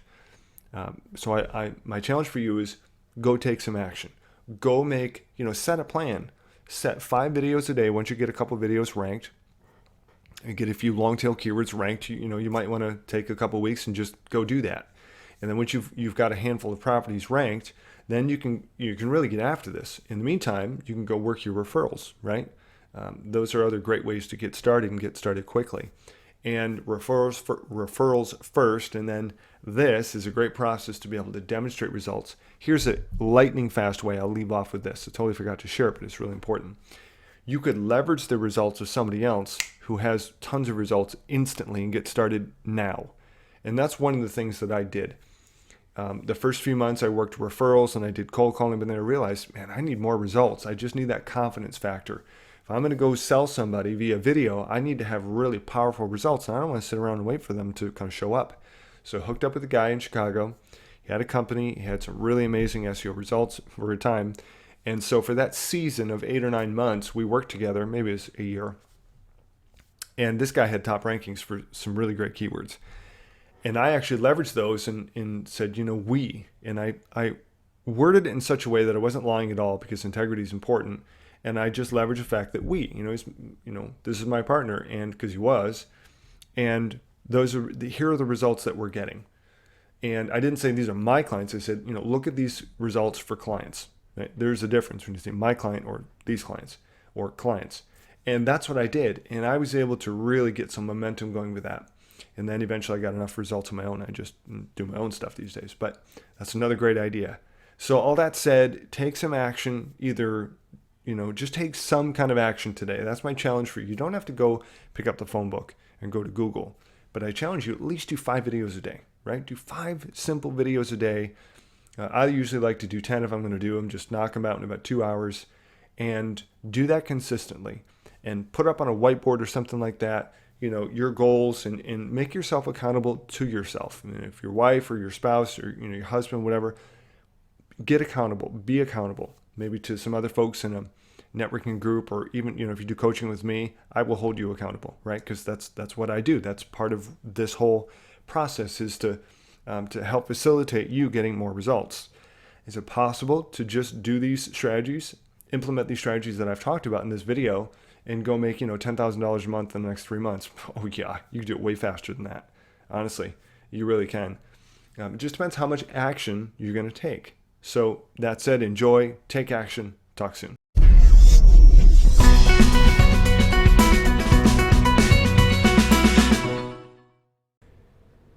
Hey guys, in this module, we're going to talk about strategies or secrets of warm calling. Now, for this module is a little bit unique in that there's cold calling, which most everyone hates or despises. I think 1% of the population actually enjoys cold calling. I do not. And then there's warm calling. This would be considered like a referral call. And this is where the real money comes really, really quick. I've found that, my close rates are through the roof, as they should be, right? It was a referral. And that's what I call warm calling. And there are a few tips I want to cover. It's going to be a really short module or video, but I think it's going to be really helpful to just kind of keep a few things in mind. One of them is this. Remember that you were referred by your mutual friend. You aren't pitching them anything. Major distinction. Most times referrals, when you call them, they get that, but I always want to leverage that point and really make that clear just as a reminder. So your positioning is still going to be strong, okay? But again, this is not traditional cold calling. This is a different animal. And as I mentioned, the close rates are just ridiculous. It's beautiful. Now, I still like to follow some of the rules of cold calling, if you will, when it comes to looking for their pain, assessing their situation, and then being able to present myself as the unique expert, right? The unique solution to their pain, because these people are they still have needs. They still have to pay you, right? So there's still a budget. They still have needs. They still need a solution. But here's the real magic, if you will.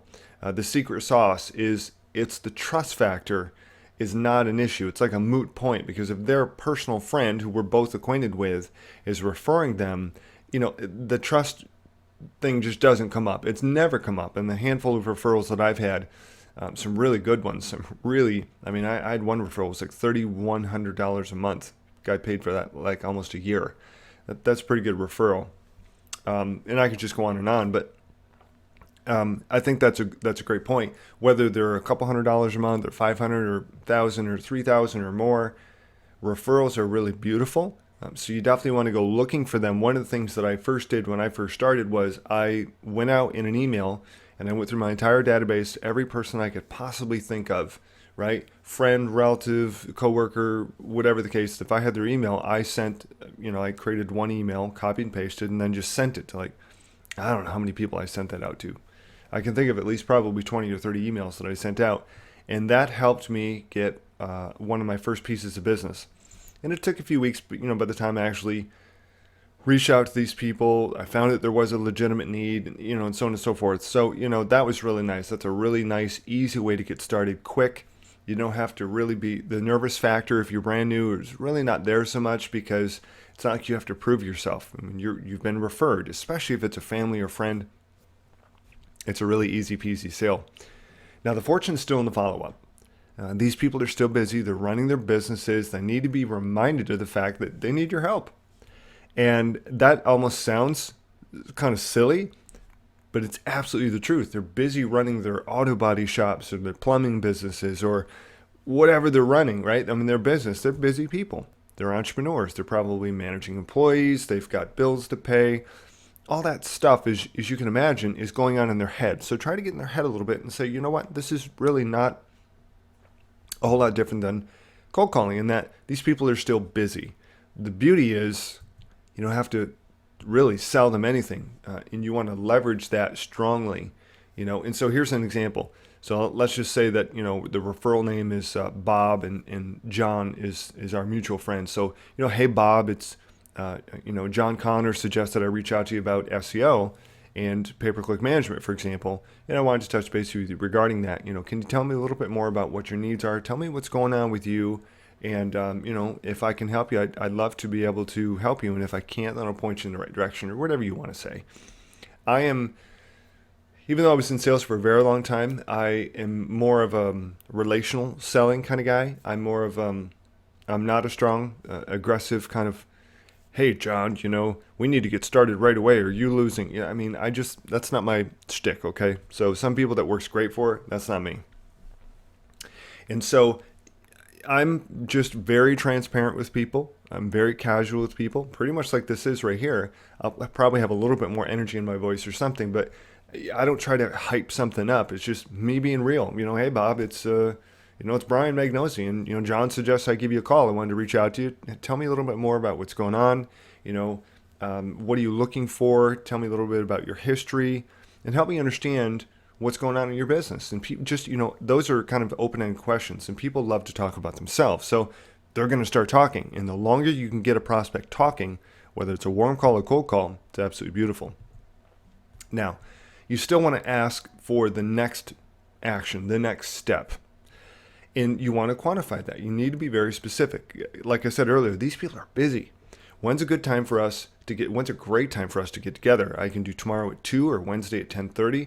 Which works best for you. And these are things that I still do, whether it's a referral or it's a cold call or it's a lead that came in through one of my videos or my website being ranked. I still do this stuff because people are people and they need to be managed as such, because this is a lead scenario, right? So we need to manage that properly and get them to commit to a next action on the phone. Because they're so busy, they could also be very distracted, even if they were a referral. Of course, they're always much more polite as a referral. Never had a referral hang up on me. It's kind of cool. So the rules of cold calling still do apply to a certain extent. And I will leave off with this thought that you are the go-to guy or girl. You are the expert. You are the solution to their pain. And you just have to have that mojo about you. You know what? We've got the goods. And the great thing is that even if you are brand new to doing SEO, or you've never offered services, or you don't even know how to do pay-per-click or SEO, I've put some really solid information into this course, into Client Crusher. And the great news is I also do white label service. So if you just want to maybe focus on quote-unquote selling, working on your referrals, maybe do some local marketing, get some videos ranked, get your website ranked, whatever the case is, right? My company, Magnosi Web Marketing, we do that stuff. We currently do that stuff and have done it for years because these scenarios come up. Not that I'm really wanting to advocate that. It's always best and it will save you money if you do it yourself. However, there was a time for probably 8 or 9 months that I didn't do any of this stuff. I just outsourced, and that helped me to create some leverage and gain some valuable experience. And I focused on my ability to sell, right, in that sales process. And so I put more of my energy in that. No right or wrong, whatever works best for you, really. And I hope that a couple of these points have been helpful for you. And just, again, these are just subtle, basic reminders. This particular video, again, is very short. It's only, 8 minutes or so.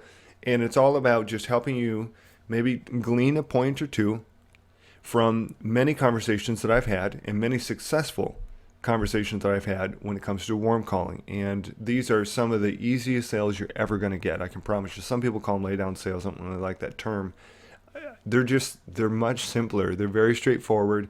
And it's a great way to get started because it's kind of like instant gratification. If there's anything instant about it, this is the closest thing to it. So if you have any questions, reach out to me and we'll talk soon.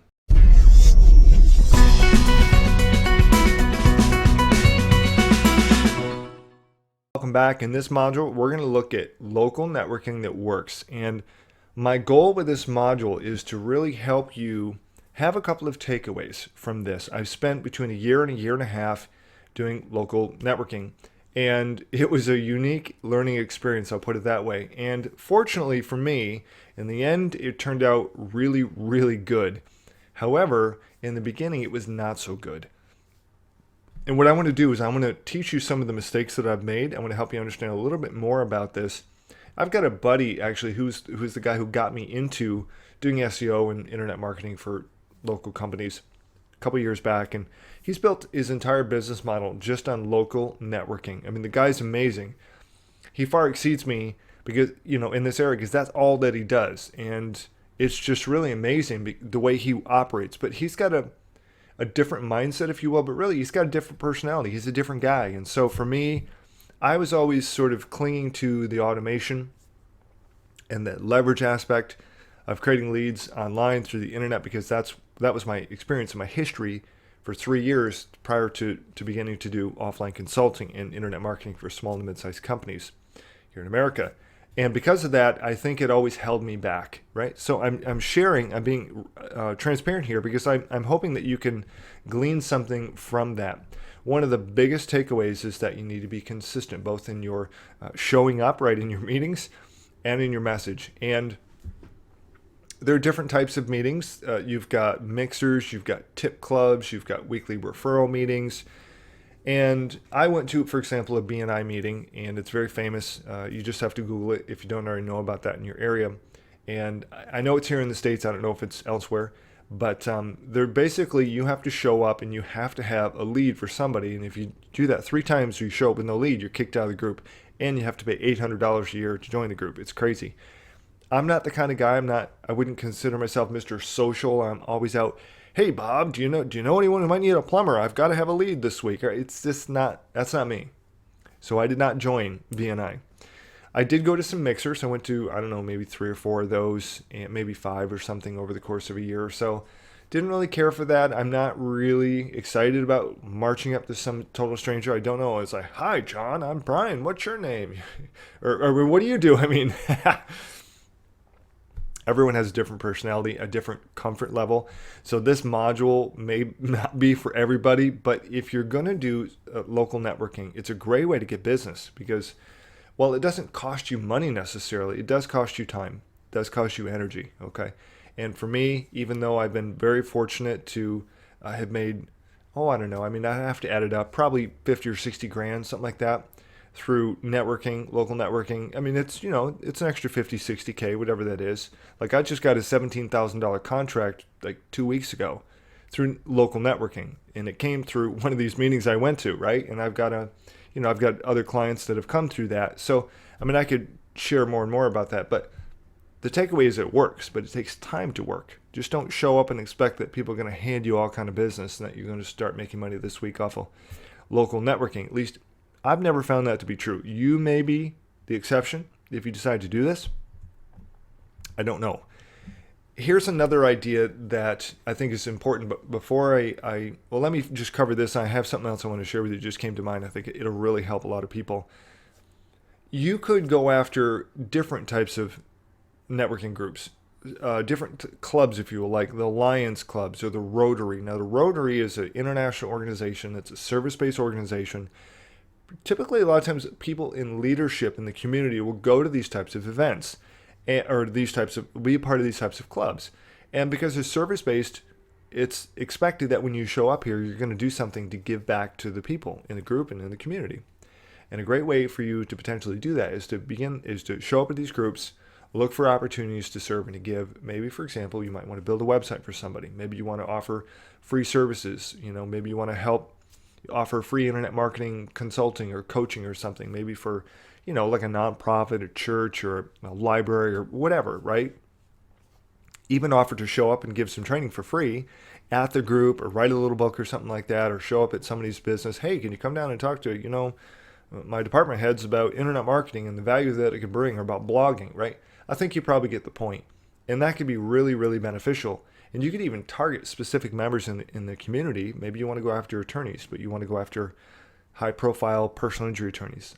So you go around and you do some digging on Google, and you find that 2 or 3 attorneys are part of the Rotary. Well, you go find out where they're meeting and just show up. And they don't know that you're kind of like cyber stalking them, but it works, right?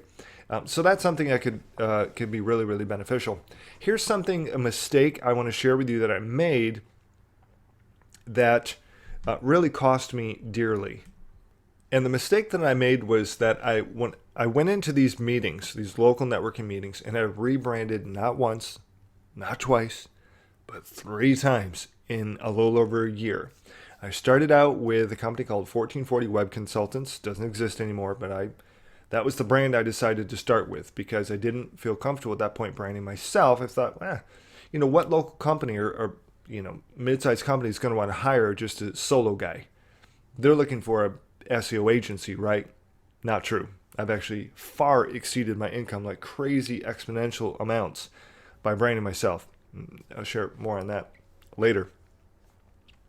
So I came in and I was 1440 Web Consultants, and that went over not that good. I mean, it's okay, right? I mean, but I only gave it a few months. And the problem is when I was coming into these meetings, people were just kind of getting to know you. And so my message would kind of change, even though I was still 1440 Web Consultants. I would say, well, I'm the SEO expert. Oh, okay, well, this week, I'm the pay-per-click expert. Oh, this week it's something different. As I mentioned right in the beginning, you've got to have consistency of messaging. And you need to understand before you show up to these meetings, kind of what's your message, what's your stick, what do you do, where's your mojo, where's your special sauce.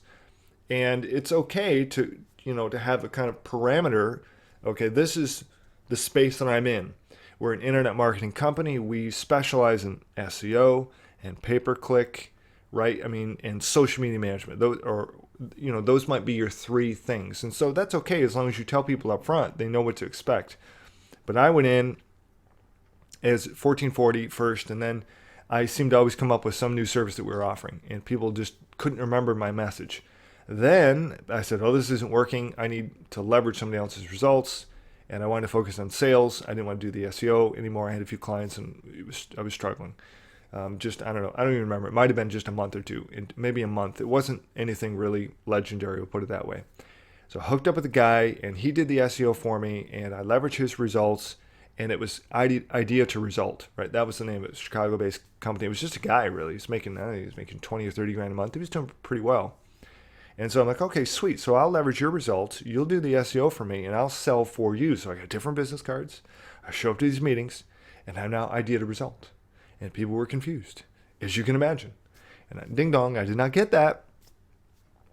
And so what happened was we took that model, which flopped locally, and ended up going on pay-per-click, and we started bringing in some nice customers, 1,000 a month, 2,000 a month. I mean, we started really getting after it, which is sweet. And that was all good and fine, but the problem was that locally people didn't know what to expect. And then I want to say maybe 6 months later, something like that, I decided that, you know what, I felt comfortable enough with myself and my skill set and with who I was that I realized after beginning to have enough conversations with small to mid-sized companies and business owners, and some of these, when I say small to mid-sized, I'm talking multi-million-dollar companies. Global companies can still be mid-sized. They're just, they're earning, their gross annual income may only be, 5 million, 8 million, 3 million, but still, it's a pretty good-sized company. And what I realized is that people are still people. Even though I came out of the home biz space and I was kind of like people bought me basically. I was selling $10,000 and $20,000 home business opportunities in the financial space, and people ultimately bought me. They joined me, and I found that was exactly the same thing with local networking, with local networking, but really with business owners. These business owners were joining me, and they trusted me, and it didn't really matter what name it was behind me. So I decided I'm going to brand myself. And here we are. And then my last generation of that was M0Gn0S Web Marketing, which is the one that stuck. And that's the one I got the real success on because I believed in my own value and I wasn't afraid to, put myself out there for larger companies and say, hey, okay, I'm me. This is my company and my wife and I are partners and so we do the work in-house, and that's great. And did I lose some contracts to some larger companies because they didn't feel like I could get the job done? Yeah. One in particular was like it was $10,000 a month client. And they looked at me and a large company, and they said, man, we really like what you're saying, and I've delivered the information, and I brought it home in the presentation, but the problem was they didn't have an understanding that you could do SEO and do it in such a way that you don't need 35 people in an office to be able to deliver the goods, okay? A couple of people can do that if they know what they're doing. They didn't understand that concept, and they told me that after the fact, and, that's fine. But so all that said was just be consistent with your message. Be consistent with, showing up and letting people know what you offer, who you are, what you represent. And if you have any specific questions, by all means, ping me, reach out to me. I understand that, I've covered a couple of different points, but that there's probably several people who might have some questions or want to, run a specific situation by me. So you can see here on the screen, there's different ways to reach me depending on your level of membership. So I hope this has been helpful.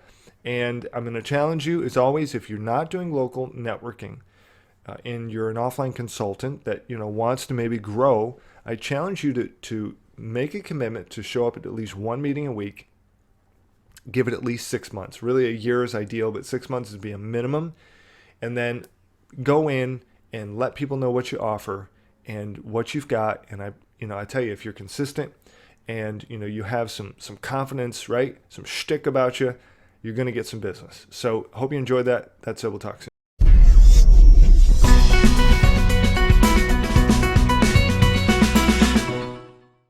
Hey guys, this is Brian Magnosi, and in this video, breaking through the 10K barrier, I want to take this concept and I want to tackle it and go a little bit deeper than perhaps anything that you've ever been through before, whether it's in this course or elsewhere, because breaking into the $10,000+ a month client is absolutely pivotal in your getting from not just making a good living, but absolutely making and creating a phenomenal lifestyle.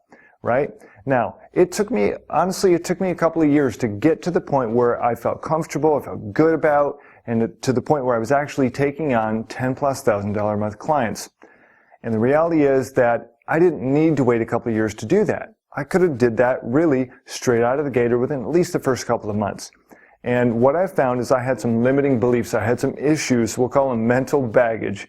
And my challenge to you is don't let your mental baggage really get in the way of your producing what you're looking for and ultimately creating the lifestyle that you're desiring for. Now, I've got a few things up here on the board, as you can see, and I've got 4 concepts here that really can make a substantial difference in your life and your business, but it's going to require some effort on your part.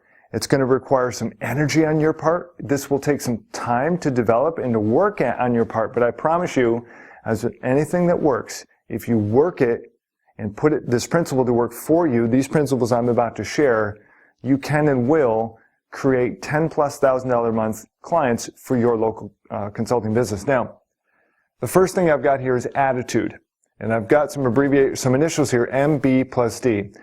You might have heard the cliche and somewhat cheesy saying that attitude is everything. It's absolutely true that when it comes to developing and building your own business, whether it's offline consulting, whether it's affiliate marketing, whether it's whatever the case is online, your attitude makes a substantial difference to you just really breaking through that barrier but then going over the top.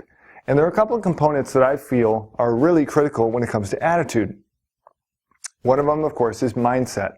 These are things, as I mentioned a couple of minutes ago, what I call limiting beliefs. All of us have baggage in life, right? I mean, no one had a perfect upbringing. No one had the perfect everything in life, because life isn't perfect.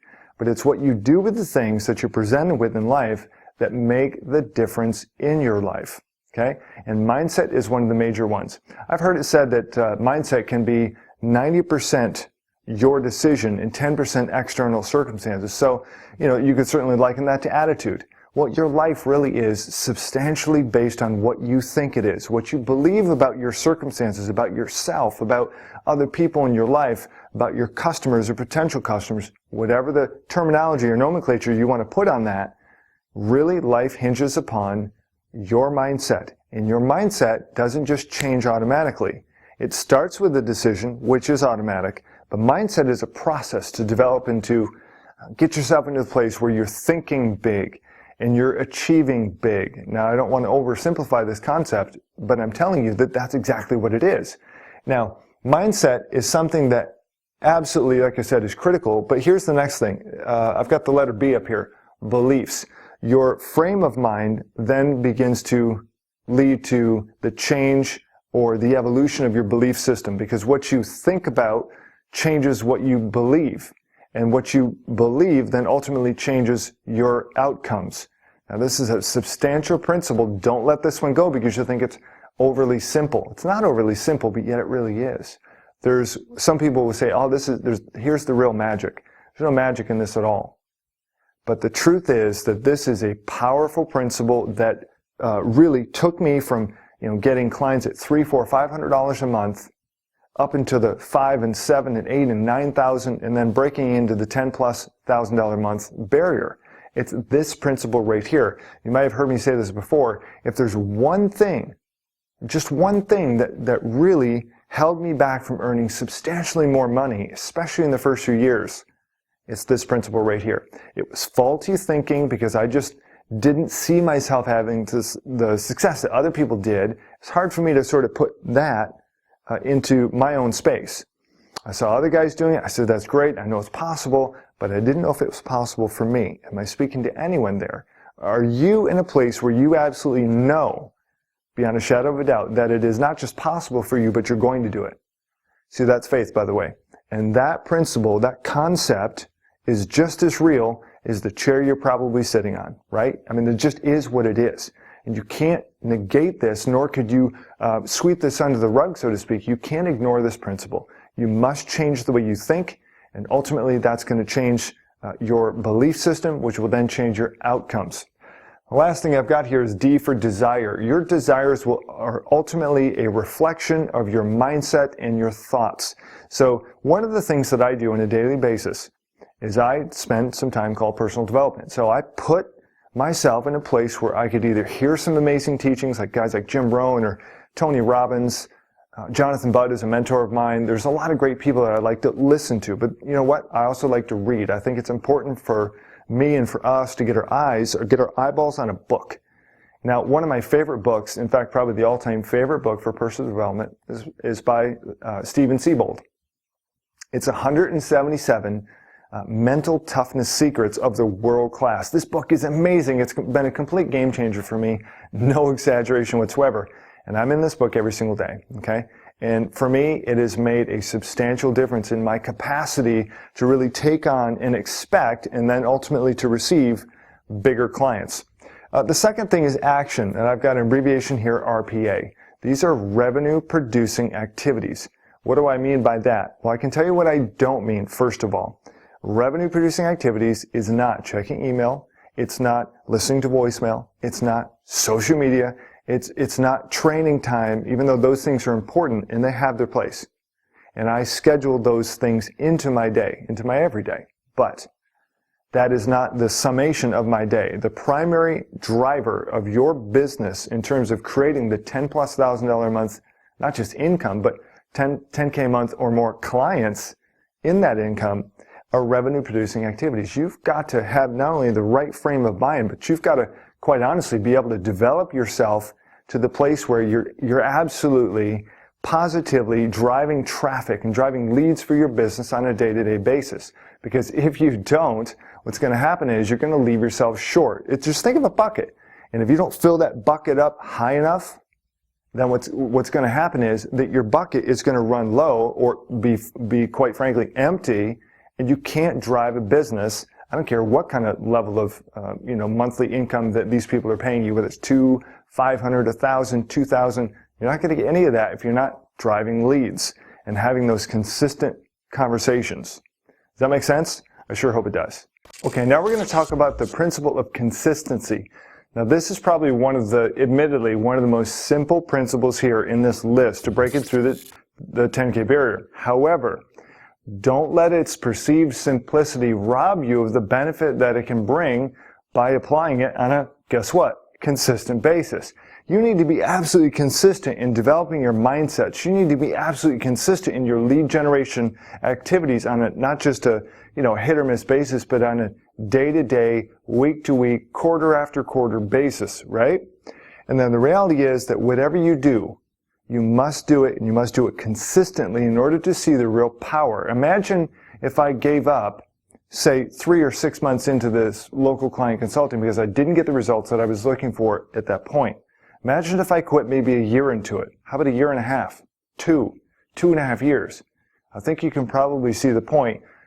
There's something to be said about sticking with something through the thick and the thin. Again, this is a principle that I'm sure you've heard plenty of times, but I can promise you, don't let this course and local client consulting, for that matter, be the next shiny bauble that you saw on the internet and just felt like you were going to buy. Don't do that. Don't put yourself in that position. It will rob you of much blessing. Ask me how I know. The fourth principle here is what I call overdrive. Overdrive is what I call over-delivering. It's not just doing enough to get by, right? It's not just doing, well, I'll generate a few leads, or maybe I'll get a few clients, or maybe I'll get comfortable. The fourth principle that I call overdrive is the opposite of comfort. Don't get comfortable, because comfort equates to laziness, which totally kills your income producing potential. Again, guys, these are principles that I have learned. Some of these principles I continue to learn, right? We're all in a continual state of learning, especially if you're looking to continually increase your ability to earn. So overdrive, for me, it means over-delivering in terms of customer service for my clients, results for my clients, just being able to make myself accountable to them, and to be able to treat their business as if it were my own. Let me give one real concrete example of overdrive. Now, I've got a particular client, and they've been around with me, I don't know, about a year and a half, something like that. And what I offered to do was what I call the domination strategy. Well, listen, that's great. We're not just, see, they're paying me for basically 2 positions on the page, right? Or Google Places listing, and then an organic listing. How many positions have I been delivering for these guys? An average between 4 and 5 for this particular campaign. So am I over-delivering? Absolutely. Does that qualify me for further blessing and to be able to position myself in a way in their eyes, in their thinking, that I'm indispensable? Well, ideally, yes. Does that guarantee they're never going to leave? No. But it certainly secures my positioning with those guys that I am the go-to guy, right? My company is the go-to company. And so even though I'm already over-delivering and I put their SEO campaign in complete overdrive, I offered something above and beyond on a pay-for-performance basis nonetheless, which was, I'm going to drive additional properties onto the first page of Google for you, and what I'm going to do is I'm going to only get paid when I produce. And so it's $100 per new property in addition to what we're already doing. And within 4 weeks, I drove 4 more positions onto the first page of Google for this particular campaign. So now they went from 50% of the first page to 90% of the first page. That is SEO, and that is client retention in complete overdrive. Now, you could apply that same concept to your lead generation, right? That you could apply that same concept to your follow-up strategy or to any process in your business. But guys, these 4 principles here are a major factor for me being able to get 5-figure a month clients. And when I have new prospects coming in, am I afraid to go pitch them on, $10, $15, $20+ a month campaigns? No, I'm not afraid at all, because I understand these 4 principles. I understand my value, and then I'm able to share that with them in a way that's not just meaningful, but is in a way that can absolutely change their business. I make myself indispensable in their eyes and highly valuable. So again, these are some simple concepts that I've been practicing and continue to practice on a day-to-day basis in my life and my business, and that's helped us create some amazing results. I challenge you now, I'm going to turn this back over to you. I challenge you, if you're not doing personal development time and seeing a difference in your life because of it, do something different. Go double up. Maybe get a different resource. Maybe get an accountability group or something, right? Hook yourself up and put yourself in a position that you can grow and change and ultimately go further. And the reality is that if you're not doing maybe enough revenue producing activities, right? Maybe you're just not doing enough lead gen so that you're not having enough meaningful conversations, quality conversations with clients or potential clients. Then do that, guys, but do something. That's my one challenge out of this video. Do something today that you haven't done yesterday or ever before that's going to position you to the success and the 5-figure success that you're looking for. So this is Brian Magnosi. We'll see you soon.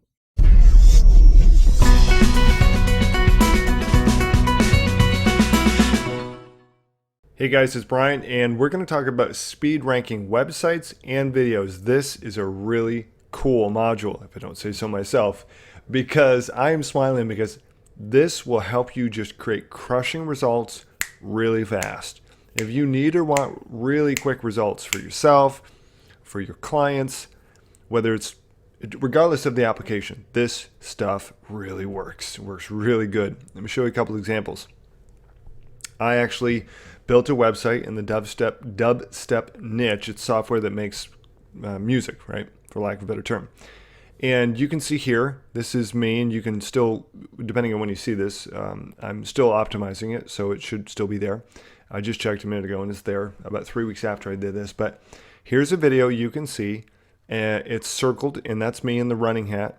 And I call myself Mo. That's my pen name for that particular product. And this is just a simple screen capture video I did. This particular term, dubstep maker, gets 40,000 exact match searches a month on Google. There's a ton of traffic here. And so as you can see here on the screen, just above the arrow, right, below the YouTube, it says 4 days ago. I took the #2 slot on Google in 4 days. So does this stuff work? Oh yeah. For a keyword like this is making me money. So this is beautiful. I just took this screenshot about 2 minutes ago, and this is, like I said, about 3 weeks after the original, maybe, yeah, about 2.5, 3. And I'm #1 now, which is really cool. So my traffic is literally, I doubled my traffic going from #2 to #1, as you do, because the #3 slot typically gets half as much as #2, which gets half as much as #1. So the top 3 slots take nearly 50% of the entire traffic for the whole first page. So as you can tell, being #1 is really powerful. It can be extremely profitable, either for myself or for yourself or for clients. I have clients that are taking the top positions like #1, #2, #3, #4. My all-time best is 60% of the first page for a client. They're making money hand over fist. I mean, it's like a cash producing machine for some of these guys. And I found that that certainly holds true for me. If I'm taking the top slots, depending on the niche and the website and some other factors, you can make an absolute inordinate amount of money, which is really great. Okay. Here's an example for some speed ranking. Here's a particular client, and please don't contact my clients. Thank you very much. But I trust that there's a level of trust and that you guys appreciate my transparency. You got to say stuff like this because you get wingnuts everywhere who just want to do dumb things like go out and reach out to your clients. Well, don't. Thanks. Okay. But you can see I got this guy #1, and when we started, he was nowhere to be found like this. He had a few keywords on page 1, but he was, I want to say his very best result when I first started with him was like position 4 or 5, something like that. And then most of them were position 8 or 9 or 12. So we crushed it for him. I mean, the guy's just owning it, which is really fast. Really not only fast, but it's also really good. Okay, so here's an example, and I'm going to open up a document in just a minute. It looks just like this. In fact, it is this. This is a screenshot of a document that I produced to show you an example. When we're talking about speed ranking, there are a couple of different ways to do it. There's a couple of things you need to keep in mind before you go crazy. I put this example up here to show you that this is a hypothetical website, obviously, and you could leverage social bookmarks. You could leverage articles, as I do and have done and put here. You could leverage private blog network sites, which I teach here how to go get, what to look for, how to secure some really great sites for 20 to 100 bucks, right? I mean, they're pretty cheap. And so I don't want to go down that rabbit hole, but I'm saying private blog networks are extremely powerful. One of the single best ways for ranking. Authority stacking, which I teach in depth and actually give you a template for what I call a mini authority stack that produces 11 links total. Very safe, works very, very well, especially when you combine it with these other methods, right? So these strategies all work great, whether you want to spread that out over time or you want to encapsulate them in a very short period of time, like in a 5-day window. And here's a neat strategy, and I want to just give this disclaimer. As you can see here in the center of the screen, we cover anchor text. Anchor text, as you can see, would be like a brand. Let me just go over this while we're here. It's important, especially for those of you who are not too familiar with this. This was the single biggest Achilles heel I had for SEO. Not kidding. This cost me, I spent many thousands of dollars to acquire this information over the course of the last almost year and a half between different coaching programs and different mentors. And you think, well, that's not a big deal, but it's a huge deal because you can really get whacked by Google if your anchors are off, if your percentages of anchors are off or too overly optimized. And so a brand would be, for example, Bob's Plumbing, right? That's the guy's company name. So that's his brand. Another type of brand would be Bob's Plumbing Company, as you can see there in the second row. Then you've got bobsplumbing.com. That also could be considered a URL. URL and brand links are kind of synonymous, and I treat them comparably, though I use them a little bit differently. But generally speaking, that's how I treat them. And then his very best keyword might be, Syracuse Plumbers. That's maybe the keyword he absolutely wants to get ranked for. So you can see I've got long tail exact match. That's what EM stands for. So find the best in front of Syracuse plumber. Google treats that as a different keyword. And then you've got plumber, you've got click here next, you've got generic, and you've got general types of keywords. That actually plumber should say general, not generic. And I think you probably get the point. The takeaway of this, aside from covering a few of the basics about not being too aggressive with your anchors, I put anchor type, that column that you can see there in the screen, that are color coded there for a reason, so that it's a checkpoint, so you know not to over optimize. You should only have, a certain percentage of brand versus a long tail versus exact match versus general versus generic versus URL types of anchors, because that makes not a difference, the difference when it comes to SEO. It's huge. The other major factor, of course, is the quality of links, right? And so articles are good quality. I do social bookmarks, but I do them manually. I don't buy Fiverr gigs for that stuff. Not really a great idea. And I do PBNs and I do authority stacking. Those are the 4 primary links that I use. I've used other things, but I won't cover that. So what I want to do now is I'm going to break out of this video. I'm going to open up this document in another screen. We'll be right back. So here's the document. Again, we'll just change this right here because it's not generic. It's actually general, and it's number 1. I like to, again, make sure that my anchors are properly not only optimized, but they're in the proper percentages. You can see my anchors here. And again, I like to change up the page. So you notice I put some links are going to the home, but then I've got some links here to interpage 1, interpage 2, interpage 3, interpage 4. What if a client or your site doesn't have that many pages? Add them, right? You definitely want to add them. So in this instance, let's say this guy's site is bobsplumbing.com. That's not an exact match domain, so you could add a page called Syracuse Plumbers, Syracuse Plumbing, right? It's just like this, for example. It could be bobsplumbing.com/Syracuse Plumbers. You would optimize that properly. Use keyword density of 1% or less. That means if you have 1,000, let's say easy example, 100 words on the page, which is not enough, but then you'd have the keyword 1 time. Personally, I like to write 400 to 500 words, maybe sometimes 700, and I like to only use the keyword once. And then I put a derivative of that keyword in my description. And then I change that up a little bit in my title. So title, description, and your keywords should have some what I call co-occurring keywords. Those, again, I don't want to go down a rabbit hole, but I at least want to cover the point here. Even if I open up a can of worms and you ask me with questions, I'd rather that happens. So I like to diversify my keywords, my titles, my page descriptions, and my header tags. Those are known as H1 tags. And that's that big, bold thing, heading right on screen, usually right above the body content. And I like to use synonyms, okay, for those. Don't use all the same thing. Don't use, our instance, if you're going to create a page on Syracuse Plumbers, don't just go write Syracuse Plumbers all over the page. Don't do that. And if that's the title of your page, then, maybe put Syracuse Plumbing and or top Syracuse Plumbers. Use some derivatives of that. Again, don't want to go down an SEO rabbit hole. That's not the point of this. The point is speed ranking, but at the risk of being redundant from the SEO module, I at least want to cover that again because it's so important. And it's so easy to do. SEO is really easy as long as you keep some of the basic fundamental rules in mind, like I'm just covering here in terms of anchor percentages and properly optimizing. Again, I'm available for support, for training and coaching, either for the group coaching, if you upgraded to that, or the one-on-one coaching as well.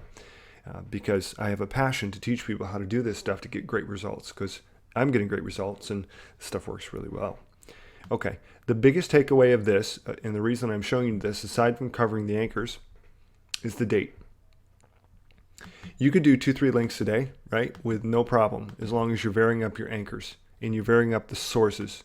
Don't use the same source for these, right? So don't just write Easy articles, write 10 of those and just think you're going to go write, okay, I'm going to go write 10 articles at Easy, or even 5, and then put 2 anchors in each one and I'm good.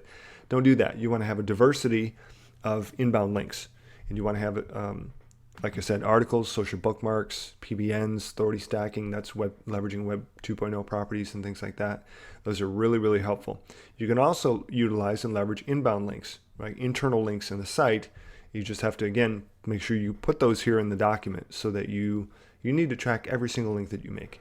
When you track all the links that you make and you have a good diversity of links and anchors, then you can be a lot more aggressive because you have full control over your SEO.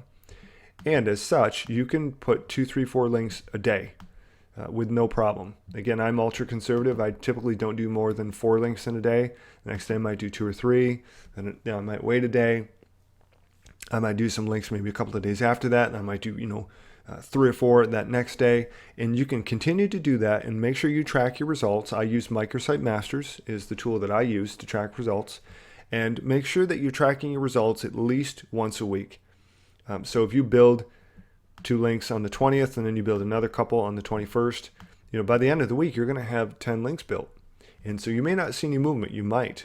But typically you might see some horrible movement. You might drop like a rock and then you go up and down, and then when you drop, low, you'll rise up, and then you drop again, and then you come up higher. So it's called the Google bounce, and it happens. It's quite normal. So keep those things in mind. But all that said, that you can really rank a website really, really quick in a matter of a couple weeks, right? Depending for a local site, depending on the level of competition, all that kind of stuff. But I generally don't build links this fast. But if I'm in a pinch and I want to move quick, then I will build links this fast. Okay, and that's really the most important thing. Let me jump back in the presentation. Okay, ranking strategy for sites and videos quickly, as we just have been covering here. Need to be very conservative with your anchors and your on-page factors. Like local sites can move very quickly, and quality and quantity are important. The quality of links, as I mentioned just a few minutes ago, really, really essential. The quantity, that's known as the link velocity. You want to make sure that you've got enough good quality links. You can use some lower quality links. I don't advocate very many blog comment links. Those are pretty junky most times, unless you can find a really good niche site. But or forum links and those kind of things, those are just really poor quality. So I encourage you, and I'm telling you right now, you can just do everything manually, right? Just build manual links, make them high quality. You can get a site or video ranked really quick. It's really, really cool. Now, videos are a little bit different in that, as you've seen, I ranked a video on the first page of Google for a huge term in 4 days. And it's also, I think, ranked number 2 or something like that at YouTube, right? So that's the bonus. But you can go crazy with that, and you can use Fiverr gigs for videos. And I generally am very careful about recommending Fiverr. But for videos, yeah, you can definitely use Fiverr gigs. In fact, I think that I'm going to include some of my personal Fiverr gig links, and I think that's what they're called, in this course, so that you can grab those and use the same people that I do to get some really phenomenal results. So anyway, just keep it our secret, please, okay? Because if everyone uses the exact same person, then it's not so much of a secret, right? You can also use PBN links. You can do authority stacking for video, just like you can, buy PBN sites, these old expired domains, and then put links on those, and then boom, just send those to your videos, and that'll rank them really, really well. You can do a combination of these. For Fiverr gigs, I typically spend $20 to $40 for video, depending on how competitive it is, to get it ranked. So that's a brief summation of speed ranking. You can definitely do it. You can do it fast. And if you've got a majorly competitive term that's nationwide, obviously that's going to take longer than a local city, right? So if you're going after Bob's Plumbing, in Syracuse, New York, that's going to rank faster than if he were in Chicago, or he was in another major city, or if it was nationwide. But the great news is that you can be really aggressive as long as you manage the things that we just covered, and you track everything. That way you're in the know, you're in control, and if you do run into a problem, you can go back. You can say, oh, you know what, on that date I made those 3 links right there, and then I saw myself drop. Then you can go back and change those things. I typically give at least a week or 2, if not maybe closer to 3 weeks, before I start changing and messing with links. But these are great strategies of how I'm personally ranking sites quickly and videos quickly. If you have any questions, reach out to me, and we'll talk soon.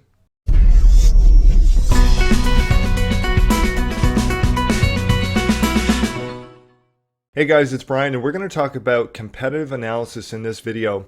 And I want to share with you some of the things that I personally do and implement to be able to do, at the very least, a quick and upfront competitive analysis. And the majority of the time, this is more than sufficient to be able to get enough information to extract what I need to off of the various websites that I'm about to walk you through, to be able to come to the conclusion, hey, this is what I feel comfortable pricing. And so ultimately I start with my competitive analysis first, and then I'm able to segue over to the pricing based on what I've found here in this research. I'm then able to offer typically 3 different price points, and we'll go into that in the pricing module. So that said, let's jump into it. Let's say, for example, I've got up here in the Google search, Atlanta SEO company. Let's say I want to go take this #1 spot. Maybe I want to build a site. I want to get ranked for that particular term. No problem.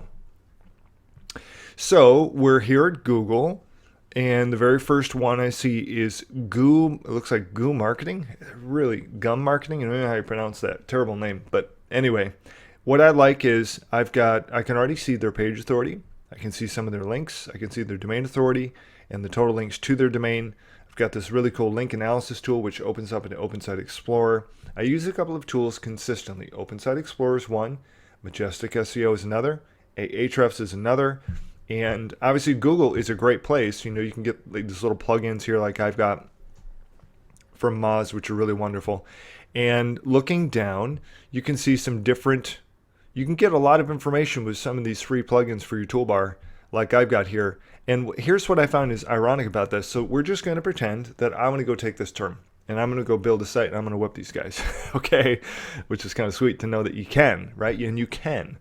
And looking here, the page authority is actually double as strong for Cardinal, right? And their domain authority is twice as good. Look at the ridiculous amount of links. 55,000 links and 7,000 to the page? Wow. Okay. But why are they being outranked by Atlanta SEO by this Goo Marketing? Well, this is where competitive analysis and research comes in, because you need to understand, at least fundamentally, why this website here at the top is outranking the one that would appear to crush it, right? Just by a cursory glance here. And you can go down and you can kind of take a look here and see various things. The other thing I like to see is if there's a video ranking, which looks like there is. Yep, that's a YouTube video. Because YouTube videos are hot. Here's a little hint. If one video is ranking on the first page, it's highly likely that another video that you'll optimize will come just below it or just above it, depending on how you rank that.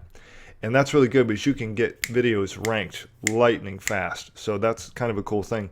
You can also do the exact same process I'm about to walk you through for YouTube videos, because you want to know at the very least how many backlinks are coming to a YouTube video. Because that's a primary indicator of if you can beat it, and you definitely can. There's no question of that. Again, the application of this information is if you want to do offline consulting, this information is critical. If you're going to potentially go to rank a client site, or if you're going to rank one of your own sites, and this certainly would apply for the affiliate marketing model as well, because if you want to get a website or video ranked, you still need to know these things, okay? All right, so we've got their website open. This is an interesting website, we'll put it that way. So they've got some content here, and they've got some interlinking going on and all this kind of stuff. So, oh, it's Gray Umbrella Marketing. Wow, okay, interesting. Horrible site. That's ugly, but anyway. Hopefully the guy's making a lot of money because he's #1. What I like to do here is I like to click on the site. If you're, for example, in Chrome, I do Control right click, opens up the page source. And that's what I've got here. And I just typed up here Command F or Control F on a PC. Description. And then I type in here title, keywords, H1, H2. I like to see some of the basics of what they've got here. You could go in further detail, and you could copy the entire information, the content here off of this homepage. You could go drop that in a free keyword tool that lets you determine or find out their keyword density, if and all that kind of stuff. That's another thing I didn't include here, because the more important of the thing is the links and the quality of the links that they're getting. And then this is easy to do, so I just thought I'd show you that. You can see here we've got a description. It's actually right here, and they're using Yoast plugin, so that's good. I mean, they're an SEO company, so you'd hope that they would at least use some sort of plugin if it's WordPress based. But you can see some different things here. Different content. So you've got description and Atlanta SEO company. So right there, they've got the keyword in the description. What's nice is you can then go back to maybe one of these other websites and you can say, okay, does Cardinal have that in their description?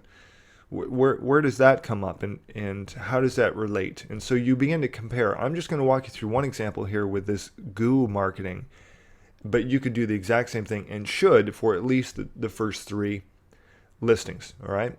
What I then like to do is I like to go to Open Site Explorer. I pop in their URL and I click on this little link here. It says domain authority. And I like to sort by domain authority. You can also do it by page authority, but domain authority is more important. It's the stronger of the 2 measures for me, are markers. And you can see some of their links. And, domain authority of 46, it's pretty good. But, I mean, are these power links? No. These are not great links. The GA voice, I guess that's what that is. I mean, almost all their links here are coming from the GA voice. Kind of interesting. And it's the exact same anchor text every single time. So this could be a site-wide link. I'd have to look in detail. Site-wide links are less powerful. Having some is okay. And I don't want to go down too far the rabbit hole, but I think you can probably tell that these guys are going to be easy to beat. Okay, they don't have power links. Most of their links, anything above a 33, all comes from the same site with the exact same anchor. Not good. You can see their domain authority of 19 again here, page authority. So this isn't a strong site. And they've got 63 links coming from 11 domains. That's okay. They've got not much social. They do have quite a few Google Pluses, which could be helping the cause. If you go over here to Majestic, who did the exact same thing, we get a little bit different information, which is why I use 3 different tools, because I like the picture that each tool gives me. If you're on a budget, you can't swing all these tools. I would say at a minimum, get Open Site Explorer, because that can kind of do all of this, and you can do a couple of free searches on Majestic and Ahrefs. I think you get 1 or 2 searches there as well. So it's something for free if you're on a tight budget. Okay, but Open Site Explorer gives you the majority of the information you need. I like it citation flow and trust flow. Anything above 10 is good, and you can see that graphically represented here. Quite a few backlinks. You see the referring IPs. Not that many referring IPs relative to the number of backlinks. So that's, again, a good indication we can take them. Okay? And you can see some of their anchor text graphically represented. And you've got their brand, you've got their brand, and you've got a combination here. So look at this. They've got like almost 50% brand according to this. I also like to look at the www version of this and see the differences. Now, I don't know if it's going to kick me out, so I've been logged in here for a while. If it does, no problem. We'll log back in. But let's just try that. Okay, so I click search, and there's all kind of great information. You can, again, use one or all of these tools. Each tool basically does what the other tool does, but I like to use each one because they're just, for me, it's just a comfort factor. Okay, interesting. Most of the links are going straight to the root, not to the www version. So 124 links, not a lot of citation flow going on. Not a lot happening here. Ooh, well, that's interesting. Okay. Well, these are things that I like to see when I'm looking to take somebody to outrank them. Okay. Here's Ahrefs. Click on that. Look at this. This is beautiful. This is yet another encouraging factor that these guys could be taken pretty easily. They go from pretty much nothing to, oh, let's do SEO. Let's go slam a lot of links. Okay. From nothing to 4,000 referring pages in a day. All right. Those guys are asking to go down. And let's look at the anchors. I really wanted to show you that because it's so horrible. That's not what you want to do. You want to see a real steady line, okay? You don't want to see thousands or hundreds and hundreds of pages like in a day. That does not look good. When I come over here, I click on anchors, I click on this referring pages count, and that way I want to see where the majority of links are coming. 91% anchor for this right here, web design by Graham Brown Marketing. You know, I could promise you that is not a good idea. All right, and then look at this. They have quite a bit of diversity here, but I mean, SEO in Atlanta SEO company is like one link. This again is great information because it's insight that I need to know. And once I go do this for the top 3 sites, you might want to do a top 5. It only takes you 15 minutes or so to do this. But having this information will instantly be able to give you an inside glimpse at the ability to outrank these people, whether it's for yourself, or it's for a potential customer. And the takeaway from what we just saw for these guys is, I can tell you right now, these guys can be taken easily, okay, relatively speaking. And that's wonderful. So take this information, extrapolate that for maybe, what it's valuable for you in your context. Again, if it's offline consulting, great. Just kind of rinse and repeat. Do that for the top competitors. And then you're properly positioned. So let's just say a hypothetical. I'm now positioned, at least initially, from this first guy. If all the other results are like this, then I know that I can come in, I can get this ranked for cheaper, for less money. I'm still going to get my three options, right? My low bid, my mid bid, and then my high bid. And my low bid is always contingent upon their particular their means, right? The potential client's means. Or if this is for me, hey, I need to realize, okay, how much is it going to cost me to rank? Whether it's, if I want to build an AtlantaSEO.com site or, something to that effect. So if the other competitors are like this could be taken. And that could be taken pretty quickly. I mean, you might be able to outrank these guys in, 4 to 6 weeks, something like that. Maybe 8 weeks. I don't know, because I haven't looked at the other competition, so I don't know. But I think you have enough takeaways to understand, hey, I know how to do some preliminary, some fundamental competitive analysis so that I can make a great decision for myself or to present an offer to my potential client. So I hope that helps, and we'll talk soon.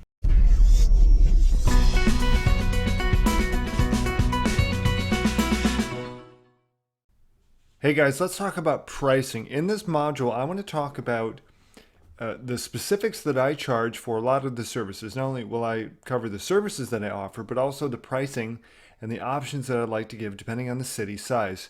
This is a big question or area of concern for a lot of people. They're like, listen, how do I know what to charge? And what I found is, at least from my own experience, is that when I'm first starting out, as most people do, they will tend to charge less unless they really have a lot of confidence and expertise or experience, which obviously you generally don't have when you first start out on your own. So here's what I found is when I first started, I was charging very little. I mean, I was even building websites for free just to get the SEO work. And it worked, right? But the problem is, what kind of client do you get when you give them a free site? They tend to leave quickly. And so it just wasn't a good thing. Yeah, I made money and I made profit even with people leaving soon, but it really wasn't a great scenario. And so pricing is not obviously subjective, but it's also contingent upon the market. I live, for example, in Syracuse, New York. This is a small town, about 150,000 people. There are smaller towns, like I was born and raised in Ithaca. Well, there's only about 50,000 people there. So my pricing would then come down another notch if I was working in the Ithaca market. So most of my clients are not in Syracuse, so one of the good news is I was able to charge a little bit more because clients are not necessarily here. What I found is dealing with prospects and clients, obviously everyone starts as prospect first, I've never been able to charge the money that I can in other parts of the country here.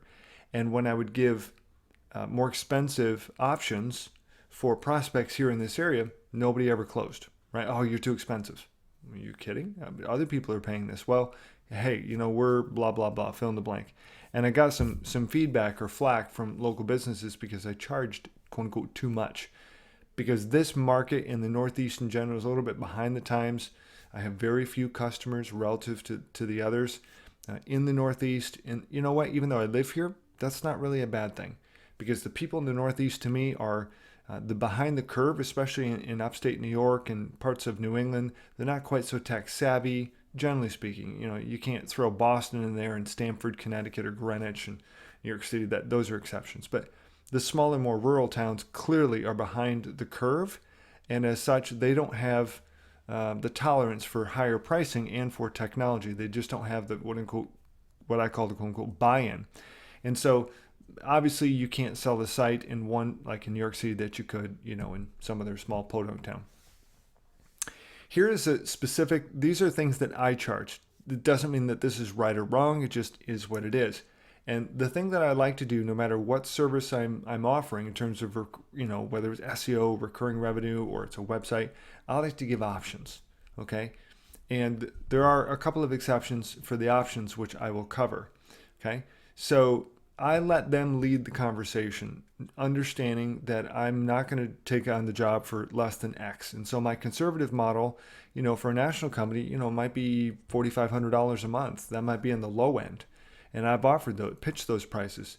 A moderate level might be 6 or 8,000, which, in the higher end might be 10 or 12,000 dollars a month. And I've pitched those prices to companies because, a national, obviously, scenario is going to be very different than a local. So let's cover some of those specific prices, things that I charge, and let's kind of run through this. I typically like to give 3 root keywords and then 3 primary LSI keywords. LSI is latent semantic indexing, just as a fancy way of saying related term. Some people call it the co-occurrence term, whatever you want to call it. I call it related, okay? And these are terms that are going to be very tightly related. Let me give an example. Okay, let's say that you're in Syracuse, right? So Syracuse plumbers might be the root keyword. Then another keyword might be Syracuse plumber. Another keyword might be best Syracuse plumbers or Syracuse plumbing company. That's a better example, okay? Because they're very different. Well, for Syracuse plumbers, right? That's the root keyword. An LSI would be best Syracuse plumbers or top Syracuse plumbers, right? Or find Syracuse plumbers. And so what I'll do is I'll take the root keyword and throw on another term or a couple of terms that are pretty closely related, and then I'll throw those in. The reason that the client thinks they're getting a really good deal, but the reason that I don't charge more for 6 keywords versus 3, and sometimes I'll even bump this to 9, depending on the level of competition or the situation, but usually 6. And it's a rare instance that I'll bump up to 9 keywords, but it depends on what I need, what it's going to take me to get that thing ranked. Generally speaking, I'll take 1 keyword and I'll throw in 1 or 2 related terms in my link building, right? But these days, especially post the latest Google update, here's what I found is that I focus more on generic keywords because you have to, URL keywords and general keywords. And so that's always going to change. There's always going to be ebbs and flows to, what percentage of anchor text you're using. But clients don't care about that. They just want to know, hey, what keyword's going to get me ranked for? So for all intents and purposes, I'm going to get them ranked for 6 keywords, a 6-month commitment. It's generally, I like to work on a handshake. I'll write down, basically, here's a list of services or things that I'm going to be doing. And it's, and I'll go like, I've got 2 types of client contracts, and I won't go off on a tangent on this, but I just want to share this with you. I've got an extended long-form contract for a national type of client who really, it's a pretty aggressive deal. They want to know exactly what you're doing if they're going to drop $10,000, $12,000 a month, right? As you would expect. But somebody who's going to spend, $500 or $1,000 a month or $1,500, it's how you set those expectations up front. For me, I manage those expectations and set them accordingly before we even get started. And I feel out the client, okay? And so, I'm just going to give them a real short form. Here's what we're going to do. We're going to do SEO on this website. We're going to do, 3 keywords and 3 related keywords. So 6 total for X amount of dollars. This is a 6-month agreement and no penalty to cancel or whatever. But again, it's just almost formality. What I tell people is, listen, you need to give me a 6-month commitment. I'm not going to hold you on a legal contract. You could break it even if you wanted to. But you know what? I look for long-term win-win relationships, and I feel it out. And most people, at least my clients, they get that. I just ran into a situation with this attorney, right? So he found me. I was ranked at the top for a search engine or search term, and he called me and said, "Okay, here's what I want." We went back and forth, and I thought, the guy's kind of edgy. Sometimes attorneys can be kind of picky, if you will. And anyway, just made a couple of comments I really didn't care for at all. And one in particular just really set me off. I'm thinking, you just deserve to be fired as a prospect right now before we even get started, just for saying that dumb thing. But I let it go. I'm like, okay, no big deal, whatever. But I sent over just my 1-page agreement. This is roughly what we're going to do. Here's the site. This is what we're going to do. Well, he started making, he wanted all these corrections and updates, facts back and forth. I thought, whoa, hold up. Listen, I can tell right now we are not going to be a good fit for each other, okay? What I'm going to do is I'm going to let you go. I'm going to encourage you to go find some other company in Syracuse who's going to do SEO for you. All the best. Take care. Have a nice life. basically is what I said. And I was very tactful. I think he was a little surprised. But, I just like it casual, man. I mean, I'm like a country kid. I'm almost like a cowboy in a lot of ways. Keep it simple, right? Keep it pretty chilled out, pretty relaxed. I don't like uptight. I don't like confrontation, and I absolutely do not like a back and forth. I don't like picky, nitpicky, fussy little people because they have issues, and that's not me.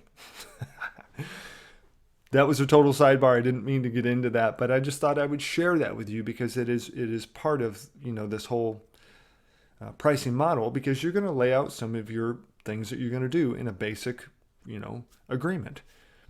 And anyway, so let's just jump back in here. As you can see the prices on the screen, small city, medium, large, obviously those are prices that I charge and I feel good about, and Google Places, I typically will throw in the mix if I feel like I need it to kind of go for the bigger sale. So let's say, for example, somebody wants, they want organic ranking, right? They want to rank their website in a medium-sized city.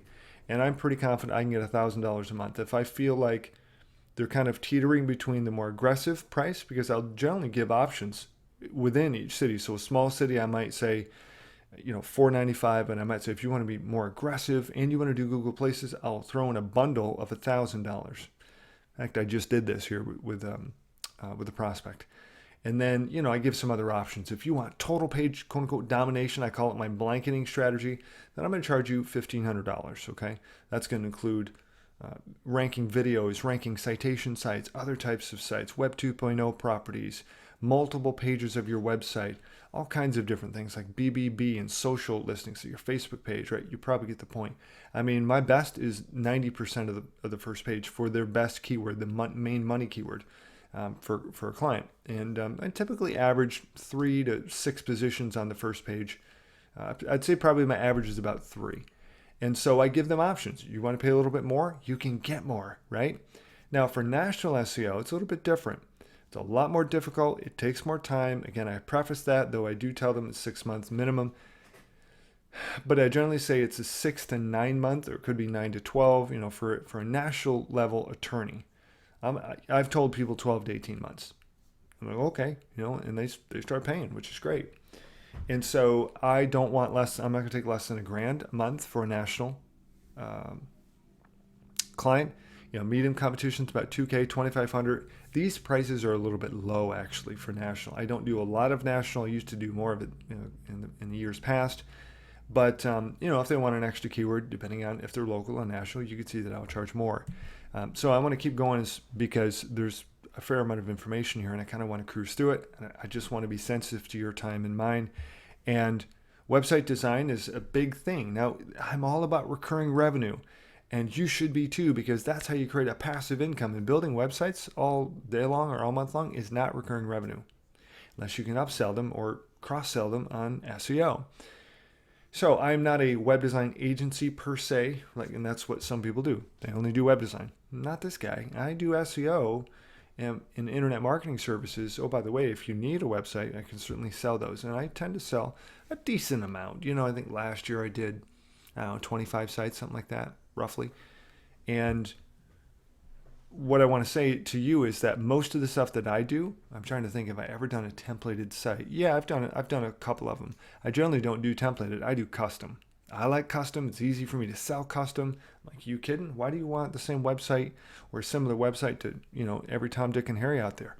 Let's build something really special, right? It's your brand. And you can see where I just take off with that stuff. I'm like, man, it's you. There isn't a replica of you, so let's make it something custom. So this is probably why I sell custom. I also know I can get more money for it as well. But I'm going to put my time in. I want the maximum amount of dollars that I can earn for that time. And so a templated site, typically about $800 for 5 pages, up to 5 pages. Custom site starts at $3,700, right? $3,700, $3,800 right in there. I've charged up to $14,000 for website. That's the most I've charged. And I'm not real big into building massive, uber complex websites. I'm more into the, roughly 10 to 15 page sites. Usually 10 is the average, 8 to 10 pages, a custom, really designed for them We design in Photoshop. I'll cover some of the details and the specifics of that process. And so that's what I like. When somebody wants multiple sites from me, I do give them a discount. I typically give 30%. Let me break down this process here. Again, I know I've had people ask me for this, so I took some time to kind of lay this out here for you so you can kind of jump into my shoes and get a feel for how I do this process, okay? The first step is what I call the discovery session. You're going to learn about their likes, their dislikes, the sites they have seen that they really, wows them, color preferences, layouts, all kinds of stuff, okay? And that's generally about an hour is the average that that I take. And I do ask them for, obviously, other sites. I do make it clear there's 3 primary revisions on the PSD design. It's called Photoshop file is what a PSD file is. I design in Photoshop, okay? And because we can make changes very rapidly, boom, just, knock it out and you don't have to code it and recode it. So it saves me a lot of time, makes the design process very efficient and hence more affordable. So if they want more revisions, then I'm going to charge them $150 an hour, okay? And in terms of the second step, once I said, yep, okay, I get a clear understanding of what I want, I'll do what's known as wireframing. It's basically just laying out the components. Okay, your headers here, your sidebars here, opt-in form is here, and you got a content block here, and you got your footer here with some links, right? Or maybe you got a couple of banners here.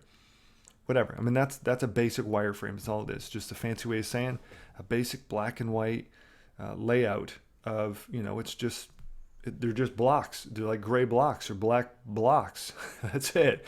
Oh, is this layout what you're looking for? Great. So I've done what I tend to do, at least mostly for me in the past, is I get a pretty solid understanding because I asked them in step 1, where do you want the header?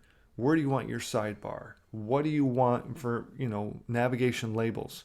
And so most times in fact, I'm trying to think here, wireframing is something that if I really am not sure, I'll wireframe it. Otherwise, I go straight to step 3. Boom, I go right to my designer. This is what they're looking for. This is what they want, and give me a design. And then she gets me a design in a few days. I have 2 designers, but the girl that I have, I've used them both for years, but she's really great. She's very creative, and so she gets me a design in like 2 days. Sometimes a day if she's really fast. But 2 or 3 days I got a design, and then what I do is I share that back with the customer, and I get their feedback, make some assessments, and then kind of move on. In terms of pay-per-click, and the one thing I'll mention I forgot is then once I get their information, we decide who's going to host it. I generally like to host it. I like to build these on WordPress. That was the other thing I forgot to say. I could build on any platform out there, but WordPress is great because it's easy for them to use. I give them a little 5-minute video that I record just like this and go, here's how you log in. Here's how you make changes. Here's how you upload content or blah, blah, blah, right? I just built a site for a guy and he wanted a calendar function, right? Because he was doing whatever, like events in his business each month. And so he wanted to be able to have that functionality. So I built that in. It was a little extra custom codes, no big deal. And I showed him how to use it. He said, wow, I love this. This is great. So I think the video was all of 10 minutes maybe because I showed him some other calendar functionality that I baked in. The guy was ecstatic. I said I could teach a 3rd grader how to do this, right? Just with these simple videos. That's why WordPress is so powerful. Well, I build 99.9% of all websites on WordPress. And then I host the site for $25 a month. That includes 15 minutes of web mastering. Anything beyond that, $150 an hour with a 1-hour minimum. I don't want to do web mastering, okay? I'm not a webmaster. But occasionally it comes up, and if it's some little simple fix, I'll do that and just throw it in. Because let me tell you a little secret. People who pay me $25 a month for hosting, aside from the hosting component where they're actually getting that, most people never ask me for changes, maybe once a year. And so it's recurring revenue. I mean, you make hundreds and hundreds and thousands of dollars a month just from hosting your client's site. So, web design is great because you can bring in a boatload of cash pretty quick. And especially in the beginning, it can really help you. Even if you just sold your sites for like $1,000, right? 500, well, 500 is pretty low. Even $1,000, and you were able to, get something for, a couple $100. I mean, that's a pretty good profit margin. You can go stick into advertising, right? You can go take some of that, put it in the bank, and go advertise and grow your business. You see how this stuff kind of daisy chains? It's really cool.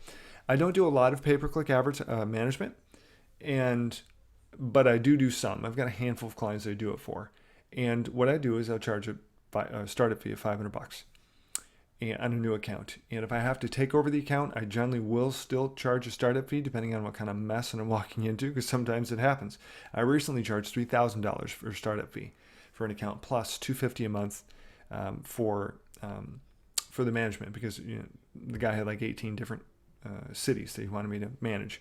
Other ones, sometimes I'll throw it right in. If somebody's spending a pretty good chunk, they've been a great customer, I can tell it's not going to be much work to just kind of manage this thing kind of on the fly, I'll just go throw it in, right? I'll charge a fee up front to set it up, but boom, if it's simple for me and pretty painless, I just won't charge anything if they're paying me a pretty hefty nut for SEO. So I just thought I'd throw that in there. Use your judgment, right? I would just use my gut. And if I think that they're feeling that they want a little more value from our relationship, I'll just throw it in. And I'll just kind of downplay it. Oh, it's no problem. I'll take care of that for you. And, send them a report. You could send a report automatically directly from Google AdWords. Just drop in their email, boom, and it sends it out. Or you can get the report and email it to them and make sure they look good. Okay, coding service. Oh, the one thing I'll mention about pay-per-click is, generally speaking, I will get in there and I will write an ad or rewrite ads until I found like we've got a real winner. And I'll do that depending on, again, what I'm being paid and the complexity of the campaign, maybe once a month, maybe every few months, maybe once a year, okay? If they're really, really happy, solid click-through rates, you know what, I may not be rewriting stuff, but again, this is where I'm going to charge a fee if I have to kind of be in there more, because you know what, if it's not going to cost me a lot of time and they're already paying me a pretty hefty chunk, then you know what, I'll just kind of bake that in. I charge $150 an hour for coding because I have to manage my coder's time, and even if I didn't, I'd still charge $150 an hour, because coding, finding a good coder is hard. I've been through some coders.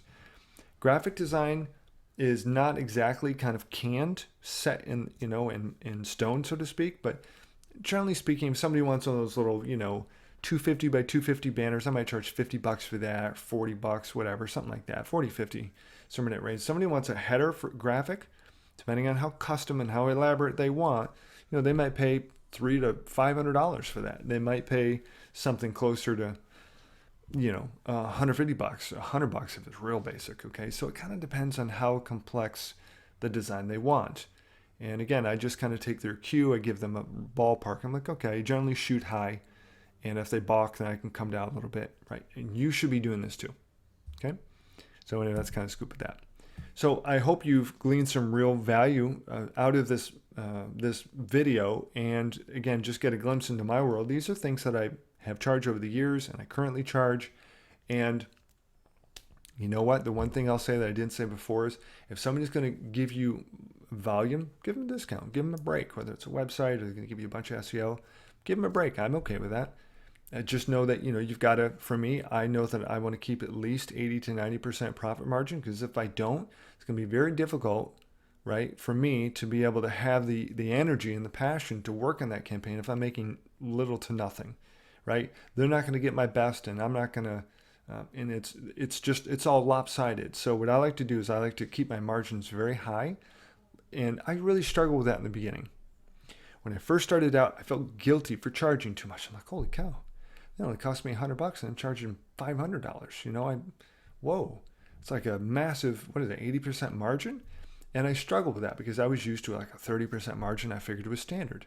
But what I didn't realize was that, especially for new business, when you first start out, if you don't pull enough profit in order to get the bills paid and to sock some away in the bank and to begin to solidify yourself as a business owner, when challenging times or tough times comes, or you might lose a client or two, especially a big one if you have one, if you don't have enough money in the bank, you are not going to survive. So you have to pull in enough margin, enough profit in order to really secure your future. And if you don't do that, then you know what? What about the other clients? If you're not charging enough, for say you got 10 clients, you don't charge enough from each of these, and you go wonder, what kind of disservice have you done to these businesses if you can't afford to keep the doors open? So you must charge enough profit. Hope that helps. Talk soon.